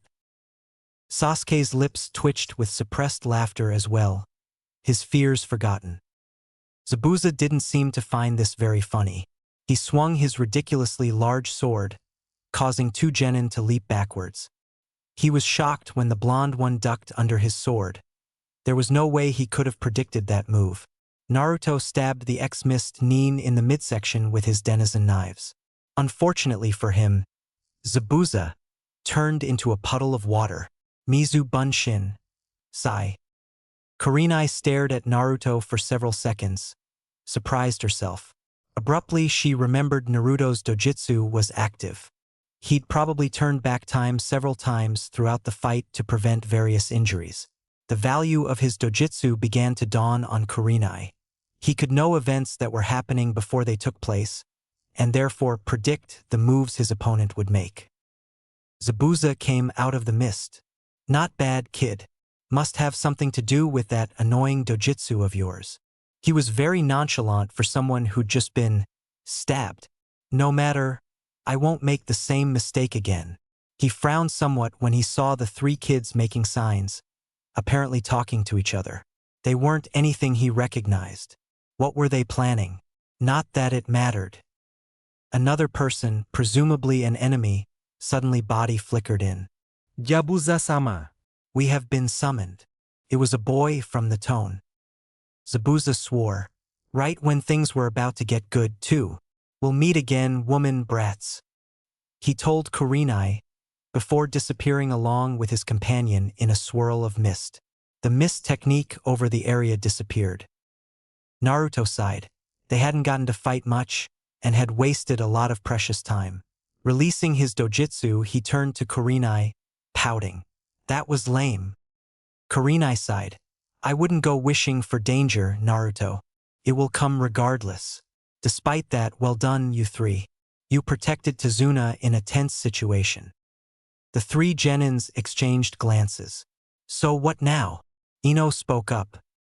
Tazuna finally spoke. "Thank you, all of you. Please allow me to host you at my house." Suddenly polite old man? "Afraid we'll leave you to die." Naruto snorted to himself. Kurenai, however, just smiled. "That would be appreciated, Tazuna-san. Shall we go there now?" "That is fine." Tazuna nodded. The old man led the way to his house. When they arrived, he introduced Team 8 to his daughter and her son. They sat down for dinner. Inari didn't even look up as he was being introduced. "You're all gonna die," he said gloomily. Team 8 ignored him. That is, except Naruto. He glared at the brat, wishing for the world that he could yell at the kid. "Ugh, this is depressing." Kurenai politely thanked the family for the meal, and they all began to dig in. Throughout the dinner, Mr. Doom and Gloom Inari couldn't keep his mouth shut about how they were all going to fail. Naruto ate his food quickly, wanting to get away as soon as possible. Inari's whining was really grating on his nerves. When Inari made a comment about how they knew nothing about hardship, that was it. Slamming his chopsticks down onto the table, he stood suddenly, glared venomously at Inari, and stormed out of the room. There was a long moment of silence, which was only broken by Kurenai's sigh of resignation. I'm sorry about that. Naruto's had a hard life. If you let him cool off, he'll be fine. He's not normally so short-tempered. Ino pushed back from her seat at the table. I'm going to make sure he's okay, she said softly. Kurenai smiled at her. Please do. She was surprised when Sasuke stood as well, following Ino outside. Maybe they have better teamwork than I'd thought. Ino looked to Sasuke when they came outside. Any idea how to find Naruto? Sasuke smirked as several explosions came from the west. That would be the dobe. Ino sighed. Even when Naruto wasn't there, he had to make her look stupid in front of Sasuke. So annoying. They found Naruto in the middle of a giant crater in the ground. God, Naruto, what did you do? Naruto's head whipped up, ready to bite her head off. When he saw it was just Ino and Sasuke, he relaxed. Something feels off. We shouldn't have accepted this mission. It just feels ominous. Sasuke let loose a sharp breath, scoffing. You sound like a scared girl, Naruto. Hey! Ino protested, stung at being compared to Naruto. Naruto bared his teeth at Sasuke, stomped towards him, and lifted him up one-handed by the shirt collar. Staring into his eyes angrily, he signed with his free hand. I'm being serious here, you prick. But forget it. He dropped Sasuke none too gently, still glaring. His eyes flashed red for a split second. Sasuke coughed, rubbing his neck. He must have been seeing things. Naruto's eyes were blue. What was that for, dobe? Ino looked on in slight horror. What was going on? They'd been acting like friends the past few days. Why were they angry at each other again? Just leave me alone. Naruto turned away from them both, staring at the horizon. Sasuke and Ino exchanged looks. Sasuke simply shook his head and went back to the house. Ino cautiously went to stand beside Naruto. What's wrong, Naruto? You're not making any sense. She said it as gently as possible.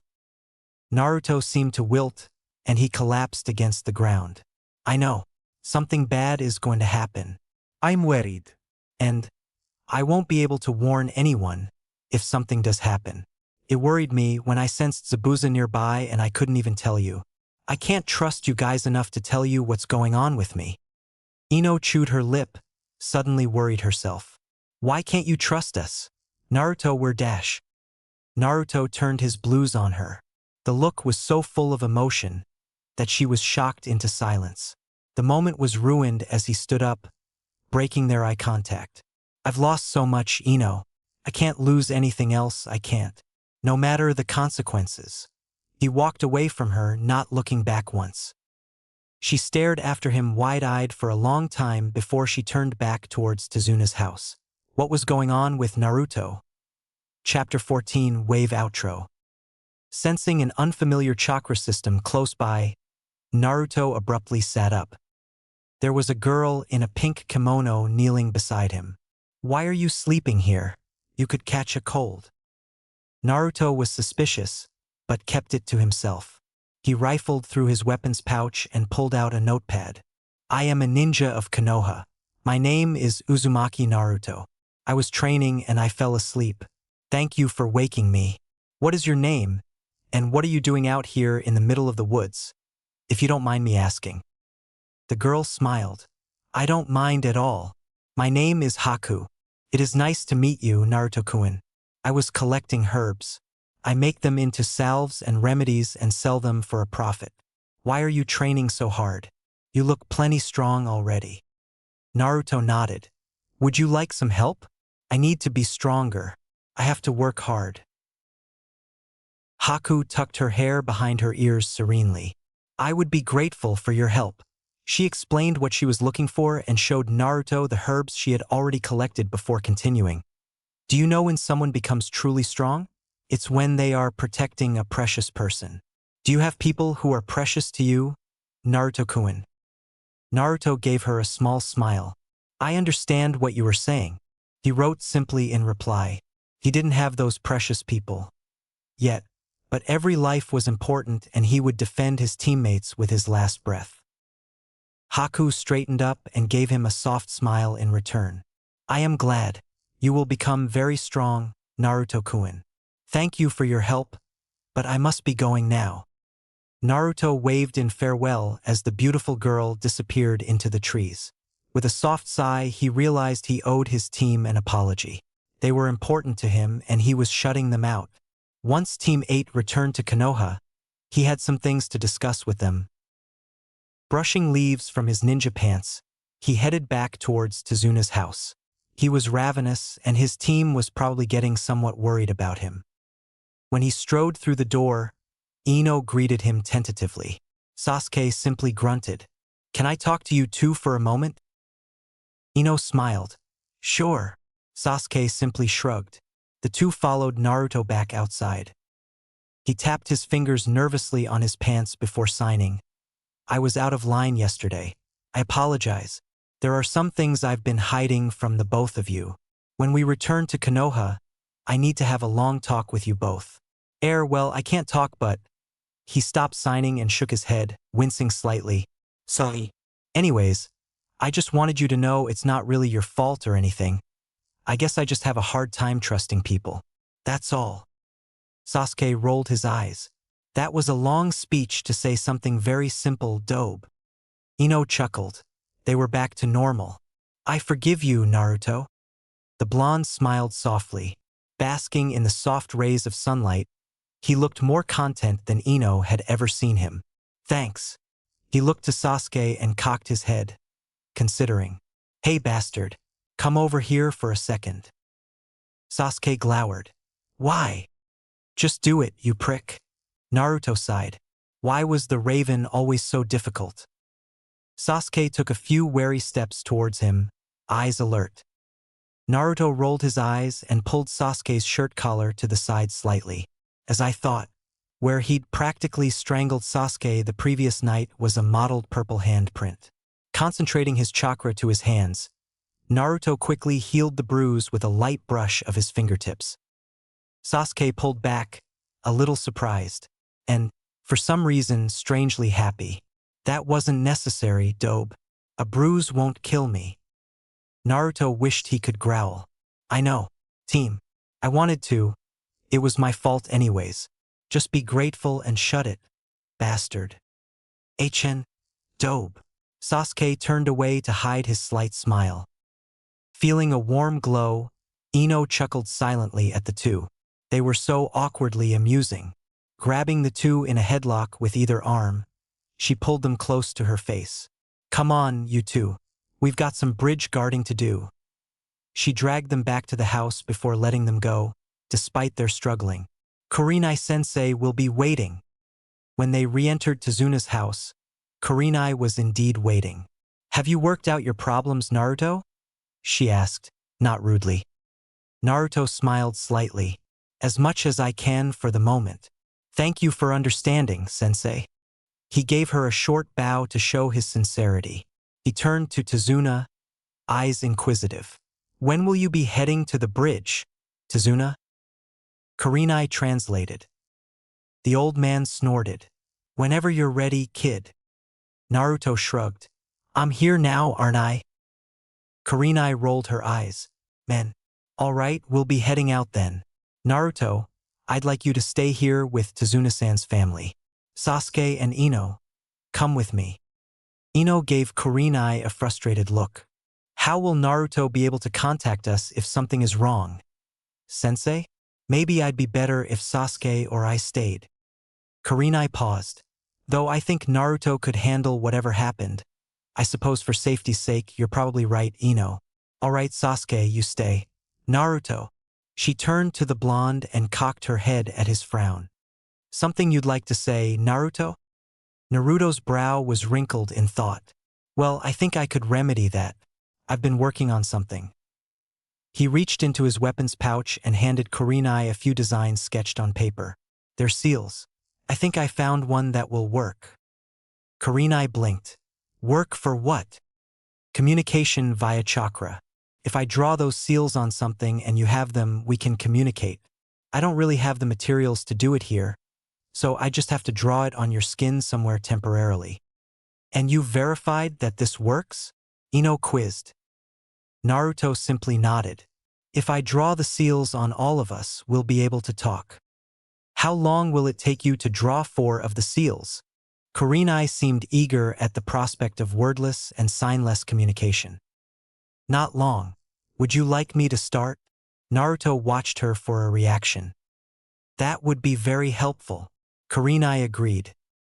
Naruto gave her a genuine smile. I'll start then. Do you mind if I do yours first? Go ahead. Kurenai was curious how this all worked. Naruto pulled a scroll from his weapons pouch and unsealed some ink and a brush. I'll begin then. Where would you like me to paint it? Anywhere it won't rub off is fine. Probably your shoulder or neck is best. And less awkward for me. Kurenai laughed. I feel as if I'm getting a tattoo. She lifted her hair to the right side. The left side of my neck is fine.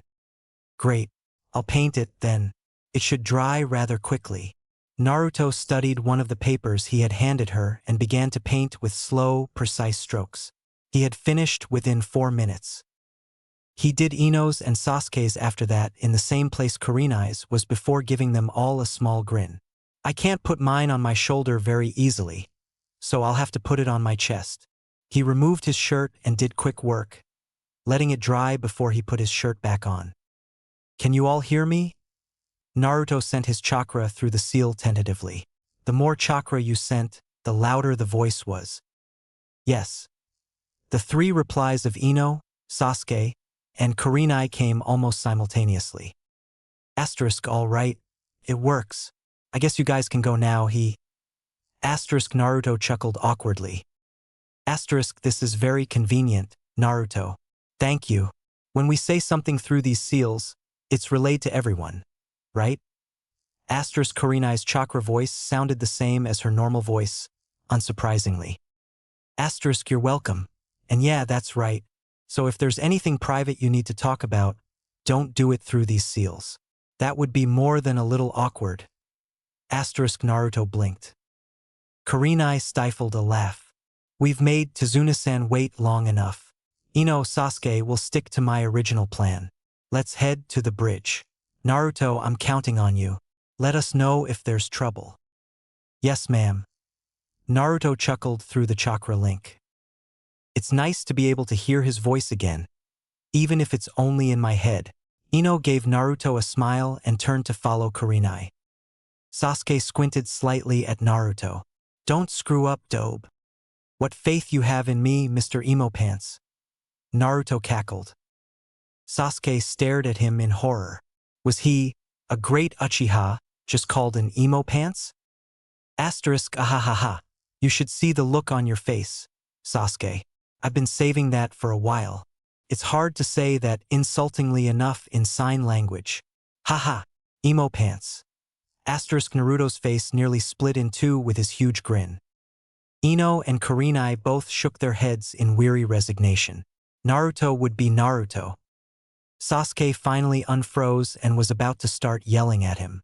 Rolling her eyes, Ino grabbed Sasuke's arm and dragged him off. Naruto and Sasuke's arguments could last for eternity. Better to end it before it began. Don't ever call me that again, Naruto, Sasuke threatened via his seal. Naruto just laughed and made a shooing motion in Sasuke's direction. Get to work, Uchiha. The rest of Naruto's team went to the bridge with Tazuna, leaving Naruto with Inari and his mother. Bored, Naruto pulled out the scroll he'd borrowed from the Uchiha library. Well, he supposed it was Sasuke's library now, considering his brother was the only other Uchiha left. Naruto didn't suppose he would be allowed in Konoha again. Naruto scanned the scroll, smiling at what he saw. It was called Biko no Jutsu.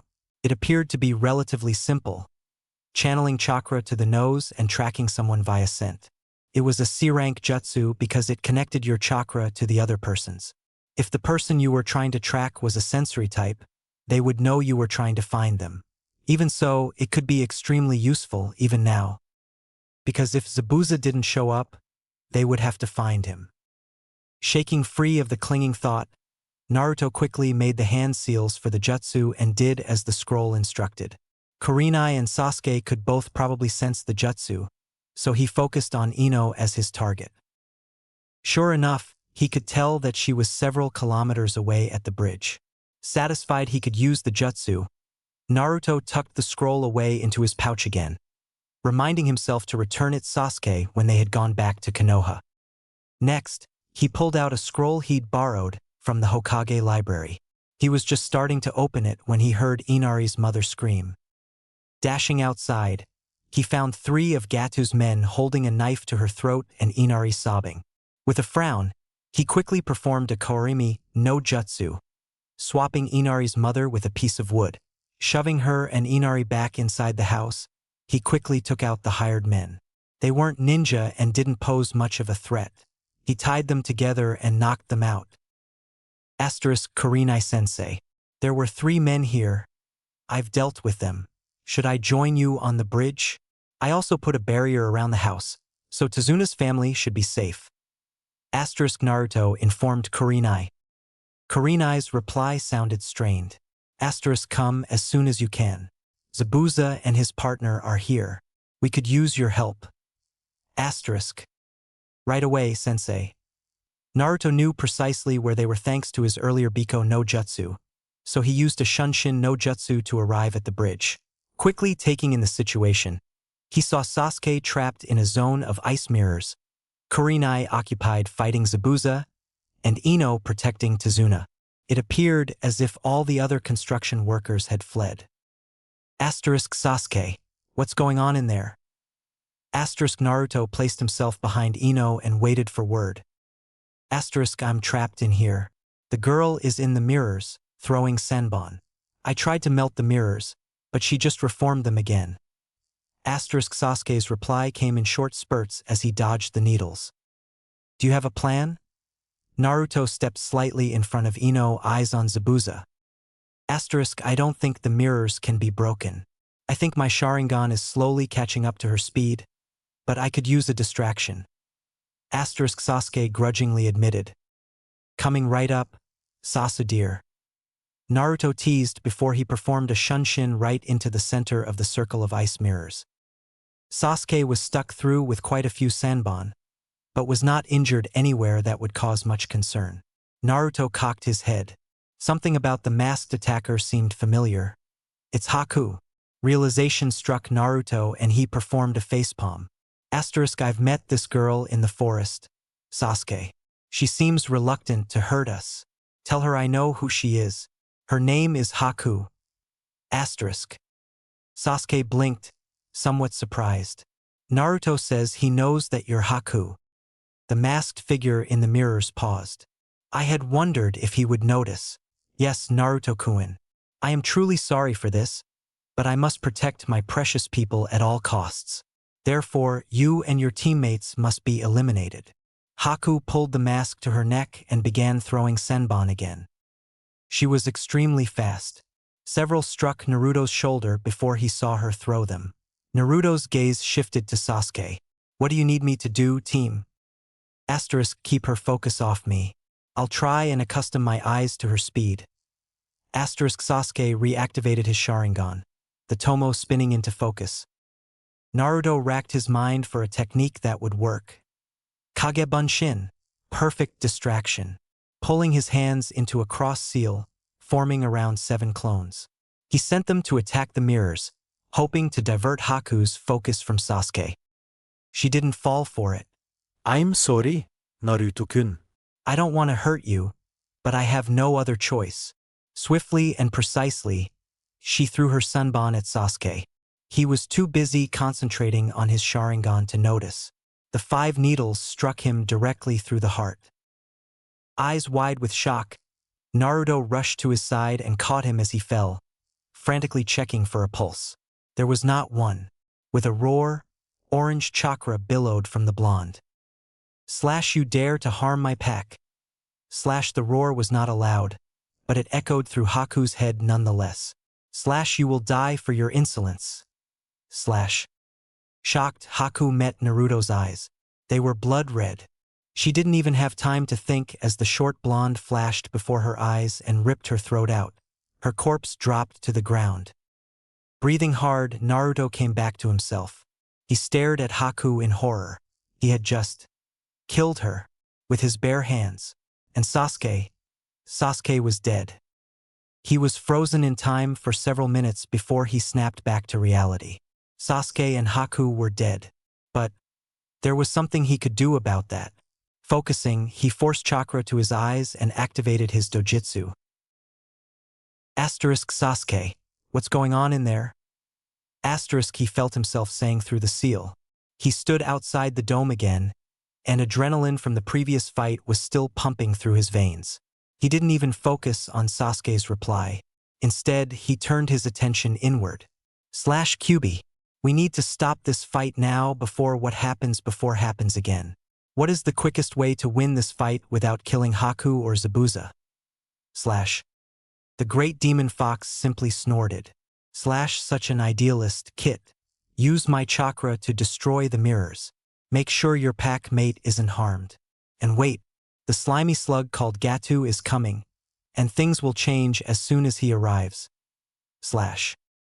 Naruto sighed in relief at hearing that. Lend me your chakra, Kuru. That's the deal. The Ninetales went silent. A bubbling demonic chakra surrounded Naruto for the second time that day. Though for Ino and Sasuke this was the first time.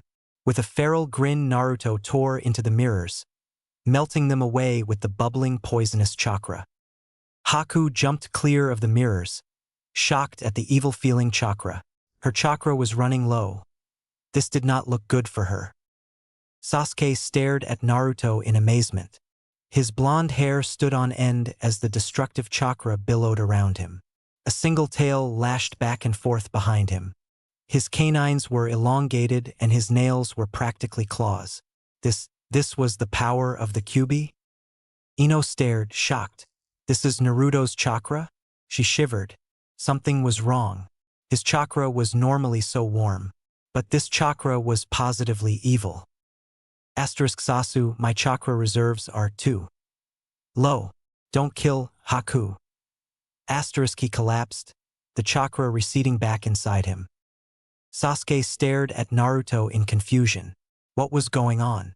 Naruto's motionless form seemed to shift before his eyes. Something wasn't right. A strange pain suddenly blossomed in his chest. Looking down, he saw his shirt was blood-stained right over his heart. Frowning, he prodded the spot. There was no wound, and yet his shirt was bloody. No, something was very wrong. Gata chose that moment to show up. He began taunting Zabuza and Kurenai. Sasuke and Haku exchanged confused looks. What the heck was going on? You knew Naruto? Sasuke finally said, for lack of something else. Haku nodded. We met in the woods. I didn't really want to hurt him, or any of you, but I must protect my precious people, or else I am worth nothing. She gave Sasuke a soft smile and walked over to Zabuza's side.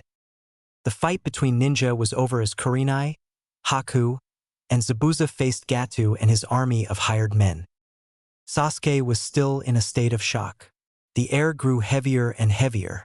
Glancing upwards, Sasuke grew even more worried. The sky was a sickly shade of yellowish gray, and it was completely unnatural. A cloud of hazy mist surrounded Naruto, obscuring him from his teammates' sight. Sasuke rushed towards him. Naruto's eyes fluttered open, and he glanced around in puzzlement. Where was he? This wasn't his mindscape. He was shocked with a small sound of surprise came from his mouth. Wherever he was, he could speak. Naruto Uzumaki Namikaze. A deep, guttural voice sounded from the depths of the blackness. You have broken the covenant. Naruto stumbled to his feet. What? I know of no covenant, he said clearly. He was content that he could speak again, though somehow he knew that it was only temporary. It is of no consequence to us what you know or do not know. The covenant was broken. The price must be paid. The voice responded. Naruto didn't like the sound of that. Who are you? What is this price you're talking about? The price will be paid. Return to your time, mortal. If you reverse time to save a life that has already been extinguished again, you will die. The pitch-black world faded, and Naruto felt someone shaking him. Naruto, What's going on? Sasuke was above him, looking pale and scared. Naruto clutched his head in sudden pain. He opened his mouth, but no sound came out. Great. Back to silence. The thought had barely registered in his brain before he shoved Sasuke away, feeling an impending sense of danger. Get back. Help Kurenai-sensei. A powerful swirling vortex of wind formed around Naruto. Was this the price the voice was talking about? Naruto didn't know, but something was happening. He was so absorbed in the pain, he didn't notice as Gato was killed, and his men fled. He didn't register the fact that Kurenai, Haku, and Zabuza had fought side by side, as allies. He didn't even know that a fight had taken place. The splitting pain in Naruto's head doubled, and his breaths came short and fast. Sasuke and Ino stared frozen at the maelstrom surrounding Naruto. Time seemed to stop. A powerful flare of unknown chakra spiked, purple in color. Another joined it that was white. When the winds died down, Naruto was on the ground again. 3 other motionless forms surrounded him. Ino and Sasuke rushed to check on him, and then the other 3. All were breathing but unconscious. All eyes were on Naruto and the 3 people surrounding his limp form. Kurenai-sensei, something's wrong, Ino reported, rather uselessly. Zabuza blinked. Thanks for your help with that, woman, but this has nothing to do with us. He broke off as the girl rushed towards Naruto. Well, so much for that. He turned to Kurenai. Haku has medical experience. He might be able to find out what's with the blonde brat. Kurenai had no idea what to do. Whatever help you can offer, we'd be grateful for. Konoha will no doubt reward you for your troubles. Zabuza seemed pleased. Excellent. Take as long as you need, Haku. Ino and Sasuke moved aside as Haku knelt to examine Naruto. His chakra is almost depleted. Does he have low chakra reserves? Kurenai frowned and shook her head. He has the highest reserves I've ever seen in anyone his age. I don't know that he's ever had chakra exhaustion. I didn't feel any flares of chakra high enough to wipe out his reserves. She ran several scenarios before her head before she remembered his Kekkai Genkai. Something must have happened that caused him to turn back time over and over again until he got it right. I know what the problem is, she announced seemingly out of the blue. He has a Kekkai Genkai. He probably used it over and over again to keep us from getting hurt. Haku and Zabuza exchanged wide-eyed looks. A Kekkai Genkai that had prediction powers and was not the Sharingan? Neither had ever heard of such a thing. What about the random people? Ino wanted to know, gesturing to the 3 people around Naruto. Everyone's sweat dropped. They had almost forgotten about the random strangers. I have no idea, Kurenai stated quite honestly. This didn't happen when he used the Kekkai Genkai before. Haku frowned slightly. Well, I can give him some soldier pills. They should boost his energy and chakra levels enough for him to be able to return to Konoha. She did just that as she spoke.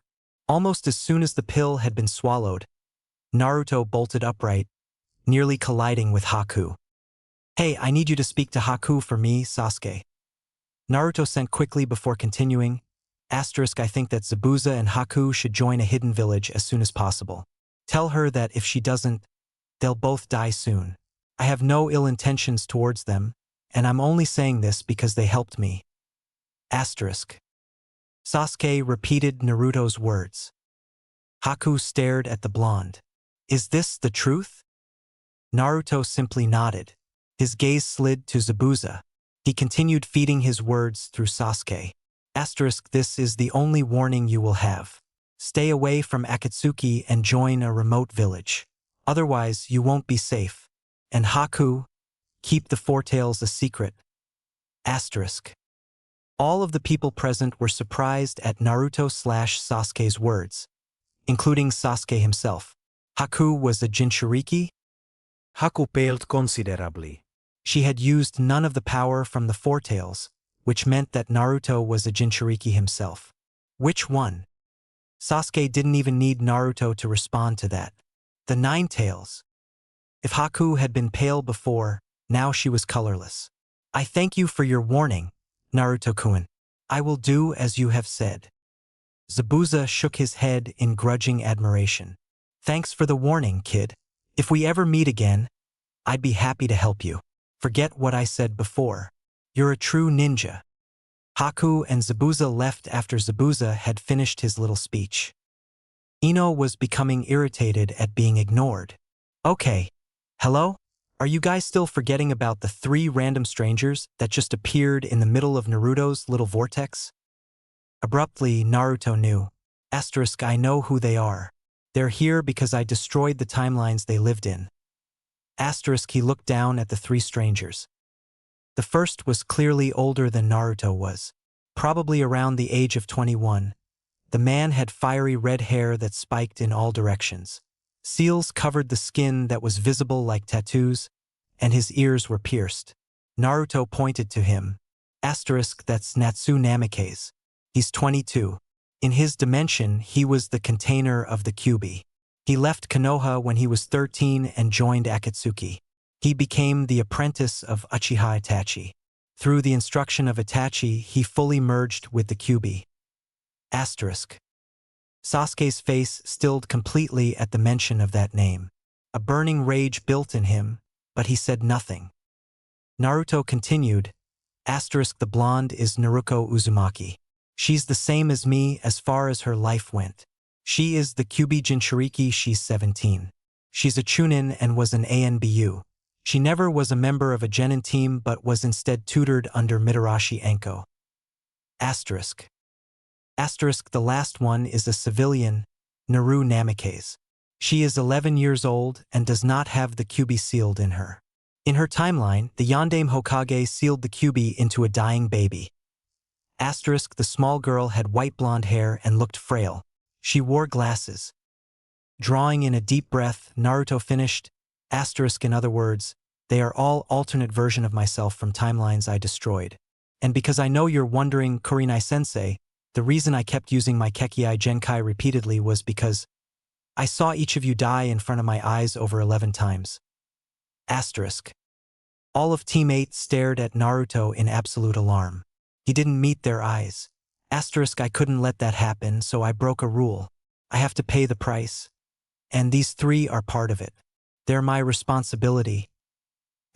He gave them all a solemn look. If I ever try this again, I'll die. So please don't put yourselves in such danger. Ino was taken aback. He hadn't said that he wouldn't do it again. He just said to be more careful. Was he actually saying he'd exchange his life with any of theirs? Naruto, Ino sighed. Keeping us alive isn't your responsibility. If we had died, it wouldn't be your fault. Naruto snorted disbelievingly. You go tell the village council that if I returned without my team, I would be exiled. They would all think I killed you. Ino had deduced from the conversation that Naruto had some sort of connection with the Kyuubi, but she wanted to hear it from Naruto. What's that supposed to mean? The Kyuubi is sealed inside of me, Ino. Naruto said simply. A small smile spread across his face when he saw Natsu was beginning to wake up. Would you explain the situation, Ino? Natsu's eyes snapped open. They were a vivid violet color.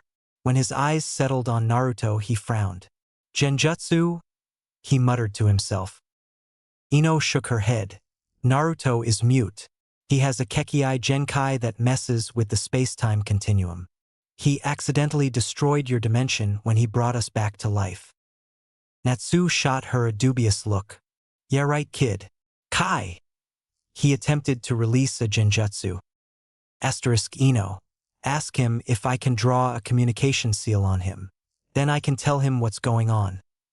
Naruto's eyes were unreadable. Ino sighed. Naruto wants to draw a seal on your shoulder so he can communicate with you. We all have one. She showed him the seal. Natsu glanced over the seal quickly. If he draws it just like that, it's fine. Turning to Naruto, he added, I know seals, kid. If you screw around with this one, I'll end you. Naruto nodded once and pulled his ink and brushes from the scroll again, completing Natsu's seal quickly. He also drew it on Naruto and Naru before they woke up. It would be easier that way. Turning back to Natsu, he began, "Hey, I'm Naruto." He stepped towards Natsu, meeting his eyes. Obviously you didn't believe what I had Ino say to you. But it's the truth. I'm not really sure how to prove it to you, other than the fact that I look exactly like you did before you merged with the Kyuubi. And there's also two other versions of us. He gestured towards Naruto and Naru. I'm already paying a price for all this. So if you're angry, I hope you keep it to yourself. I did what I had to do, keep my team alive. Natsu was silent for a long while before replying. Look, kid. If I believed something so far-fetched on a whim, I'd be dead by now. It's nothing against you personally. I'm just not a very trusting person. I know this isn't a genjutsu, so I'll just follow along, for now. But I won't hesitate to take action if there's anything out of order. Naruto simply nodded in reply, his eyes hooded. Kurinai-sensei? I think it's about time we headed back to Konoha. I need to speak to the Sandaime. Natsu raised an incredulous eyebrow. Geezer's still alive? Naruto suppressed an annoyed frown. I'm 10 years younger than you are. Natsu. The Chunin exams are just coming up here. Natsu laughed sardonically. Well, that's a new one. Like I said, I'll play along for now. I assume the old fur ball is still sealed with you. That's right. Naruto turned away and scooped Naru onto his back. Could you get Naruto? We really should get moving. Natsu shrugged and hefted the girl onto his back. Wait. So that means we're in wave? Zabuza was here. He grinned slightly. Yeah. Thanks to my time intervention, they're both still alive. Probably going to join Rock or Cloud. He smiled a soft smile. I might even see Haku in the Chunin exams. Natsu chuckled. Well, you certainly seem to be a version of me. So this is your team, eh? Very different from mine. Sasuke was intrigued by Natsu. Who was on your team? Natsu looked startled for a moment when his eyes rested on Sasuke. Is that Sasuke? God, I honestly don't remember him ever being that young. This is too weird. Sasuke growled. He didn't like being referred to in such a condescending manner. Shaking his head, Natsu answered Sasuke's question with a faint smile. My team was Kakashi, Kiba, and Sakura. A few months after the Chunin exam, I left the village, though. Sasuke's eyes grew frosty as he remembered what Naruto had said earlier. And you were mentored by my brother? Natsu smirked slightly. That's right, Itachi was my teacher. But I think that when you finally meet him, you'll find that he isn't the real villain here, Sasuke. Itachi was the only person I would trust with my life. Sasuke's eyes were murderous as he glared at Natsu. Kurinai rolled her eyes. All right, let's head back to Konoha. Sasuke, Ino, you two will keep your comments to yourself about Natsu, Naruto, and Naru. This is a very delicate situation, and you two need to keep your heads. Naruto sighed. He'd had no idea his dojutsu had consequences like this. I hate to sound like Shikamaru, but this is troublesome. Team 8 and Natsu trekked back towards Konoha and an uncertain future. Chapter 15. Return to Konoha. The walk was a long one, especially with his fatigue from the fight and the additional burden of carrying someone on his back. Needless to say, Naruto was exhausted by the time they'd reached Konoha. He didn't complain, though. It had been his choice to use his dojutsu as he had, and he wouldn't regret it. Natsu seemed to be uneasy around Ino and Sasuke, and stuck close to Naruto's side. There wasn't much conversation on the way back. They were all tired and confused. It had been a long mission. Neither Naruto nor Naru had stirred yet, but it was only a matter of time. Naruto hoped they could get through the mission briefing so he could explain everything in private. It was awkward with his team around. He still hadn't told them everything about Kyuubi, and he wasn't planning to. Naruto decided then that he would need to modify the seals his teammates all had. It was irritating to be unable to talk privately with Natsu. He didn't want to have to deal with something like this in the future. The gates of Konoha finally came within seeing distance, and Naruto released a sigh of relief. He needed to study his family's scrolls very closely in order to not make such massive mistakes in the future. It would be the first thing he did when he got some time to himself. He was especially curious about the scroll he'd found addressed to himself in the Namikaze library. He pushed his thoughts aside as they came upon the Hokage Tower. Kurenai gave them all a weary smile. Ino, Sasuke, you two can head home if you like. I'm sure you're tired. Naruto, Natsu, you'll need to come with me. We need to sort out your situation. I'll try to make it as quick as possible. She didn't mention how exhausted Naruto looked, but he could tell she was thinking it by the concern on her face. Ino and Sasuke were too weary to protest, and went their separate ways. Naruto let loose a long breath. Right, sensei? Let's get this over with. Natsu remained silent. He was hoping he'd be able to talk with Naruto right away, but he knew protocol better than most. It was one of the things he disliked about ninja villages.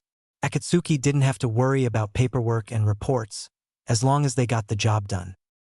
The Sandaime looked up at their arrival. Natsu's brows shot skywards. The kid hadn't been lying. The third really was still the Hokage here. Natsu and Naruto sat Naruko and Naru against the wall, and turned to face the Hokage. Kurenai began reporting the success of their mission, but they could all tell the Sandaime was wondering why Natsu and the two unconscious girls were here. Kurenai finished her mission report and looked to Naruto. The blonde sighed wearily.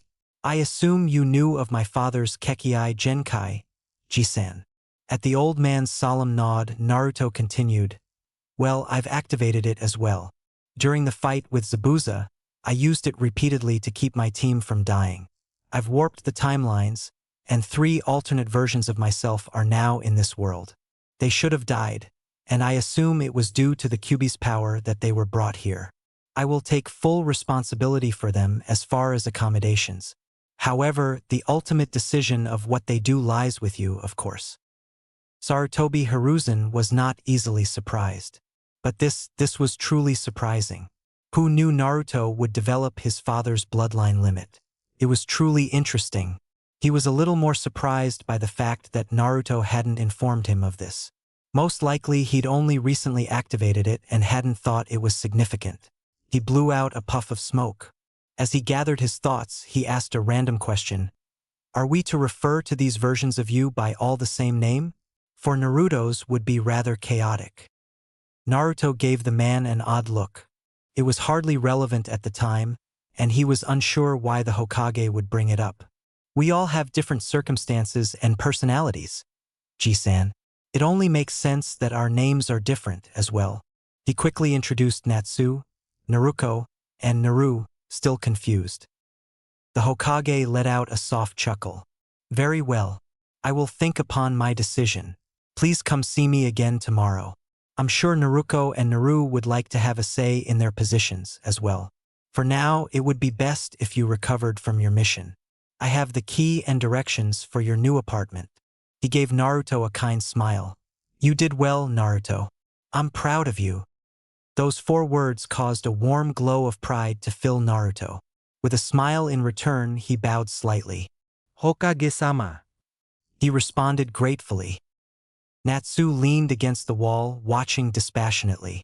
Before I leave, old man, I should probably inform you that in my time, I was an S-class nuke-nin. He gave the Hokage a lazy tomcat smile.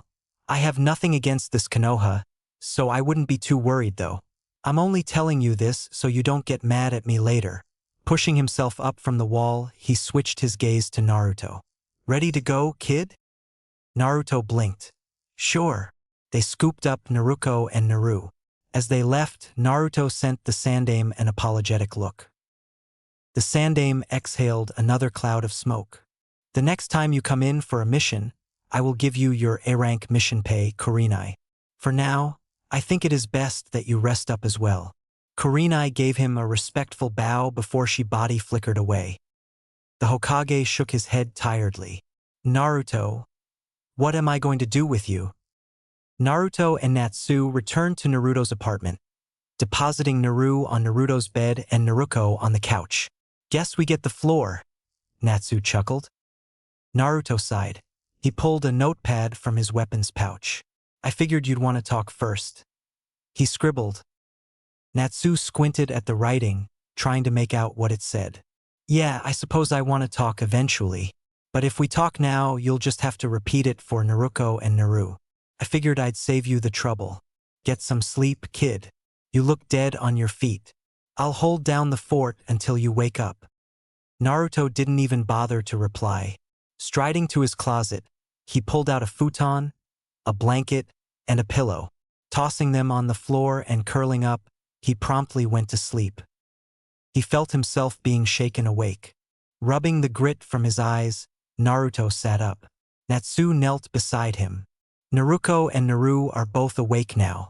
I think we'd all like an explanation.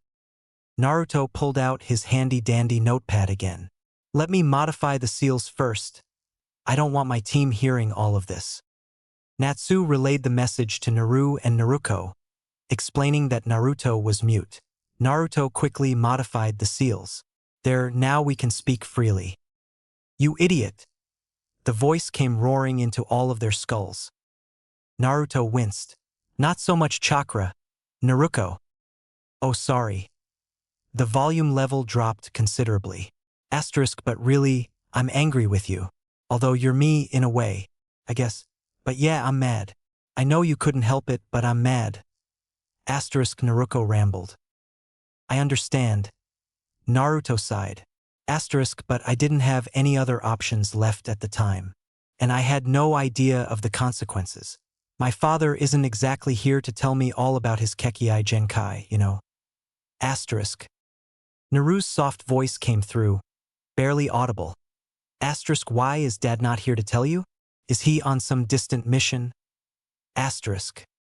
Naruto blinked incredulously before he realized that in Naru's time, the Yondaime was still alive. Asterisk, he died here instead of the Sandaime. He sealed Kyuubi into me. Asterisk. Naru's eyes grew teary. That's horrible. Naruko butted in. What's the other chick talking about? Naruto seemed to wilt slightly. Both of you be quiet and I'll explain. He sent Natsu a grateful look for holding his tongue. So to speak. Asterisk, all of us had different events take place. Naruko, ours is pretty similar.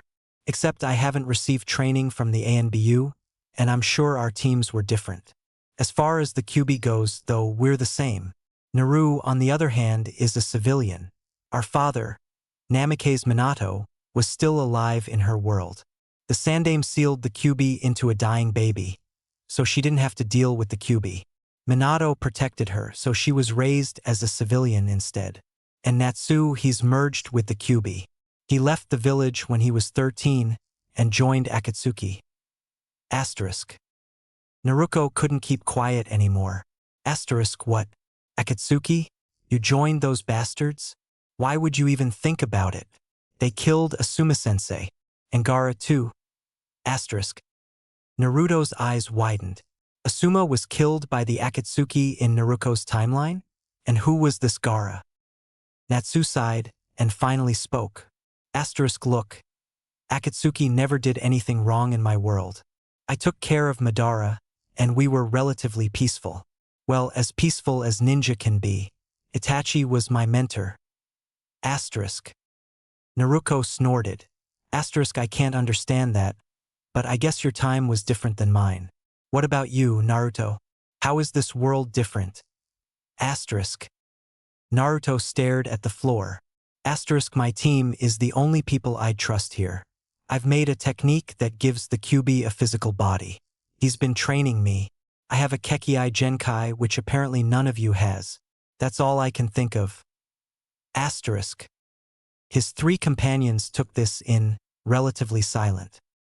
Naruto finally broke the silence. Asterisk, the Sandaime wants to talk to us all tomorrow. He wanted Naruko and Naru to be awake before he decided anything. You'll probably be reinstated as Konoha Nin, but be under watch for a while. He didn't survive this long by being reckless, after all. Well, other than Naru, that is. I'm not sure what she'll do. Asterisk. Natsu rolled his shoulders casually. Sounds good. You should read up on your dojutsu now, Naruto. I think I'm gonna scout around a bit. I haven't been in Konoha in ages, and I want to know what's going on. Naruto shrugged. Suit yourself. The redhead grinned and left the trashy apartment. Naru blinked shyly. If you would like, I could make dinner. She stuttered. Naruto gave her a big grin. That would be great, Naru. He responded enthusiastically. Naruko nodded her agreement. I'm starving, she added. I'm sure Naru needs to buy some food. Considering what I lived on, I'll go shopping with her. There are other things we girls both need to get as well. She waggled her eyebrows suggestively. Naruto blanched and turned away. He didn't even want to know. Have fun. He mumbled, turning to his father's scrolls. The girls giggled at his reaction and left. Naruto locked the door behind them. He stared at the scrolls a moment longer before opening the one that said, to Naruto. My son, Naruto. There are many things I regret, and the foremost of all of those is never being able to speak to you. There are some things that every father must say to his son. There are many things I need to say to you, but there is not much time. The Kyuubi has been spotted and the alarm will soon sound. I am prepared to do what I must for the village. I only pray that you will forgive me for entrusting you with such a heavy burden. Naruto snorted. Forgive him? He smiled bitterly, wondering what his life could have been like if he hadn't been orphaned at birth and entrusted with a heavy burden before he could even walk. He knew his father had done what he'd thought was right, but Naruto felt there could have been another way. Hands shaking, he read on. I have instructed Sarutobi-san to keep many things from you. Know that I did this for your benefit alone. I have many enemies, and I did not want them to become your enemies until you were strong enough to handle them. I have named Jiraiya-sensei your godfather, and he and Tsunadeheim will care of you in my absence. I am truly sorry that I could not be there for you, son, but I would do anything to protect the people of Konoha, especially the precious children of the next generation. It is my hope that you would do the same. I have done what I can for you. I left you the scrolls of the Namikaze Dojutsu, and I believe that you will develop the bloodline. The only thing you need to know is that you must never, ever bring back the dead. I'm proud of you, Naruto. Know that you are a true hero. Understand that your mother and I both loved you with all of our hearts. I am sorry, so sorry, to leave you alone. This was not what we wanted for you, but we know that you will be strong enough to handle it. I believe in you, Naruto. Become an excellent shinobi. Always stick to your dreams, and never give up. I won't be there when you need me the most, and it is something I'll never forgive myself for. Naruto, the alarm has sounded. I must go. I promise we'll meet again someday. But until then, I will always be watching over you, my precious son. I love you. Naruto fell back against the floor, cheeks wet with tears. Stupid, stupid dad. You were such an idiot. He was angry and happy at the same time. He didn't know that he would forgive his father just yet. But he didn't hate his dad for trying to save Konoha. He just hated it that he'd been the one to take the hatred of a whole village upon his small shoulders. His dad had too much faith in Konoha. He wouldn't make the same mistake. Rolling the scroll back up, Naruto sealed it away into a fireproof sealing scroll. That scroll was the most priceless thing he owned, and he would take good care of it. Scrubbing the tears from his face, he stared at the ceiling blankly. He chuckled humorlessly when he remembered his father's warning concerning his Kekkei Genkai. A little too late, Dad. He sat still for a long time, thinking upon the words his father had left for him. He was only brought out of his funk when Natsu came back in. He greeted Naruto with a brief, "Hey, where are the girls?" Naruto blinked. Asterisk, welcome back. They went shopping for food and stuff. Do you need to buy anything? Asterisk. Natsu laughed and shook his head. I carry my stuff on me at all times. He patted a few scrolls hanging from his leg fondly. Thanks for asking, though. I think we'll get along. Seems like you've got it pretty rough here.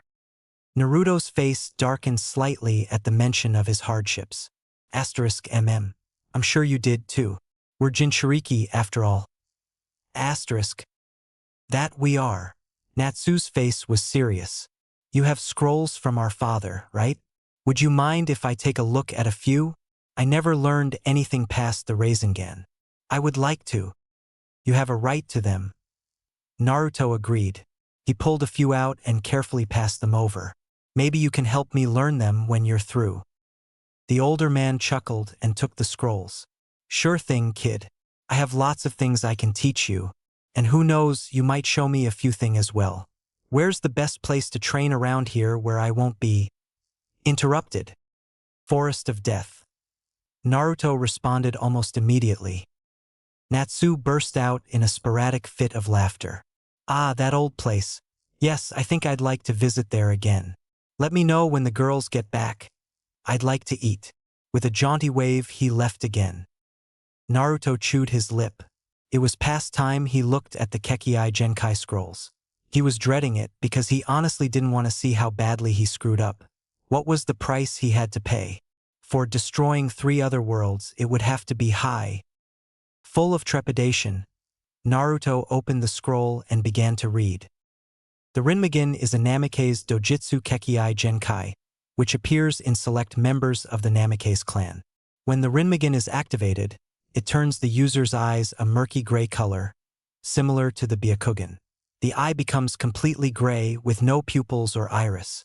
The Rinmagin's abilities consist of 2 parts. The first part is the ability to manipulate the timeline. Rinmagin users may use their chakra to literally turn back time. How far time can be turned back or forward depends on the user's chakra capacity. Usually, the dojutsu is used to correct small mistakes during a fight or to understand the opponent's intentions. Some would say the dojutsu gives the user a glance into the future.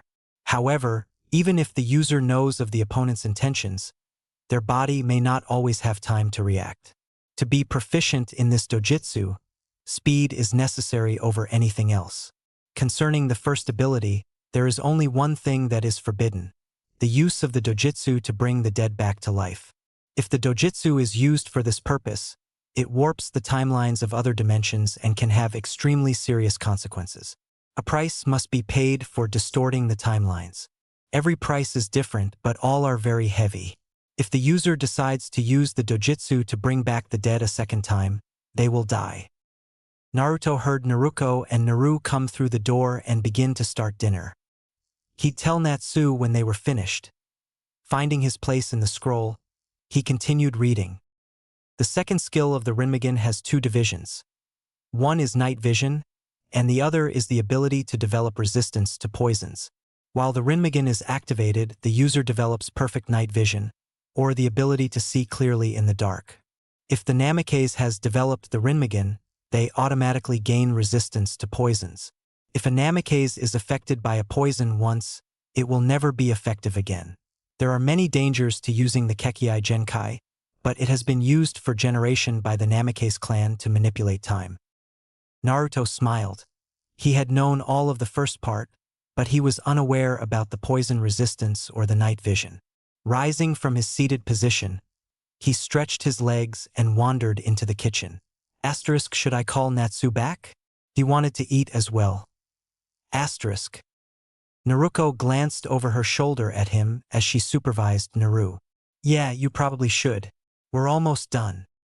Naruto nodded and sent his chakra through the seal. Hey, Natsu. They're almost done with the food, you should probably head back. Sure thing, kid. I'll be there momentarily.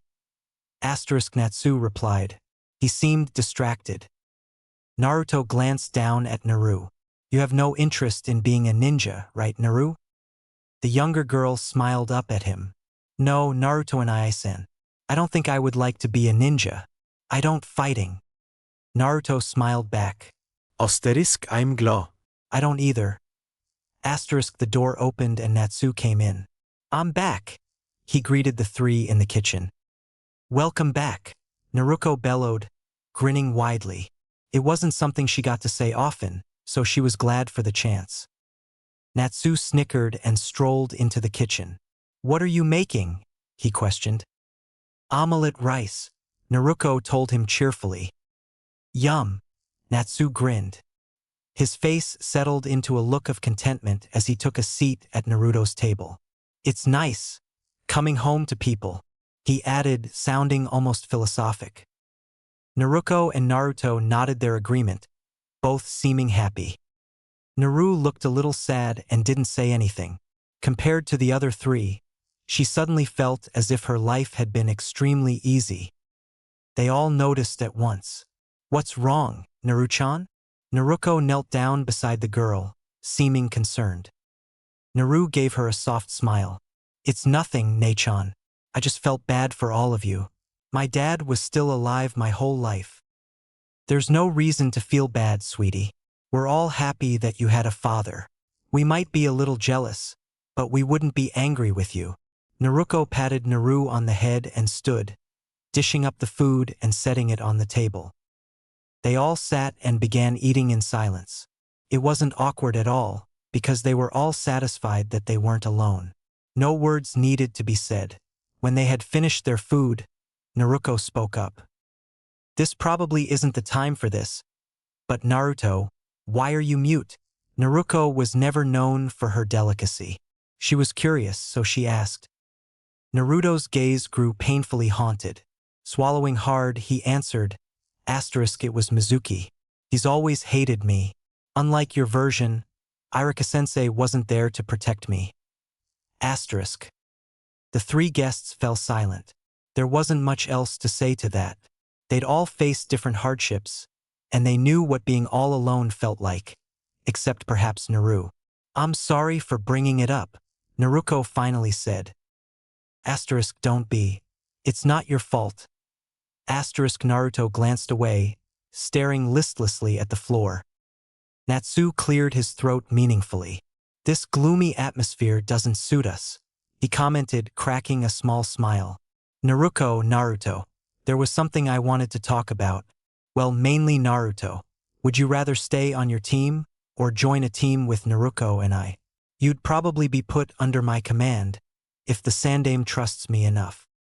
Naruto tipped his head to the side, considering it. I like my teammates fine, but it'd probably be for the best if I joined your team.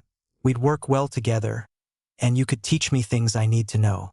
But I'd like to wait until after the Chunin exams. Naruto smiled. She was happy to hear this. Yay! But wouldn't we need one more person? Teams are normally 3-man cells plus a leader. Natsu shrugged. Normally, yes. They might randomly assign us a teammate, or we may just have us 3.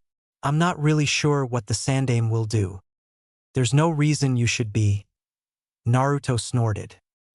So let me get this straight. Naruto, you're a Chunin, right? What about you, Natsu? I'm a Chunin.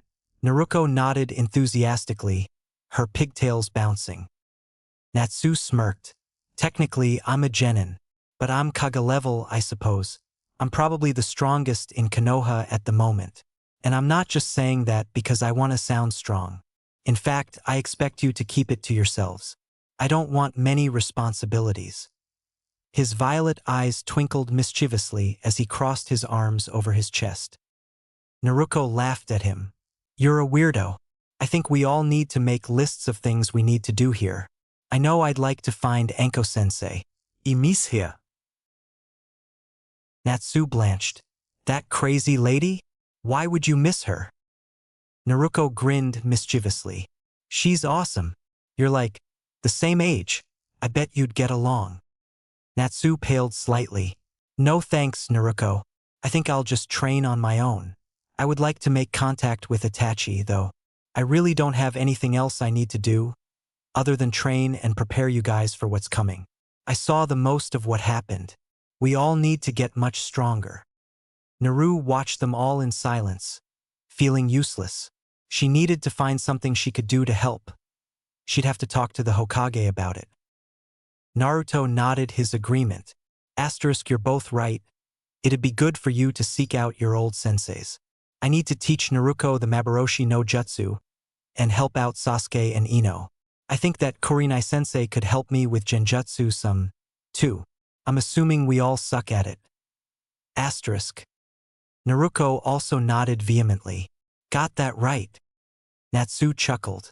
I can get out of them, but that's about it. So yeah, it'd probably be for the best. Naruto smiled. Is there anything directly coming up that I need to be ready for? Naruto sobered. Yeah, the Chunin exams are next, right? That means Orochimaru's coming. Natsu frowned. Then Sasuke will try to defect. Naruto's eyes widened. What do you mean by that? Natsu exchanged glances with Naruto before he continued. The second stage of the Chunin exams is in the Forest of Death. Orochimaru disguised himself as a genin and gave Sasuke a curse seal. The snake told Sasuke that he could get power, and the stupid Uchiha was too stupid to realize Orochimaru wanted to possess him. He tried to leave Konoha, and I fought with him. Naruto nodded. The same happened for me. I lost and he went to sound. Natsu felt a slow grin creeping on his face. Well, not quite the same, apparently. I beat him and dragged him back to Konoha. He hated me after that. I had to leave then, because the council was going to kill me for hurting the precious Uchiha. He rolled his eyes. He was still a little bitter over that. Naruto looked angry.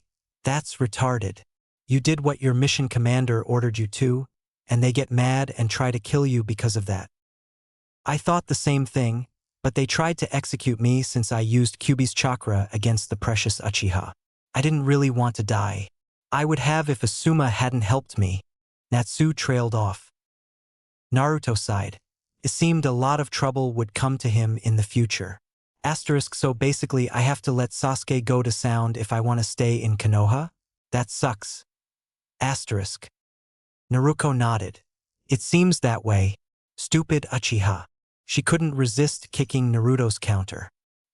He sent her a warning glance, and she grinned sheepishly in apology. Naru drifted into a back room, leaving them to their discussion. She felt a little left out, but she didn't want to bother the others.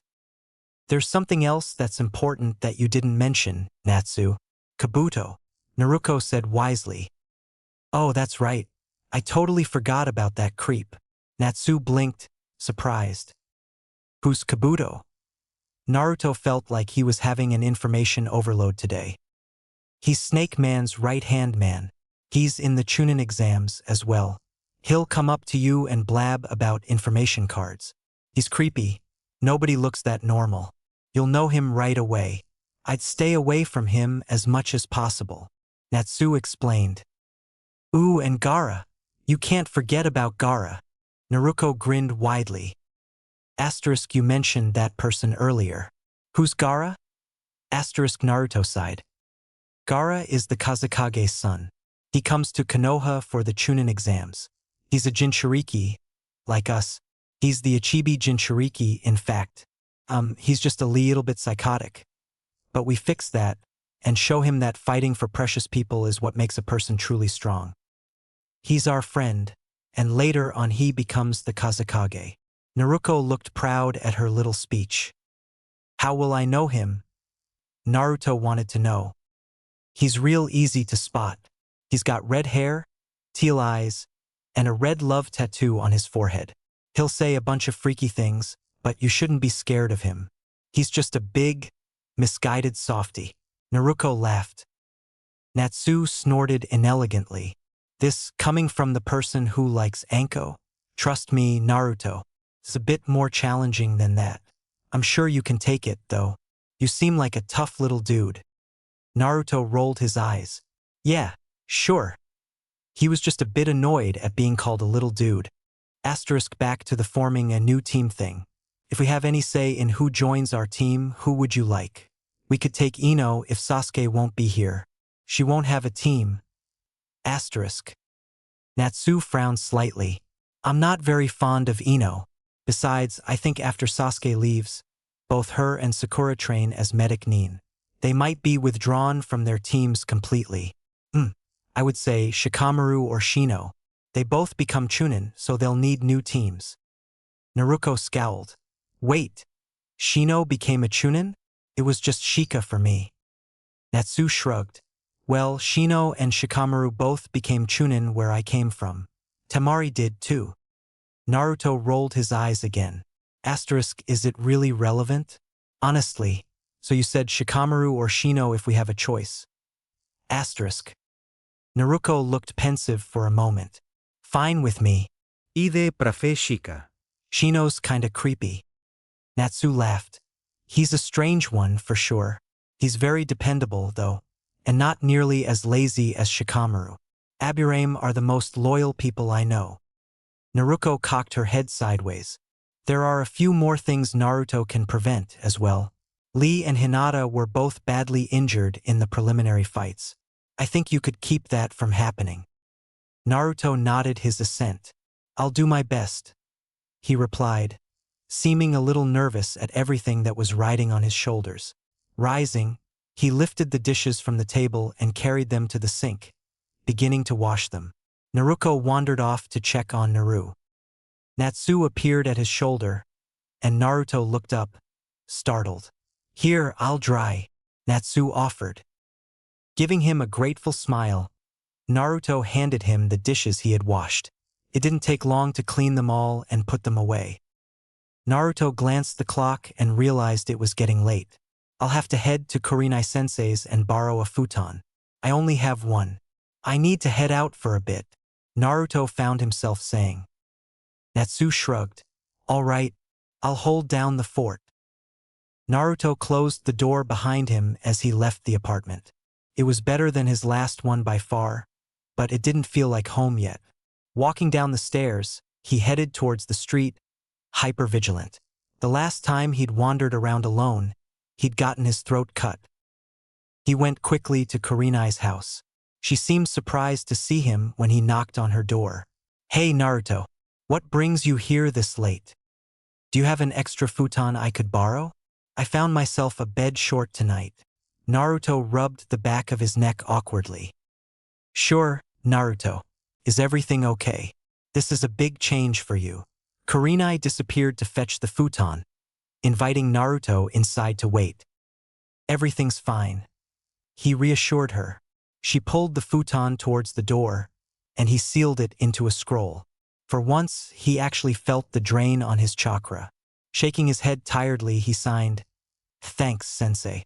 Is our team meeting tomorrow? Kurenai blinked. No, the Chunin exam is in 2 days. You should take one more day to rest up and recover your chakra. All right, Sensei. Thanks for the futon. Naruto waved and returned to his apartment. When he got back, Naruto was sprawled across the couch, snoring. The door to his bedroom was closed, indicating that Naru was also sleeping. Natsu looked up when Naruto came in. Hey kid, he greeted. Naruto pulled out the scroll and unsealed Kurenai's spare futon. Here, I brought this from Kurenai-sensei's. Natsu chuckled. That's handy. Good night, I guess. Good night. Naruto trudged to the futon he'd slept on earlier and went to sleep. Chapter 16. Solutions. Naruto slipped from his futon early in the morning, as was his habit. Being careful not to wake the others, he quickly scribbled down a note in case any of them was an early riser and headed out to meet Ino, Lee and Guy for training. After his normal training routine with the three, he headed back to his new apartment. It was still pretty early in the morning, and he didn't really expect anyone to be up. When he opened the door and stepped inside, Natsu greeted him with a nod from the kitchen. Mornin'. He drawled quietly with a lazy smile. Naruto smiled back. Then again, 2 of his house guests were experienced ninja. They were accustomed to rising early. Asterisk good morning. Are Naruto and Naru are still sleeping? Asterisk. Naru is. Naruto went out for a bite. Said something about craving sushi. Natsu was sipping from a mug, and from the smell it was tea of some sort. Chunin exams are tomorrow, right? Naruto blinked at the sudden subject change. Asterisk yeah, that's right. Why do you ask? Asterisk. Natsu smirked. Just curious, yeah? He replied a little too innocently. He stretched lethargically and stood up. Want to head out with me for a bit, Otudo? Naruto's face betrayed his obvious surprise. He didn't protest the title, though. Sure. With a faint smile, Natsu drained the rest of the mug and rinsed it out, setting it to the side. Good then. Leaving the kitchen, the redhead strolled towards the door, beckoning Naruto to follow. Naruto did as he was bid, intrigued. Where are we going? He asked the older man. Natsu simply smiled mysteriously. Nowhere in particular. Naruto rolled his eyes and fell silent as Natsu led him through the streets. Not many people were out yet, but the sun was high in the sky. Natsu finally spoke. I was furious with you at first. He watched Naruto's face as he said it. The blonde cringed slightly. I even considered killing you then and there, but I think we'll be able to get along. I wasn't very fond of my life in the first place. Maybe things will be different here. Placing his hands behind his head and glancing upwards, he continued. Naruto will be different. She had friends and precious people. She's acting as if she's fine, but all of us always have. It's pretty easy to read. Natsu shook his head, bemused. The more I thought about it, the less I blamed you. Any of us would have done the same thing in your place. To let your whole team die when you could save them. It's just not plausible. I was never illogical. It's what kept me apart from other people. I know hopes and dreams were an illusion. Something that would pass away with time. I was always different from them. You and me, we're a lot alike. With a soft smile, the man continued, it's why I feel like I can relate to you. And there are things that I can tell you that will help you not to make the same mistakes I did. I don't want you to follow the path that I did. The path where everyone betrays you. It's a lonely way to live. Staring into the distance, he kept talking. The lives of the Jinchuriki are all like that. That's why I can't quite be mad at you. By bringing us here, you gave us other people who know what it's like to be the one sacrificed by someone else's choice. But I know things that none of you have learned yet. I've lived through the tides of war, and seen more than someone my age shouldn't have to. He looked to Naruto and the younger stared. In the violet gaze, there was an ancient being with haunted eyes. Because of what I've seen and what I know, all I can do now is try my best to keep you three safe. I will do my best to shield you from the things you aren't ready for, since I know how agonizing it is more than anyone. It's too late for me, but I have a chance now to keep you from going through what I did. Naruto wasn't even sure that Natsu was speaking to him anymore. But he kept listening, because it seemed like this was something the dude needed to get off his chest. The faraway look finally disappeared from the redhead's eyes, and his gaze turned sharply towards Naruto. It's time we headed back. We're supposed to meet the old geezer in a while. I'd appreciate it if you did the talking. I don't care for most of the Konoha people, even if they aren't exactly the same ones I knew. Asuma is really the only one I'm fond of. Naruto nodded, and the two walked back to the apartment in companionable silence. Naruto was reflecting on what had been said, and Natsu still seemed a bit spacey. Naruto greeted them as they entered the room. Welcome back. Naruto felt a smile tugging on his lips as he saw Naru sitting at the table, hair mussed and blinking sleepily. He slipped into the seat across from her. Did you sleep well? Naru blinked at him. Ruto. She replied drowsily. Naruto ruffled her hair fondly. I'm glad. Naruto and Natsu watched them silently. Clearing her throat, Naruto glided over to the table. I brought back sushi for everyone, if you guys want any. She seemed unsure of herself for once. Naru gave her a sweet smile. Thank you, Nechan. She began to eat. Naruto smiled back, superior again. You're welcome, sweetie. Natsu seemed uncomfortable at the sudden family vibe. Thanks for the food, he mumbled. Before seating himself to Naruto's left, Naruto sat across from Natsu. They all dug in, preparing for a hard day. Are we going to see the Hokage now? Naru wanted to know after they were done. Naruto nodded. Yeah, that's right. Have you decided what you want to do? Naruto and Natsu drifted away from the table, both a little uncomfortable. Naru bobbed her head excitedly. Yeah, I'll paint. I did it before, Dad told me I was really good at it. Her bright mood faded slightly at the mention of her father, and she decided she wouldn't mention him anymore. It seemed to make her new friends sad.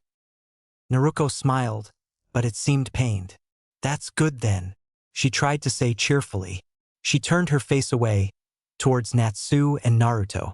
Are you two ready? They both nodded, sobered at the mention of the yondaime. Neither had much love for the man. Naruto reached towards the hooks by the door and picked up a scarf. He wrapped it around his neck, concealing the scars from view. Natsu's eyes narrowed in anger, but it wasn't directed at Naruto. With a grim smile, he followed the mute blonde out the door. Naruko and Naru followed the boys. The Hokage greeted them as they walked in. I'm glad to see you all. Did everything go all right last night? Naruko tossed her hair over her shoulders and answered, It was fine. What have you decided? Straight to the point as usual. The Hokage chortled. A straightforward version of Naruto was strange to him. After all, Naruto rarely said what he was actually thinking. What is it you would all like to happen? Naruko tapped her foot impatiently. Natsu is more than qualified to be a team leader. After the Chunin exams, Naruto and I would like to be placed on a team with him. A 3-man cell would be best, but if you must have 4, we can discuss that after the exams. The Sandaime's brows shot up. Different personalities, indeed. Was this girl ordering him around? He was more amused than insulted, though. Natsu held back a smirk. This is fine with me. If you'd like, you could test my skills. Naruto rolled his eyes. Natsu hadn't been here even a day and already he was looking for a fight. The Hokage laughed. I won't do so personally, but an assessment must be done, yes. Perhaps Kakashi would. Natsu's gaze grew cold. I would prefer a Suma, he said shortly. The Sandaime frowned, confused. I suppose that's acceptable as well. I will inform him of this, and you two can meet tomorrow. What of you, Naru? He turned his attention to the youngest member of the group. The girl blinked at him bashfully. I only wish to paint, Hokage-sama. I am not a ninja. I will help you however I can, though. Perhaps I can become a nurse. The old man smiled gently at her. The life of a ninja is not for everyone. I am glad that you recognize this. You will be enrolled in civilian school. I hope you make lots of friends. I will see what I can arrange with the hospital staff. Would you prefer to stay with Naruto, or? He trailed off, leaving her options open. I will stay with Naruto and I, if he will have me. The girl hunched her shoulders slightly and looked up at Naruto. He grinned back, gladly. She smiled. What of you, Naruto? You've been awfully quiet. Hiruzen Sarutobi was a very observant man, after all. The blonde shrugged. I've got a lot on my mind, Ji-san. I'm thankful for you helping them out. As Naruko said, it would be best if I was placed on a team with them. He paused, as if making a decision. And Ji-san? Both Naruko and Natsu's Konoha was invaded during the Chunin exams by Orochimaru. We all need to be prepared, if that's the case. I believe Sand was allied with them at the time. The Hokage's eyes widened and he choked on abruptly inhaled smoke. Regaining his composure after a fit of coughing, he said simply, Thank you for the information. You may go for now, all of you.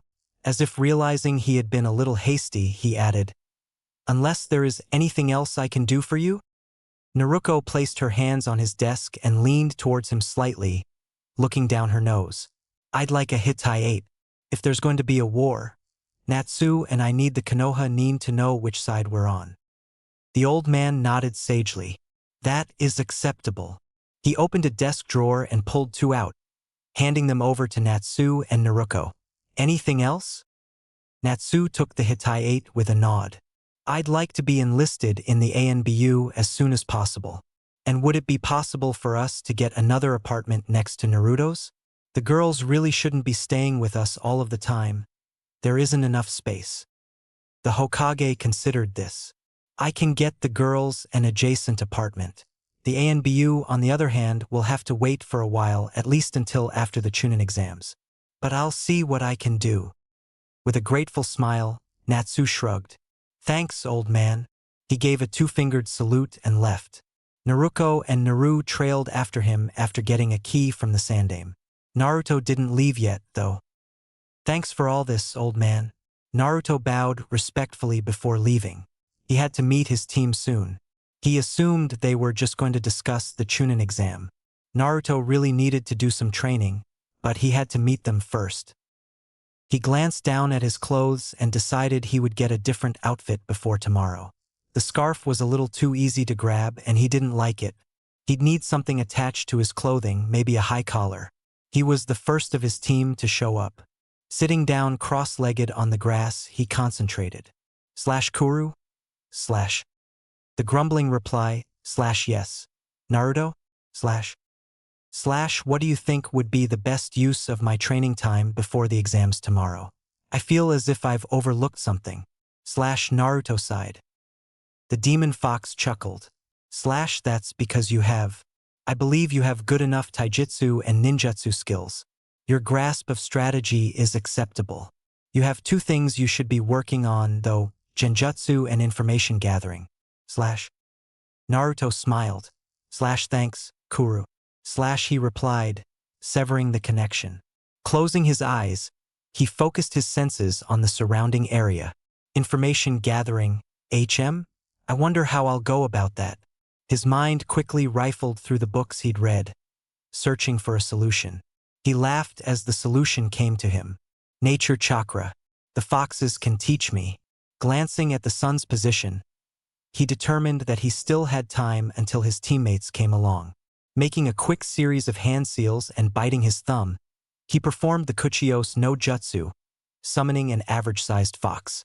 Nodding respectfully, he spoke quietly, Tsumheim. I have a request.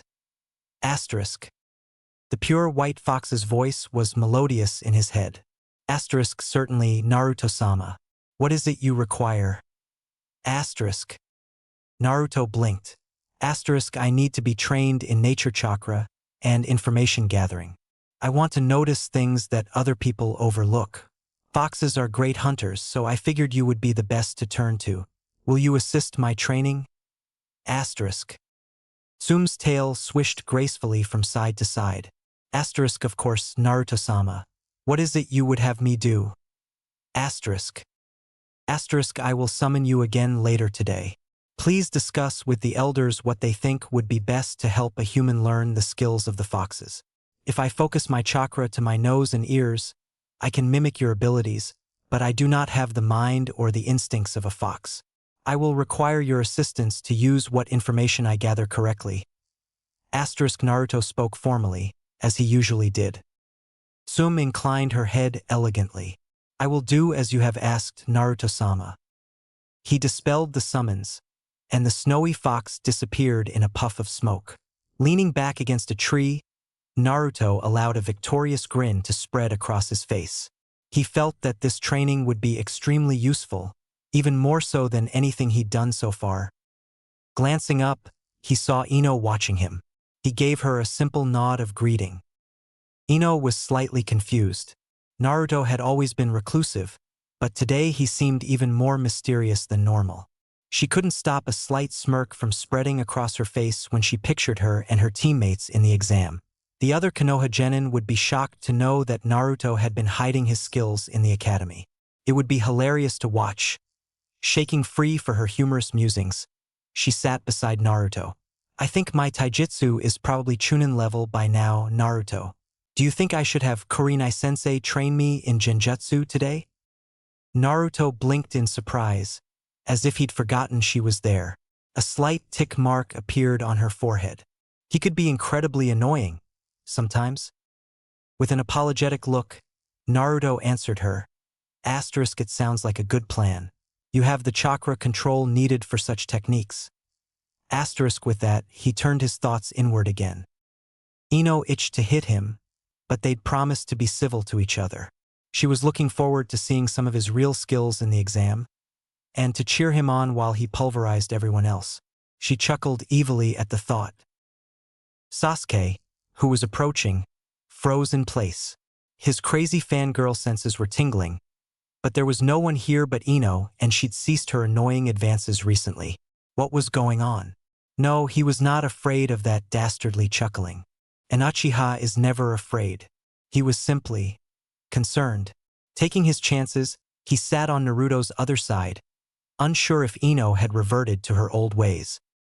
Naruto wordlessly pulled out the scroll he'd borrowed and returned it to Sasuke. The Uchiha smothered the urge to snort as he took the scroll.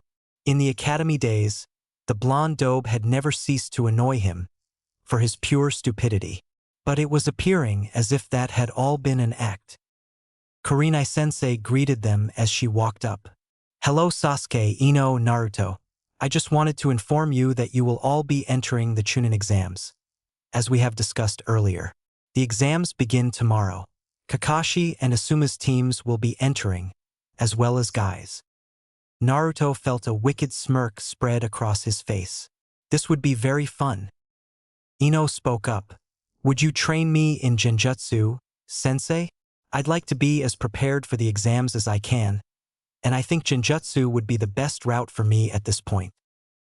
Kurenai smiled at the girl. She was really beginning to like her team a lot, and they had grown so much. She looked forward to what they would do in the exams. Of course, Ino, I'd be thrilled to help you. What about you two, Naruto, Sasuke? Is there anything I can do for you two before the exams? Naruto chuckled dryly. I have other things lined up to do for today. But thanks anyways, sensei. Perhaps in the morning, before the exams, you could teach me a few basic Genjutsu. Kurenai nodded her acquiescence. Meet me here after your training with Guy. And you, Sasuke? Sasuke simply shrugged indifferently. Genjutsu is not something that interests me. However, he grudgingly admitted, I would welcome suggestions on what I should be training in. Kurenai stifled a snort. Of course, Sasuke. You should focus on strategy and perhaps a few combos with Naruto. You two would make an unstoppable tag team if you work together. The two exchanged glances and shrugged. After I'm finished tonight, I'll let you know. We can train at the Namikaze estate. Sasuke simply looked indifferent, but he was pleased inwardly. Fine. Kurenai laughed silently at the two. They were simply endearing sometimes, the two of them. Thanks for showing up on time. That's all I wanted to say. Ino, would you like to begin training now? Ino wiggled her eyebrows. One moment, sensei. She pulled Naruto and Sasuke in with her arms and whispered, After my training, we're meeting at Sasuke's place. If you don't show up, Naruto, I'll kill you. Her eyes twinkled roguishly as she looked him in the eye. You better show up. There are things we need to take care of before the exams. Naruto, slightly unnerved by her sudden proclamation, nodded his compliance. He then waved at Sasuke and disappeared in a swirl of leaves. Ino returned to where Kurenai waited, and Sasuke merely rolled his eyes and sauntered away, hands in his pockets. Naruto returned to the apartment. He couldn't quite bring himself to think of it as his yet, so for now it was just the apartment. Sliding inside the door and locking it behind him, Naruto found himself face to face with Naruko. The blonde girl stared him down. We need to talk before we're on a team. There are things I need you to understand so it doesn't affect our mission performance. Naruto nodded mutely. She was right. There was a certain tension between them. Reopening the door, he stepped outside. She was at his heels. They walked for a long time, getting as far away from the apartment as they could without leaving Konoha. Then Naruko finally spoke up. I can't say I'll forgive you for a while. She glared at Naruto. The blonde boy simply waited for her to continue, blinking calmly at her. You destroyed my world.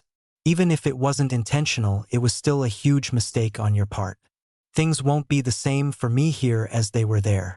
And though I can make those bonds again, things will be changed. I'm still furious at you, and I probably will always be. Naruto simply nodded mutely. He'd expected as much. Her lips pressed together. The fact that you agree with me makes me a little angrier. But I feel horrible every time I get mad at you. Because we're so much alike and you're all alone and I don't want to be like everyone else. She realized she was rambling and trailed off. This makes me even angrier. I'm so angry at you that I can't be angry at you. Naruto suppressed a roll of his eyes. Women. Raising his eyebrows slightly, he encouraged her to go on. From his experiences with girls, which were admittedly few, it would be best for him to allow her to wear herself out. Then she might stop talking. While we're out here, I'm gonna say some things that if you ever repeat to anyone, I'll kill you in your sleep. Capiche? Naruto put her hands on her hips and stomped her foot. Naruto did roll his eyes this time. Got it. I'm really sorry that you're mute. I'm really sorry that you had the rotten luck to become a Jinchuriki like me, and I'm really sorry that you don't seem to have any precious people. Naruto enfolded Naruto in a brief but tight hug. She then turned away to hide her face. So while I won't forgive you for destroying the only place I ever belonged, I won't hate you for it, either. A weary smile flitted across Naruto's face for a brief moment. Thank you, Naruto, he said simply. After walking her back to the apartment, he used a shunshin to escape the village walls. Training in the wilderness with Tsum was beginning to look extremely inviting. Chapter 17. Finishing touches. Naruto went outside Konoha, excited to see what results this training could bring about. The white fox blinked up at him when he'd summoned her. Naruto-sama sume greeted respectfully. Asterisk Karyudano and Kitnidano have offered to assist you. They will need to be summoned. Asterisk. Naruto quickly complied. Karyu and Kitni were brothers, both russet in color. Asterisco yo, Naruto. Karyu welcomed enthusiastically. Kitni inclined his head slightly. Are you ready to begin training? The more subdued fox asked solemnly. Naruto nodded. He formed the cross seal and made 50 clones. I am ready. Tsum shifted her form into that of a human girl. She was a five-tailed fox, so she could take on a human form temporarily. Naruto-sama. Please send your clones with Karyu and Kitni, and come with me back to Frere Forest. The elders themselves will train you. It is too dangerous to complete your training in this realm. If you succeed in your training, you will become the first Kitsune sage in 400 years. Naruto did as she said and dispelled the summons. Tsumheim was the vixen he respected the most from the forest, and he would obey her orders without question. He felt himself being reverse summoned, and when he reopened his eyes, a beautiful forest surrounded him. Tsum, still in her human form, gave him a kind smile. You will be able to speak while we are here, Naruto-sama. Naruto nearly burst into tears. His throat worked as he searched for the right thing to say. My deepest gratitude, Haim. He'd been silent for so long, the words felt heavy, as if a great burden had been placed on his shoulders.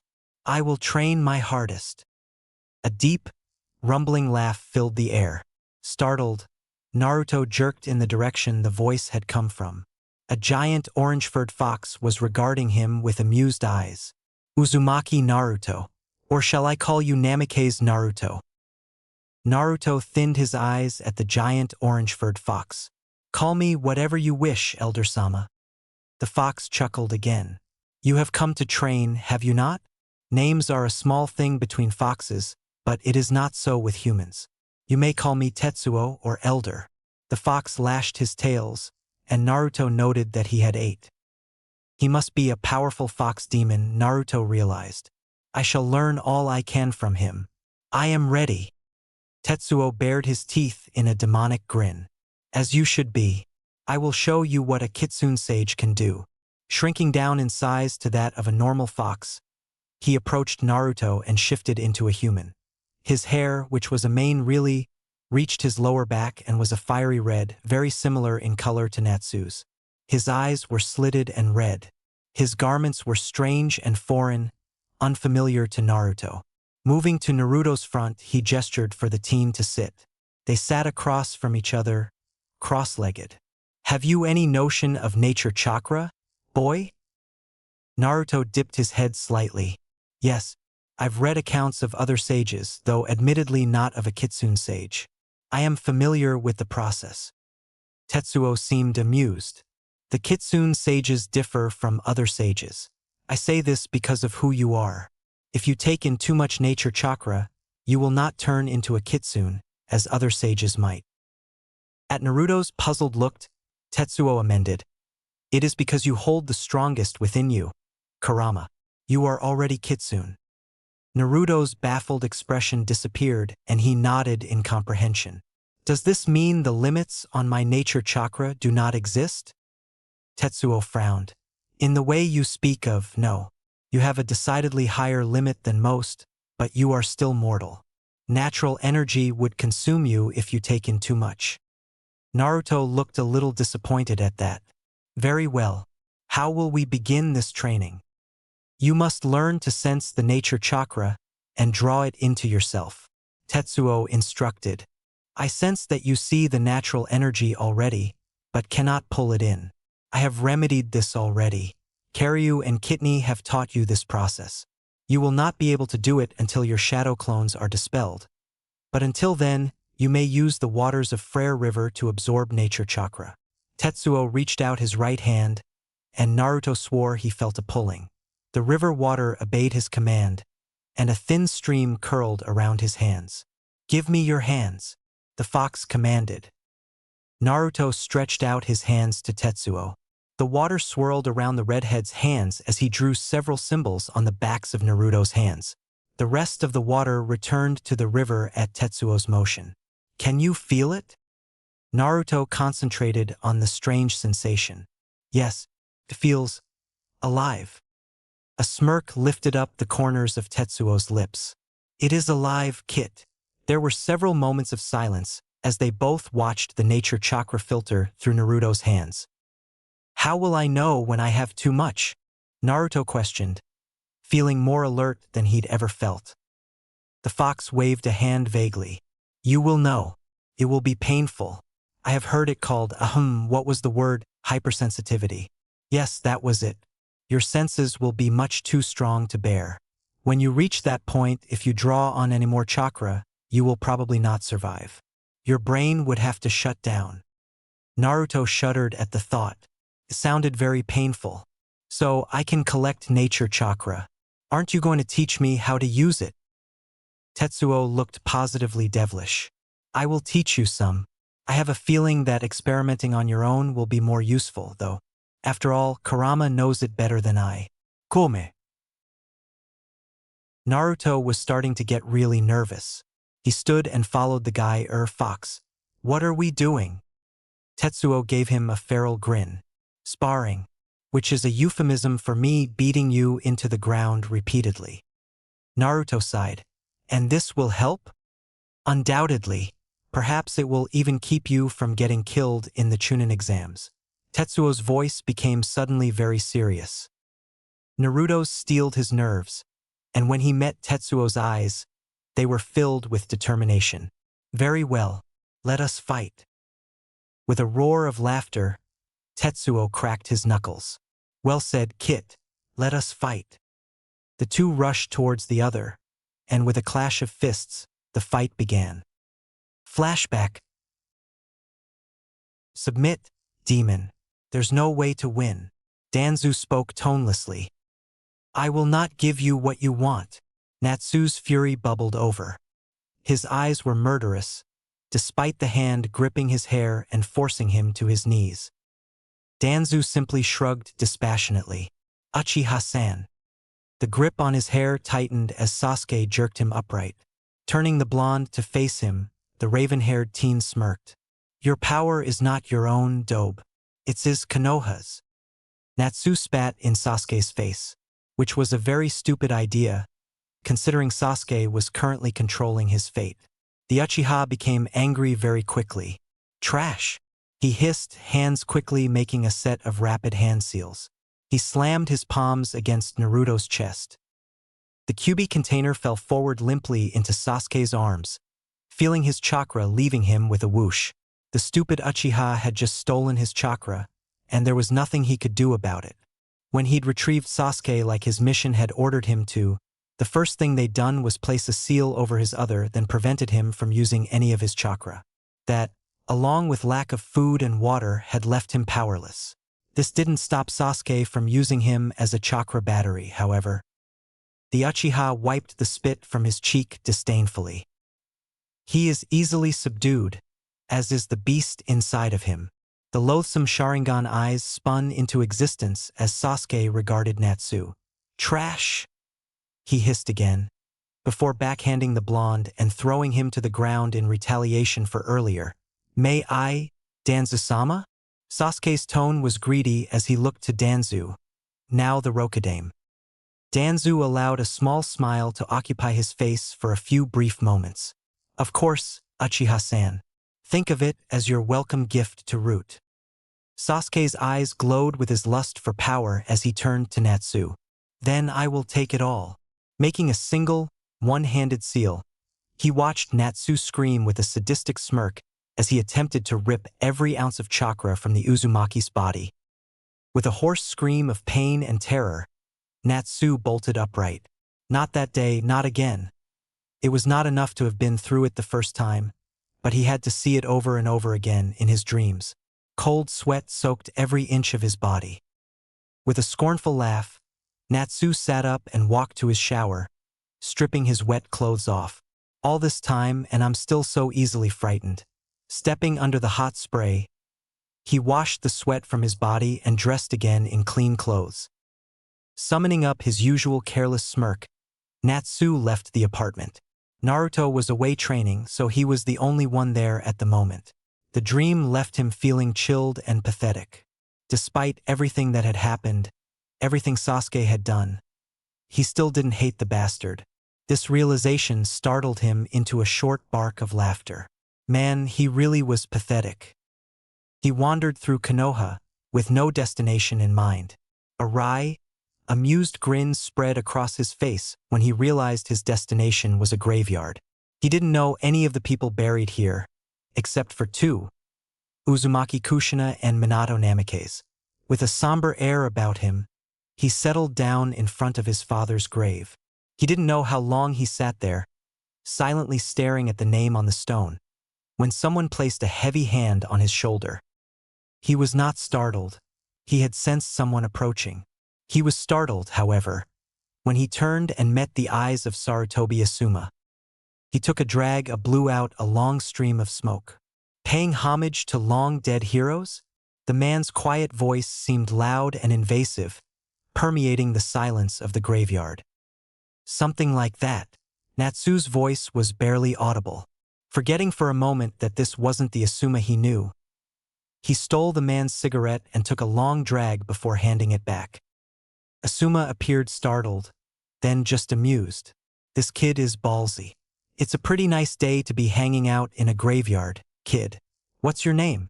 I haven't seen you around before. He watched as the kid's muscled form twitched slightly. Definitely a shinobi. Natsu Yuzari. I've been away from the village for a long time. On a mission. With that vague explanation, Natsu stole another drag from Asuma's cigarette, almost casual. He'd done it once already, doing it again just seemed natural. Asuma blinked. Asuma Sarutobi. He introduced himself finally. Getting tired of stealing Asuma's cigarette, Natsu dug around in his pockets and pulled out a packet and a lighter. Sticking one in his mouth, he lit the end and stuffed the pack and lighter away again. I know who you are. Raising an eyebrow, Asuma said apathetically. So you do. So tell me, why are you hanging out in a graveyard? Natsu normally would have been irritated at the constant barrage of questions. But this was Asuma, and he could never honestly be mad at Asuma. Dunno. This is where my feet brought me, so this is where I am. He rose from his seated position and faced Asuma. Why are you hanging out in a graveyard? He crossed his arms over his chest. Touché, Asuma said finally. He'd definitely never seen this kid before, and he would remember him if he had. With fiery red hair and deep violet eyes, he would be considered a pretty boy if he wasn't so angry-looking. By that, Asuma meant that he had various piercings and tattoos scattered over his body. The younger man crossed his arms over his chest. They stood there, smoking in the cold afternoon. Neither said a word, they just watched each other curiously. Asuma said finally, "There's something different about you." Natsu attempted to choke back a snort, but it escaped anyways. "I guess," he answered nonchalantly. Asuma frowned at the elusive answer. There really was something off about the kid, otherworldly almost. He was usually pretty dead on with his gut instincts, and something was telling him that this kid was not human. It seemed ridiculous, but he didn't seem like he had ill intent towards Konoha. So Asuma decided to let him be. He would have to have a chat with his father about this Natsuyuzari, though. Finally, Natsu broke the silence. "I need to be getting back. My roommate will be worried." With a backwards wave, he left Asuma to himself, standing in a graveyard smoking. When Natsu got home, Naruto was in the shower.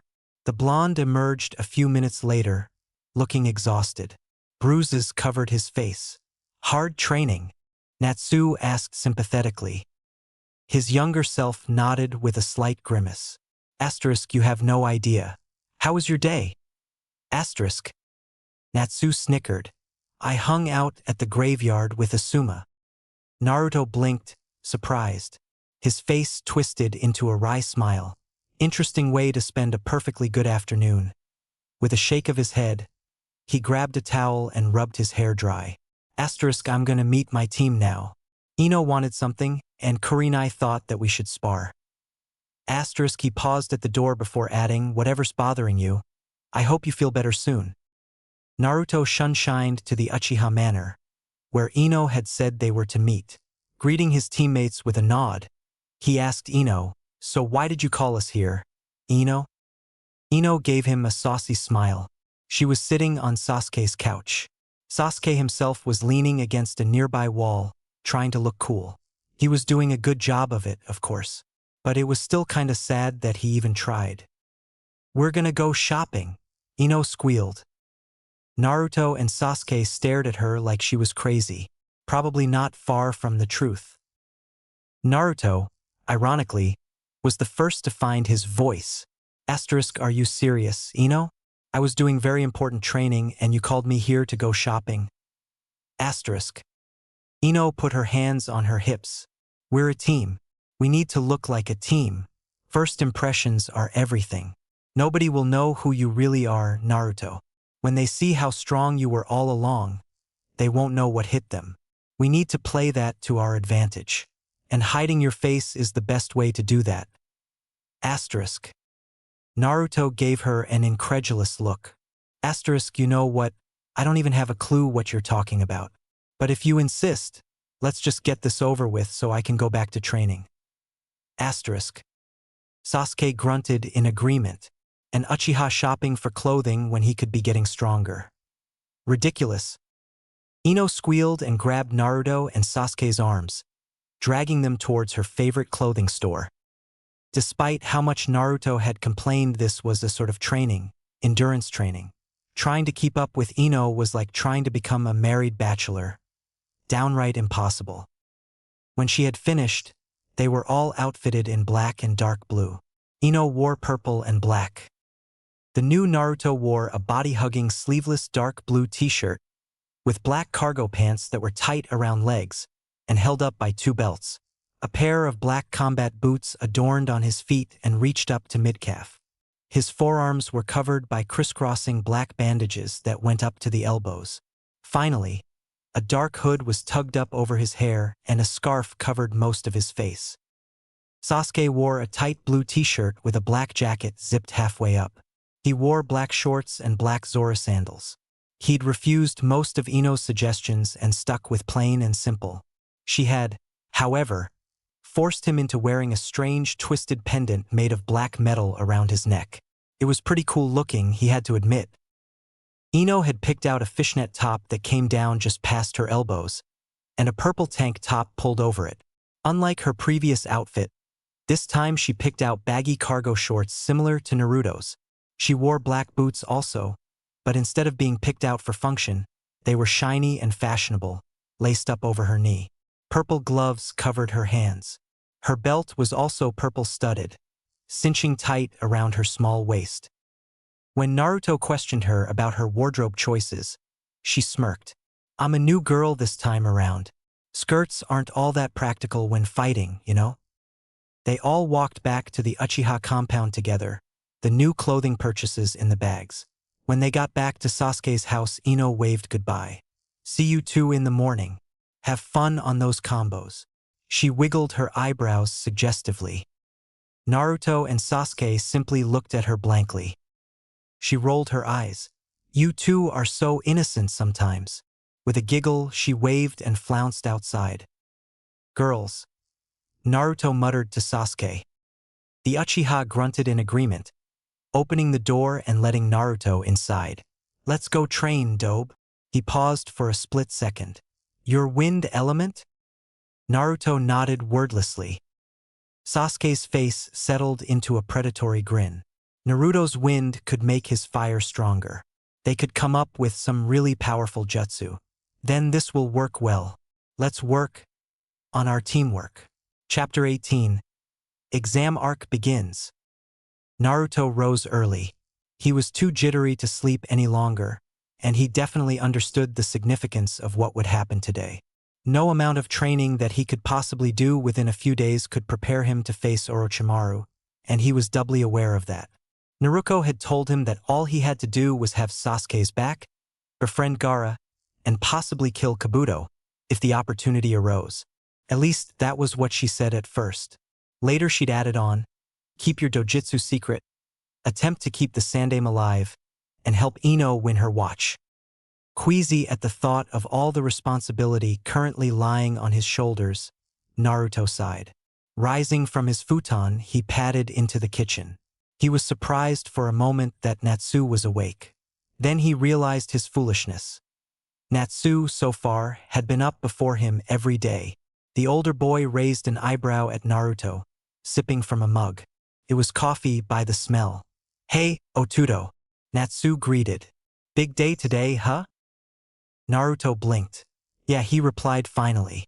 He always felt a little unsure around Natsu. The older man was slightly intimidating, with his tattoos and various piercings. *Hey, Natsu, how come you always seem sure that what you're doing will work out? The redhead's face betrayed his surprise at the question. "Do I really appear that way? Itachi must have taught me well." Shaking his head in slight amusement, he added, "Kid, trust me on this one. You really don't want to be like me." At Naruto's confused look, Natsu elaborated. "A lot of things have happened that I'm not proud of. Just do your best today. There's nothing else you should be thinking about. Naruto and I won't leave it all to you. We'll both do our part as well. You just have to get through the exams. I know Naruto was planning on helping the Sandaime, and I'll deal with Kabuto if you don't get to him. Gaara will be your only responsibility after the finals. Though then again, I'm just a delinquent. Who am I to be giving a hero advice?" A faint smile twitched across his face. "But I can't really help it. I have to pass along one more warning from experience. Stand by Sasuke no matter what. If you let him get away without admitting he needs Konoha, his home, it will be the biggest regret of your life." Bitterness clouded Natsu's clear gaze as he spoke, staring into the distance. Naruto thought the look was one of the most unhappy he'd ever seen. "Thank you, Natsu." Naruto slipped from the kitchen and left the apartment, deciding that some fresh air would do him good. Natsu didn't reply, eyes still far away. Sasuke. Flashback. The cold iron bars swung open with an ear-splitting creak, disturbing Natsu from his silent contemplations. He didn't bother to turn towards the visitor. Only one person ever came, after all. It was Sasuke. No doubt he'd come to siphon more of Naruto's chakra. It seemed to be turning into one of the last Uchiha's favorite pastimes. "Sasuke." His voice was deadly quiet, and his violet eyes were flat. Sasuke watched the Kyuubi container disdainfully. Blonde, matted hair hung around Natsu's shoulders in dirty clumps. He was wan and pale, a stark contrast to his normally tanned skin. His cheekbones were sharper than the raven could remember ever seeing them. Although the thing that had changed the most was his eyes, Sasuke decided. Previously, he'd hated those eyes. Bright and optimistic, Natsu never seemed to lose spirit, and his eyes reflected that. Natsu was a person of brightness and passions, sun and fire, savage artistry and iron devotion. He was obnoxious sometimes and irrational all the time, but he was never like this. He was never laid low, never pitiable, never defeated. To see him look so lifeless made Sasuke feel somewhat disappointed, and that thought irked him more than anything else about the blonde. Natsu. Sasuke smiled darkly, the expression out of place on his pale face. Natsu couldn't suppress a small smile. Despite everything, he didn't think he could ever truly dislike Sasuke, whatever the prick did. They were so different in everything, and that's why they could truly understand each other. Sasuke frowned in annoyance, not understanding what the irritating blonde was grinning about. Natsu had known the Uchiha too long to not be fluent in Sasuke. Bastard. It's pretty ironic that while you're a prick and did everything you possibly could to ostracize the village, no one can bring themselves to hate you. On the other hand, I who would give up my life, my soul, and my heart for Konoha am the one hated. With an unpleasant laugh, Natsu shook his head. It's just messed up. Sasuke growled, angry at finding himself in the blonde's pace again. With a glare, he responded only, "Quiet, dope. I'm taking what I came here for." He stepped inside the cell and took hold of Natsu's shackled wrists, draining chakra as soon as his fingers touched Natsu's skin. Natsu didn't even seem to notice. He was used to it by now, after all.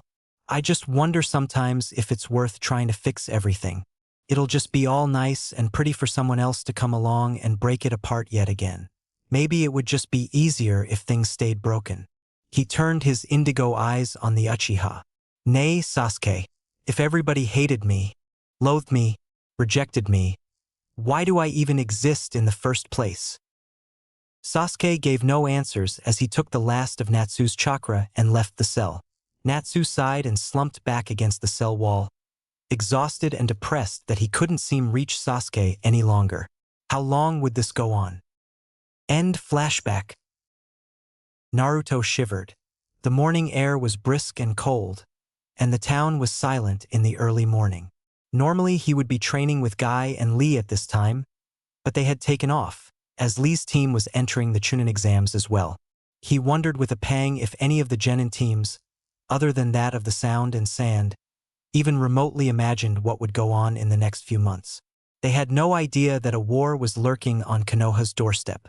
Naruto almost wished that he could go back to not knowing, if only to loosen the knot of apprehension in his gut. He glanced at his arms, which were slightly cut up from his training last night with Sasuke. With a faint smile, he recalled the combo they had created. It would be interesting to use in the Forest of Death. A slight smirk took over his face when he remembered Ino's choice of clothing for him. Why she wanted him to hide his face and hair was beyond him, but it would work to his advantage in the end. After all, he bore a startling resemblance to his father. Those outside Konoha who were unaware of his connection with the Kyuubi would make that connection quicker than anyone inside Konoha, and he definitely didn't want that to happen. The whole reason he'd hidden his name and heritage was so that his father's enemies would stay away until he was strong enough to face them. He might be stronger than nearly anyone his age, but he was by no means strong enough to face S-class and Kage-level Nins. The thought sobered him. Though he was reluctant, he needed to train more using the Kyuubi's power. It would be his only hope in such a situation at this point. Despite all the training he'd just done, he was still too weak. He shivered again as the cold seeped through his jacket, raising goosebumps on his flesh. He found himself standing by a lake, staring over the surface, so he sat down by the shore. The sun was just beginning to rise, and Naruto stared upwards with a smile. A feeling of peace filled him, and he realized that perhaps things weren't so hopeless after all. No matter what happened, there would always be 3 people who understood everything about him, and that was really all that mattered. He had a family now. He wasn't even surprised when someone settled beside him. It just felt right that in this moment he would be there. Without turning, he greeted Sasuke. The last Uchiha allowed himself a small smile. Naruto. They had come to an understanding of sorts. Both would always be trying to surpass the other, but in that rivalry, a strange sort of friendship was formed. They were in some ways complete opposites. Naruto was the light and Sasuke the dark. Naruto was compassion while Sasuke was revenge. Naruto was warmth and Sasuke was cold. But despite their differences, both of them had felt the crushing loneliness and pain of solitude, and that bond was something that went deeper than understanding. They both sat like that for a long while watching the sun rise. Naruto finally felt the need to say something. Today we test our limits. I hope you won't forget everything we've learned, Sasuke. Though he did not state it out loud, he was sure Sasuke would understand his meaning. The raven-haired teen smirked. I will not forget, he assured the blonde. With a slight shift of his eyes, he regarded Naruto. You seem more solemn than usual. Naruto understood the inquiry, but was unsure how to respond. There is more to this exam than what meets the eye. Sasuke, this will not be a typical Chunin exam. Be on your guard. He kept himself from saying too much, but he met Sasuke's eyes to show his teammate that he was indeed serious. Sasuke raised his chin minutely. I am always on my guard, Dobe. He sneered, but he tucked the comment away in his mind for further contemplation. Naruto didn't speak unnecessarily, unless he was trying to deceive someone. He'd been fooled by the blonde throughout the academy, but now he knew too much to be fooled by so simple a disguise. Naruto rolled his eyes. Stuck-up prick. He mumbled, but there was no venom behind his words. From Sasuke's sudden shift in posture, he could tell that the Uchiha had taken what he said seriously, despite his reply. With a slight shake of his head, Naruto stood. I will see you at the meeting place. With a backwards wave, he left Sasuke on the lake shore, staring into the sky. Shoving his hands in his pockets, Naruto returned to the apartments, making a beeline for the girl's room. He knocked politely and slouched back against the railing, waiting for someone to come to the door. As an afterthought, he pulled down his hood. They might not recognize him if he didn't, considering his eyes were the only visible feature of his face. Naru opened the door. When she saw Naruto, she gave him a big smile. Naruto and I-san, she greeted happily. Naruto gave her a warm smile in return. Hey, Naru, how have you been? The young girl opened the door wider, beckoning him inside. I love it here. I've been painting, and I-san, come and see. Naruto laughed. Yes, ma'am. He teased, allowing the girl to lead him forward by the forearm. Naruto glanced up as he came inside. Hey, Naruto, she welcomed casually. The exams begin today, right? Good luck. Naruto nodded in acknowledgement. Thanks, Naruto. He hoped in the future they could be friends, but for now he had to settle for cordiality. Naru, still dragging him along, pulled him into a room that was mainly empty. Art supplies were in one corner and what looked like a weapons bench in the other. Other than that, the room had yet to be used. Naruto glanced around the room in amazement. Naru's paintings were spectacular. One in particular caught his eye. Stepping closer, he tapped the painting thoughtfully. Do you give these titles, Naru? Naru grinned. Yes, that one is called Harbinger. She was looking at the painting fondly. Can you guess what the inspiration was? The painting showed a gorgeous cerulean lake. On the right side of the painting, a small spit of land protruded into the lake. A heron stood at the water's edge, staring into the sky. The painting had a very whimsical feel to it, and Naruto felt as if he could stare at it all day. The name suits it. It's very stunning, Naru. I'm impressed. Naruto praised the girl he thought of as his little sister. Naru positively beamed. Thanks, Naruto and Ai-chan. Would you like me to paint something for you? Naruto ruffled her hair. I'd surely love anything you paint, Naru-chan. Naru ducked her head shyly at the title. I'll do my best, she mumbled, suddenly self-conscious. Naruto patted her shoulder in a brotherly manner and turned back towards the door. I'll visit again soon, to see what you came up with. Thank you for showing me your work. He paused at the door. Goodbye, Naruto. Bye, Naruto. Kick their asses in the exam, okay? The volatile blonde grinned in a sinister manner. Naruto's sweat dropped at her coarse manner, but to appease her, he gave a nod before disappearing out the door. He was glad Naruto didn't hate him anymore, because he had a feeling he would really not like to fight her. Glancing at the sun's position in the sky, Naruto sighed. He still had an hour or two before their team was meeting, and he was at a loss for what to do. He'd normally train, but he needed to save all his energy for the exam. He tugged his hood back over his hair absently as he thought. With a shrug, he decided to head for Ichiraku Ramen. Ducking under the cloth awning, Naruto sat at the counter, nodding a greeting to old man Ichiraku. 1 bowl of miso, please. He signed to the store owner's daughter. When she'd heard of Naruto's predicament, she'd rushed to learn the language. I grinned at him. You got it, Naruto-kun. Coming right up. Thanks, Nei-san. Naruto gave her a thankful smile. The steaming bowl was placed before Naruto on the counter, and he broke his chopsticks and began to eat. He was the only customer there at the moment, but after he was on his second bowl, Akimichi Chuji showed up. Chuji was unaware who he sat next to as he ordered a bowl of pork ramen. Naruto stifled a chuckle. He wished he could ask Chuji if he was participating in the exams. Wait, he could. Turning to Iam, he relayed his message discreetly. Iam placed Chuji's bowl in front of him. Here you go, Chuji-san. Will you be entering the exams today then? Chuji blinked, taken aback. How did you know about the exams, Iam-san? I only just learned that my team was nominated moments ago. Iam smiled. I don't know anything about any exams, Chuji-san. I was just talking to this other gentleman participating, and he was wondering if you were as well. Chuji turned his surprised eyes towards the hooded stranger seated beside him. You are joining in the exams as well?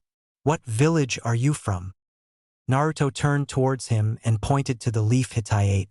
He turned back to Iam and made another quick few signs. Chuji understood this time. This person must be mute, and to still be a shinobi after that. What determination! He respected this person at once. What did he say? Iam smiled. He is on Team 8. He looks forward to meeting your team in the exams. He wishes your team luck in the tests. Chuji smiled. The same to you.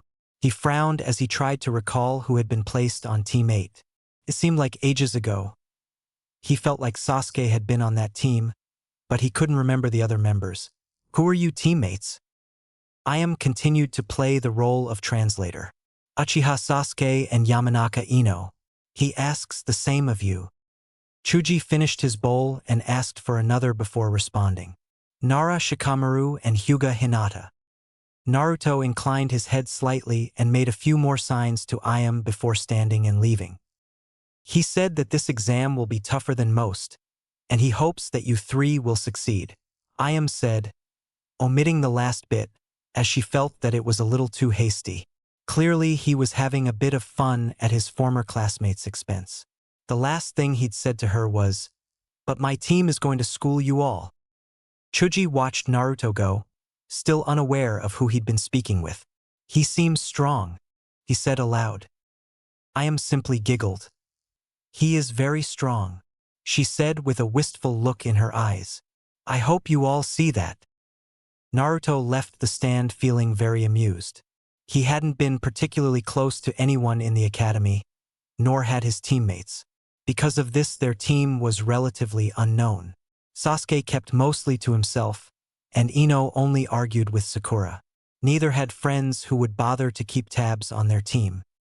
Naruto was actually rather unsure as to why Ino wanted to hide his identity, but he never questioned her for fear of violent retribution.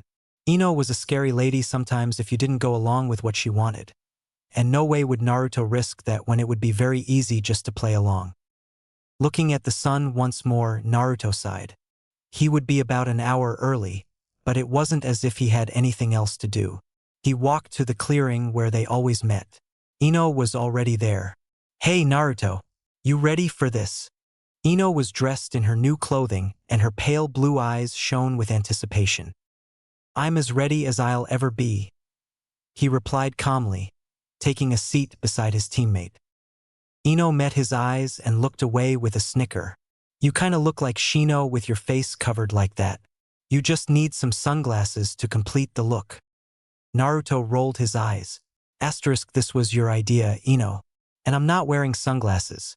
It's too hard to see clearly through them. Come to think of it, Shino must have amazing eyesight. Ino giggled. Trust Naruto to think of something that pointless to compliment someone on. "Idiot," she teased. "Did you meet anyone walking around this morning?" "I ran into Sakura. She said that if we didn't have Sasuke, her team would definitely pummel us into the ground. But since Sasuke's here, they'll avoid us." She didn't remember who my third teammate was. She cast a sideways glance at Naruto. The blonde shrugged. I ran into Chuji at Ichiraku. He didn't recognize me even when I said I was on Team 8. He knows I'm mute though. I had to translate for me. The blonde gave a sheepish grin. Ino chuckled. "My perfect crime is going off without a heist. I am amazing," she crowed. Naruto rolled his eyes. I don't know if I'd go that far," he provoked. Ino wheeled on him like a snake about to bite. "Oh, don't give me that. I helped you choose a smokin' hot outfit. It's the least you could do to praise me." She lifted her head like a queen and looked down her nose at him. It was hard to tell if she was joking or not. Naruto blinked blankly, trying for a page from Kakashi's book. "Did you say something?" He cocked his head lazily. Ino groaned. "That's so annoying," she bemoaned. Naruto smirked. "I was only joking, Ino." His gaze flicked sideways as Sasuke approached. "Sasuke." He acknowledged his teammate's approach. Ino turned to see. "Sasuke-kun," she greeted, happy to see him. Sasuke inclined his head wordlessly before dropping down on Naruto's other side. "It appears we're all early." Naruto snorted. "It's not like there's much else to do on a day where we have to conserve our energy." Ino conceded this with a sharp nod. "Yeah, you're right. I got bored, so I just decided to come here early. Just curious, how did your teamwork session go?" Sasuke and Naruto exchanged glances. Naruto answered briefly.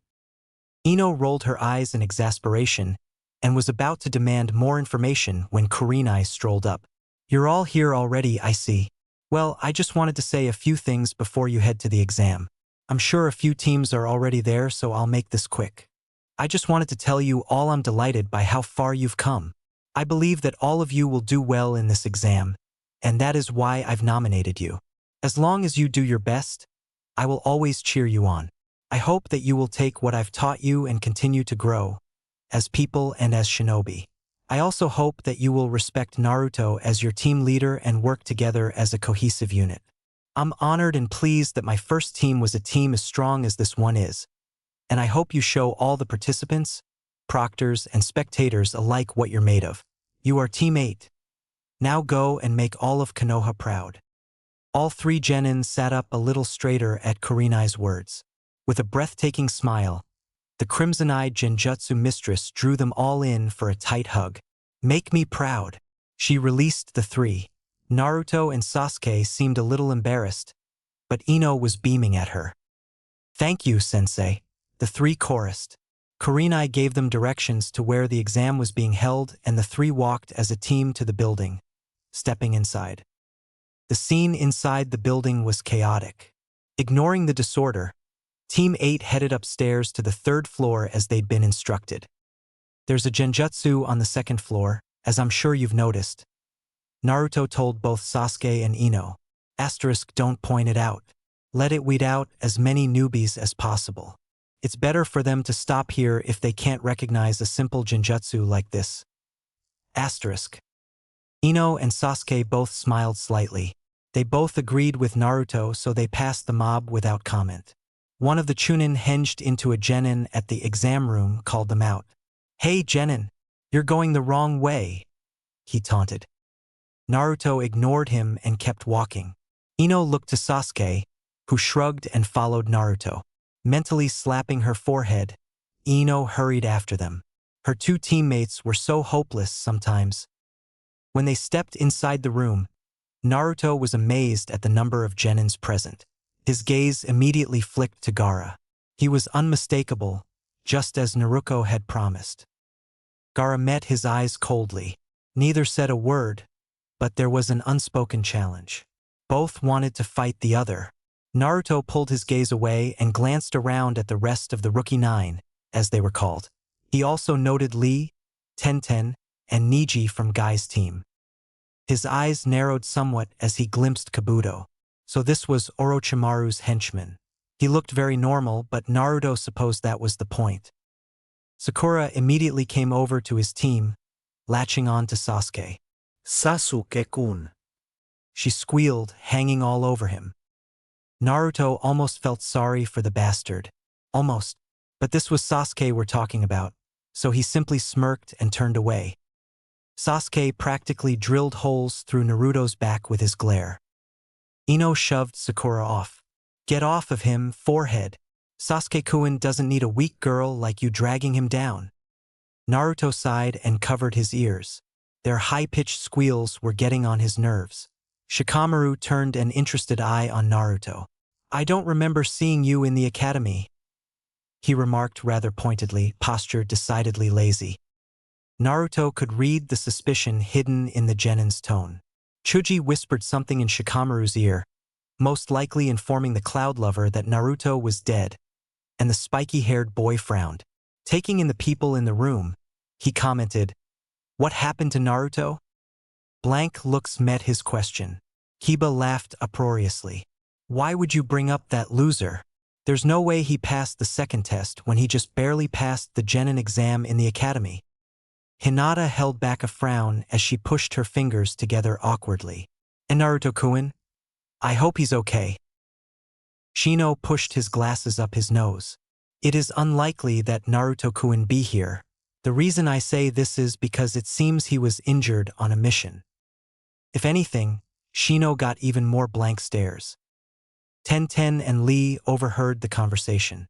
Lee frowned and started to say something, but Tenten shook her head at him, giving Naruto an amused look as if to say, "This is pretty funny. I'll play along." Neji, of course, had never met Naruto, so he said nothing, only ignored everyone like Hyugas, except Hinata, do best. Sakura gave Sasuke a coy look. "So who's your teammate, Sasuke-kun? I bet he's a weakling. You probably had to carry Ino Pig and him through every mission. Am I right?" Sasuke held back a growl. He scrambled for something to call Naruto. Remembering him summoning foxes, he said, "Kitsune is a perfectly good teammate, as is Ino." Shikamaru's eyes narrowed. "Kitsune, eh?" he mumbled to Chuji. Kabuto chose that moment to approach the genin. "Quiet down, rookies. All the other teams are looking like they'd like to kill you very much. So if you don't want to die, I'd suggest you pipe down." Naruto discreetly moved away from Kabuto. Shikamaru's eyes followed his every move. Naruto stifled a sigh. Sometimes Shikamaru could be troublesome, to borrow the lazy boy's catchphrase. Kabuto, however, had a target: Sasuke.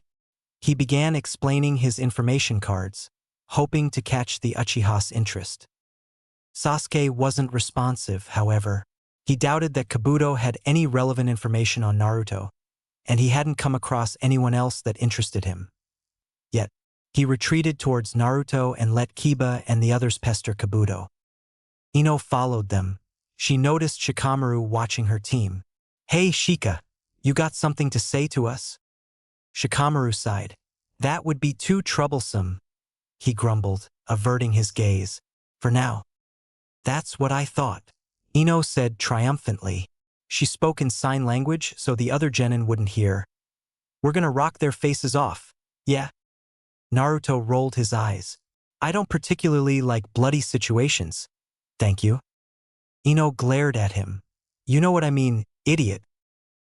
Sasuke finally decided to join the conversation. This seems like a pretty weak lot. He decided, don't be so quick to judge, Sasuke team. I can tell you a lot of things about these people. See the redhead from Sand? He's probably the strongest one here. Steer clear of him. Also, the creepy spandex kid, Rock Lee. He may not look like much, but even I can't beat him in a taijutsu spar. Not to mention, despite Shikamaru's laziness, he's probably smarter than all of us combined. He has a brilliant grasp of strategy. And also, Shino. He could drain your chakra in a heartbeat with his clan's Kikaichu bugs. Naruto deliberately left out Orochimaru. He shouldn't have information about the snake after all. Thanks for the heads up, Naruto Ino replied.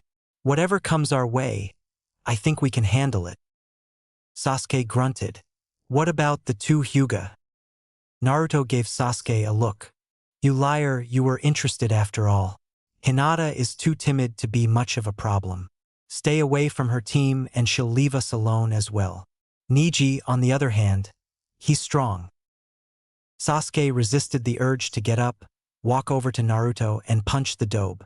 How strong? He was the rookie of the year last year, like you. Naruto leaned back against the wall. Marino Ibiki stormed into the room and shouted above the chatter. Quiet down. I am Marino Ibiki, the proctor for the first exam. I'm going to tell you how this is going down once, and once only. The first exam is a written exam. Ibiki began explaining the exam rules and pointed everyone to a seating chart. Naruto found himself next to Hinata and the grass nin he suspected was Orochimaru. Well, this is just great. The exams were passed out, and Ibiki told them to begin. Naruto almost snorted when he realized how easy this would be. Asterisk Ino, conserve your chakra. Sasuke, use your Sharingan and relay the answers to us. Asterisk. Sasuke sighed. Dobe, I always do all the work. He relayed the answers and Ino and Naruto dutifully copied down what he said. Drama queen. Naruto shot back.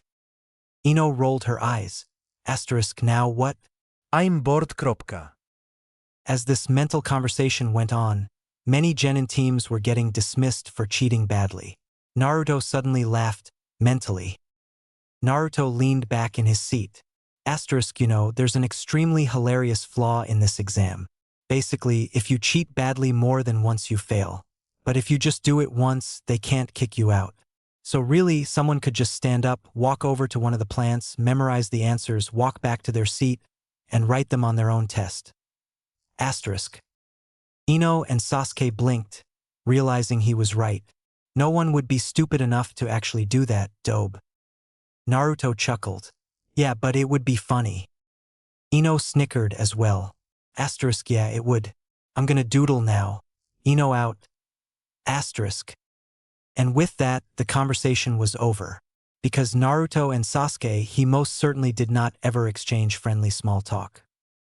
Naruto quickly grew bored, so to keep himself occupied, he started jotting down on the back of his exam what all the other genin were doing to get their information.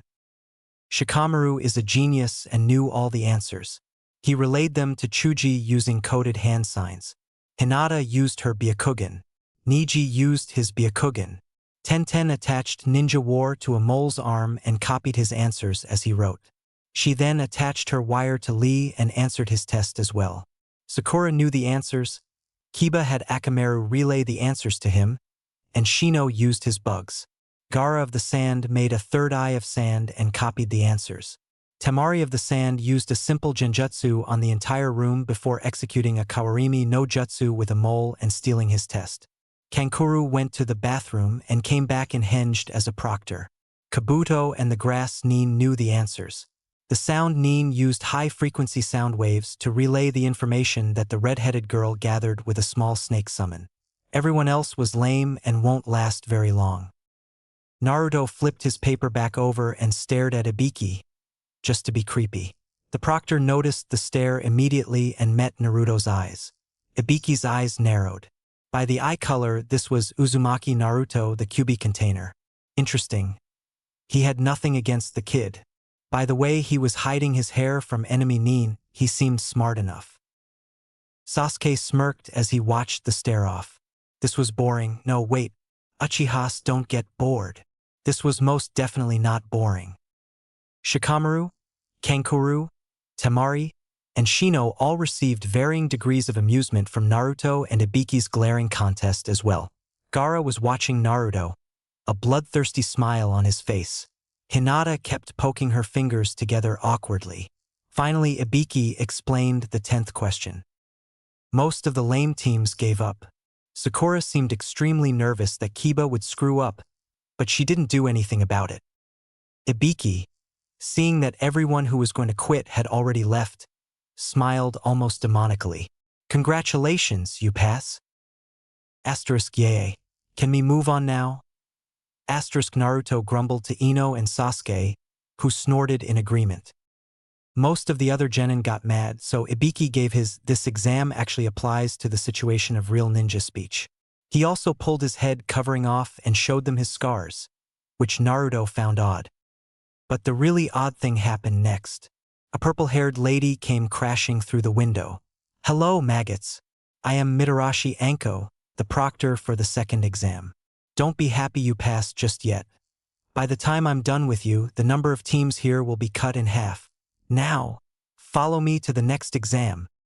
Naruto stood, shoving his hands into his pockets. All the genin who had passed followed Anko to the forest of death. Naruto could feel Sasuke's eyes on his back as he walked. Perhaps it had something to do with the fact that the Chunin exams were in a training area he frequented regularly. Anko handed out the forms next, trying to be as creepy and scary as possible. Naruto could suddenly see where Naruto was getting some of this stuff from. Ino got their team's form and Team 8 huddled away from everyone else. A survival test, HM? What's our equipment? Sasuke checked his weapons pouch. 7 kunai, 23 shuriken, 6 feet of ninja wire, and 5 explosive tags. Ino raised her eyebrows. Expecting trouble? I have 10 kunai, 10 shuriken, and some ration bars. Naruto held back a smirk. I have the standard combat equipment, lots of ramen, cooking supplies, 3 sleeping bags, 3 pillows, matches, and soap. Probably some other stuff which escapes my mind as well. Naruto trailed off at the dumbstruck look on his teammates' faces. What? I have sealing scrolls, remember? I really hate you sometimes, Naruto. Ino sighed. But that won't stop me from using your stuff. Sasuke just grunted. Couldn't you have brought something other than ramen, moron? If you don't like ramen, then feel free to eat Ino's ration bars. Team. Naruto teased. Sasuke growled in reply. Let's sign the form. Oh yeah, that thing. Ino grinned. They all scrawled down their names. Turning the form in, they went to their assigned gate to wait. The second exam begins now. The gates leading into the forest of death swung open. The second phase of the Chunin exams had begun.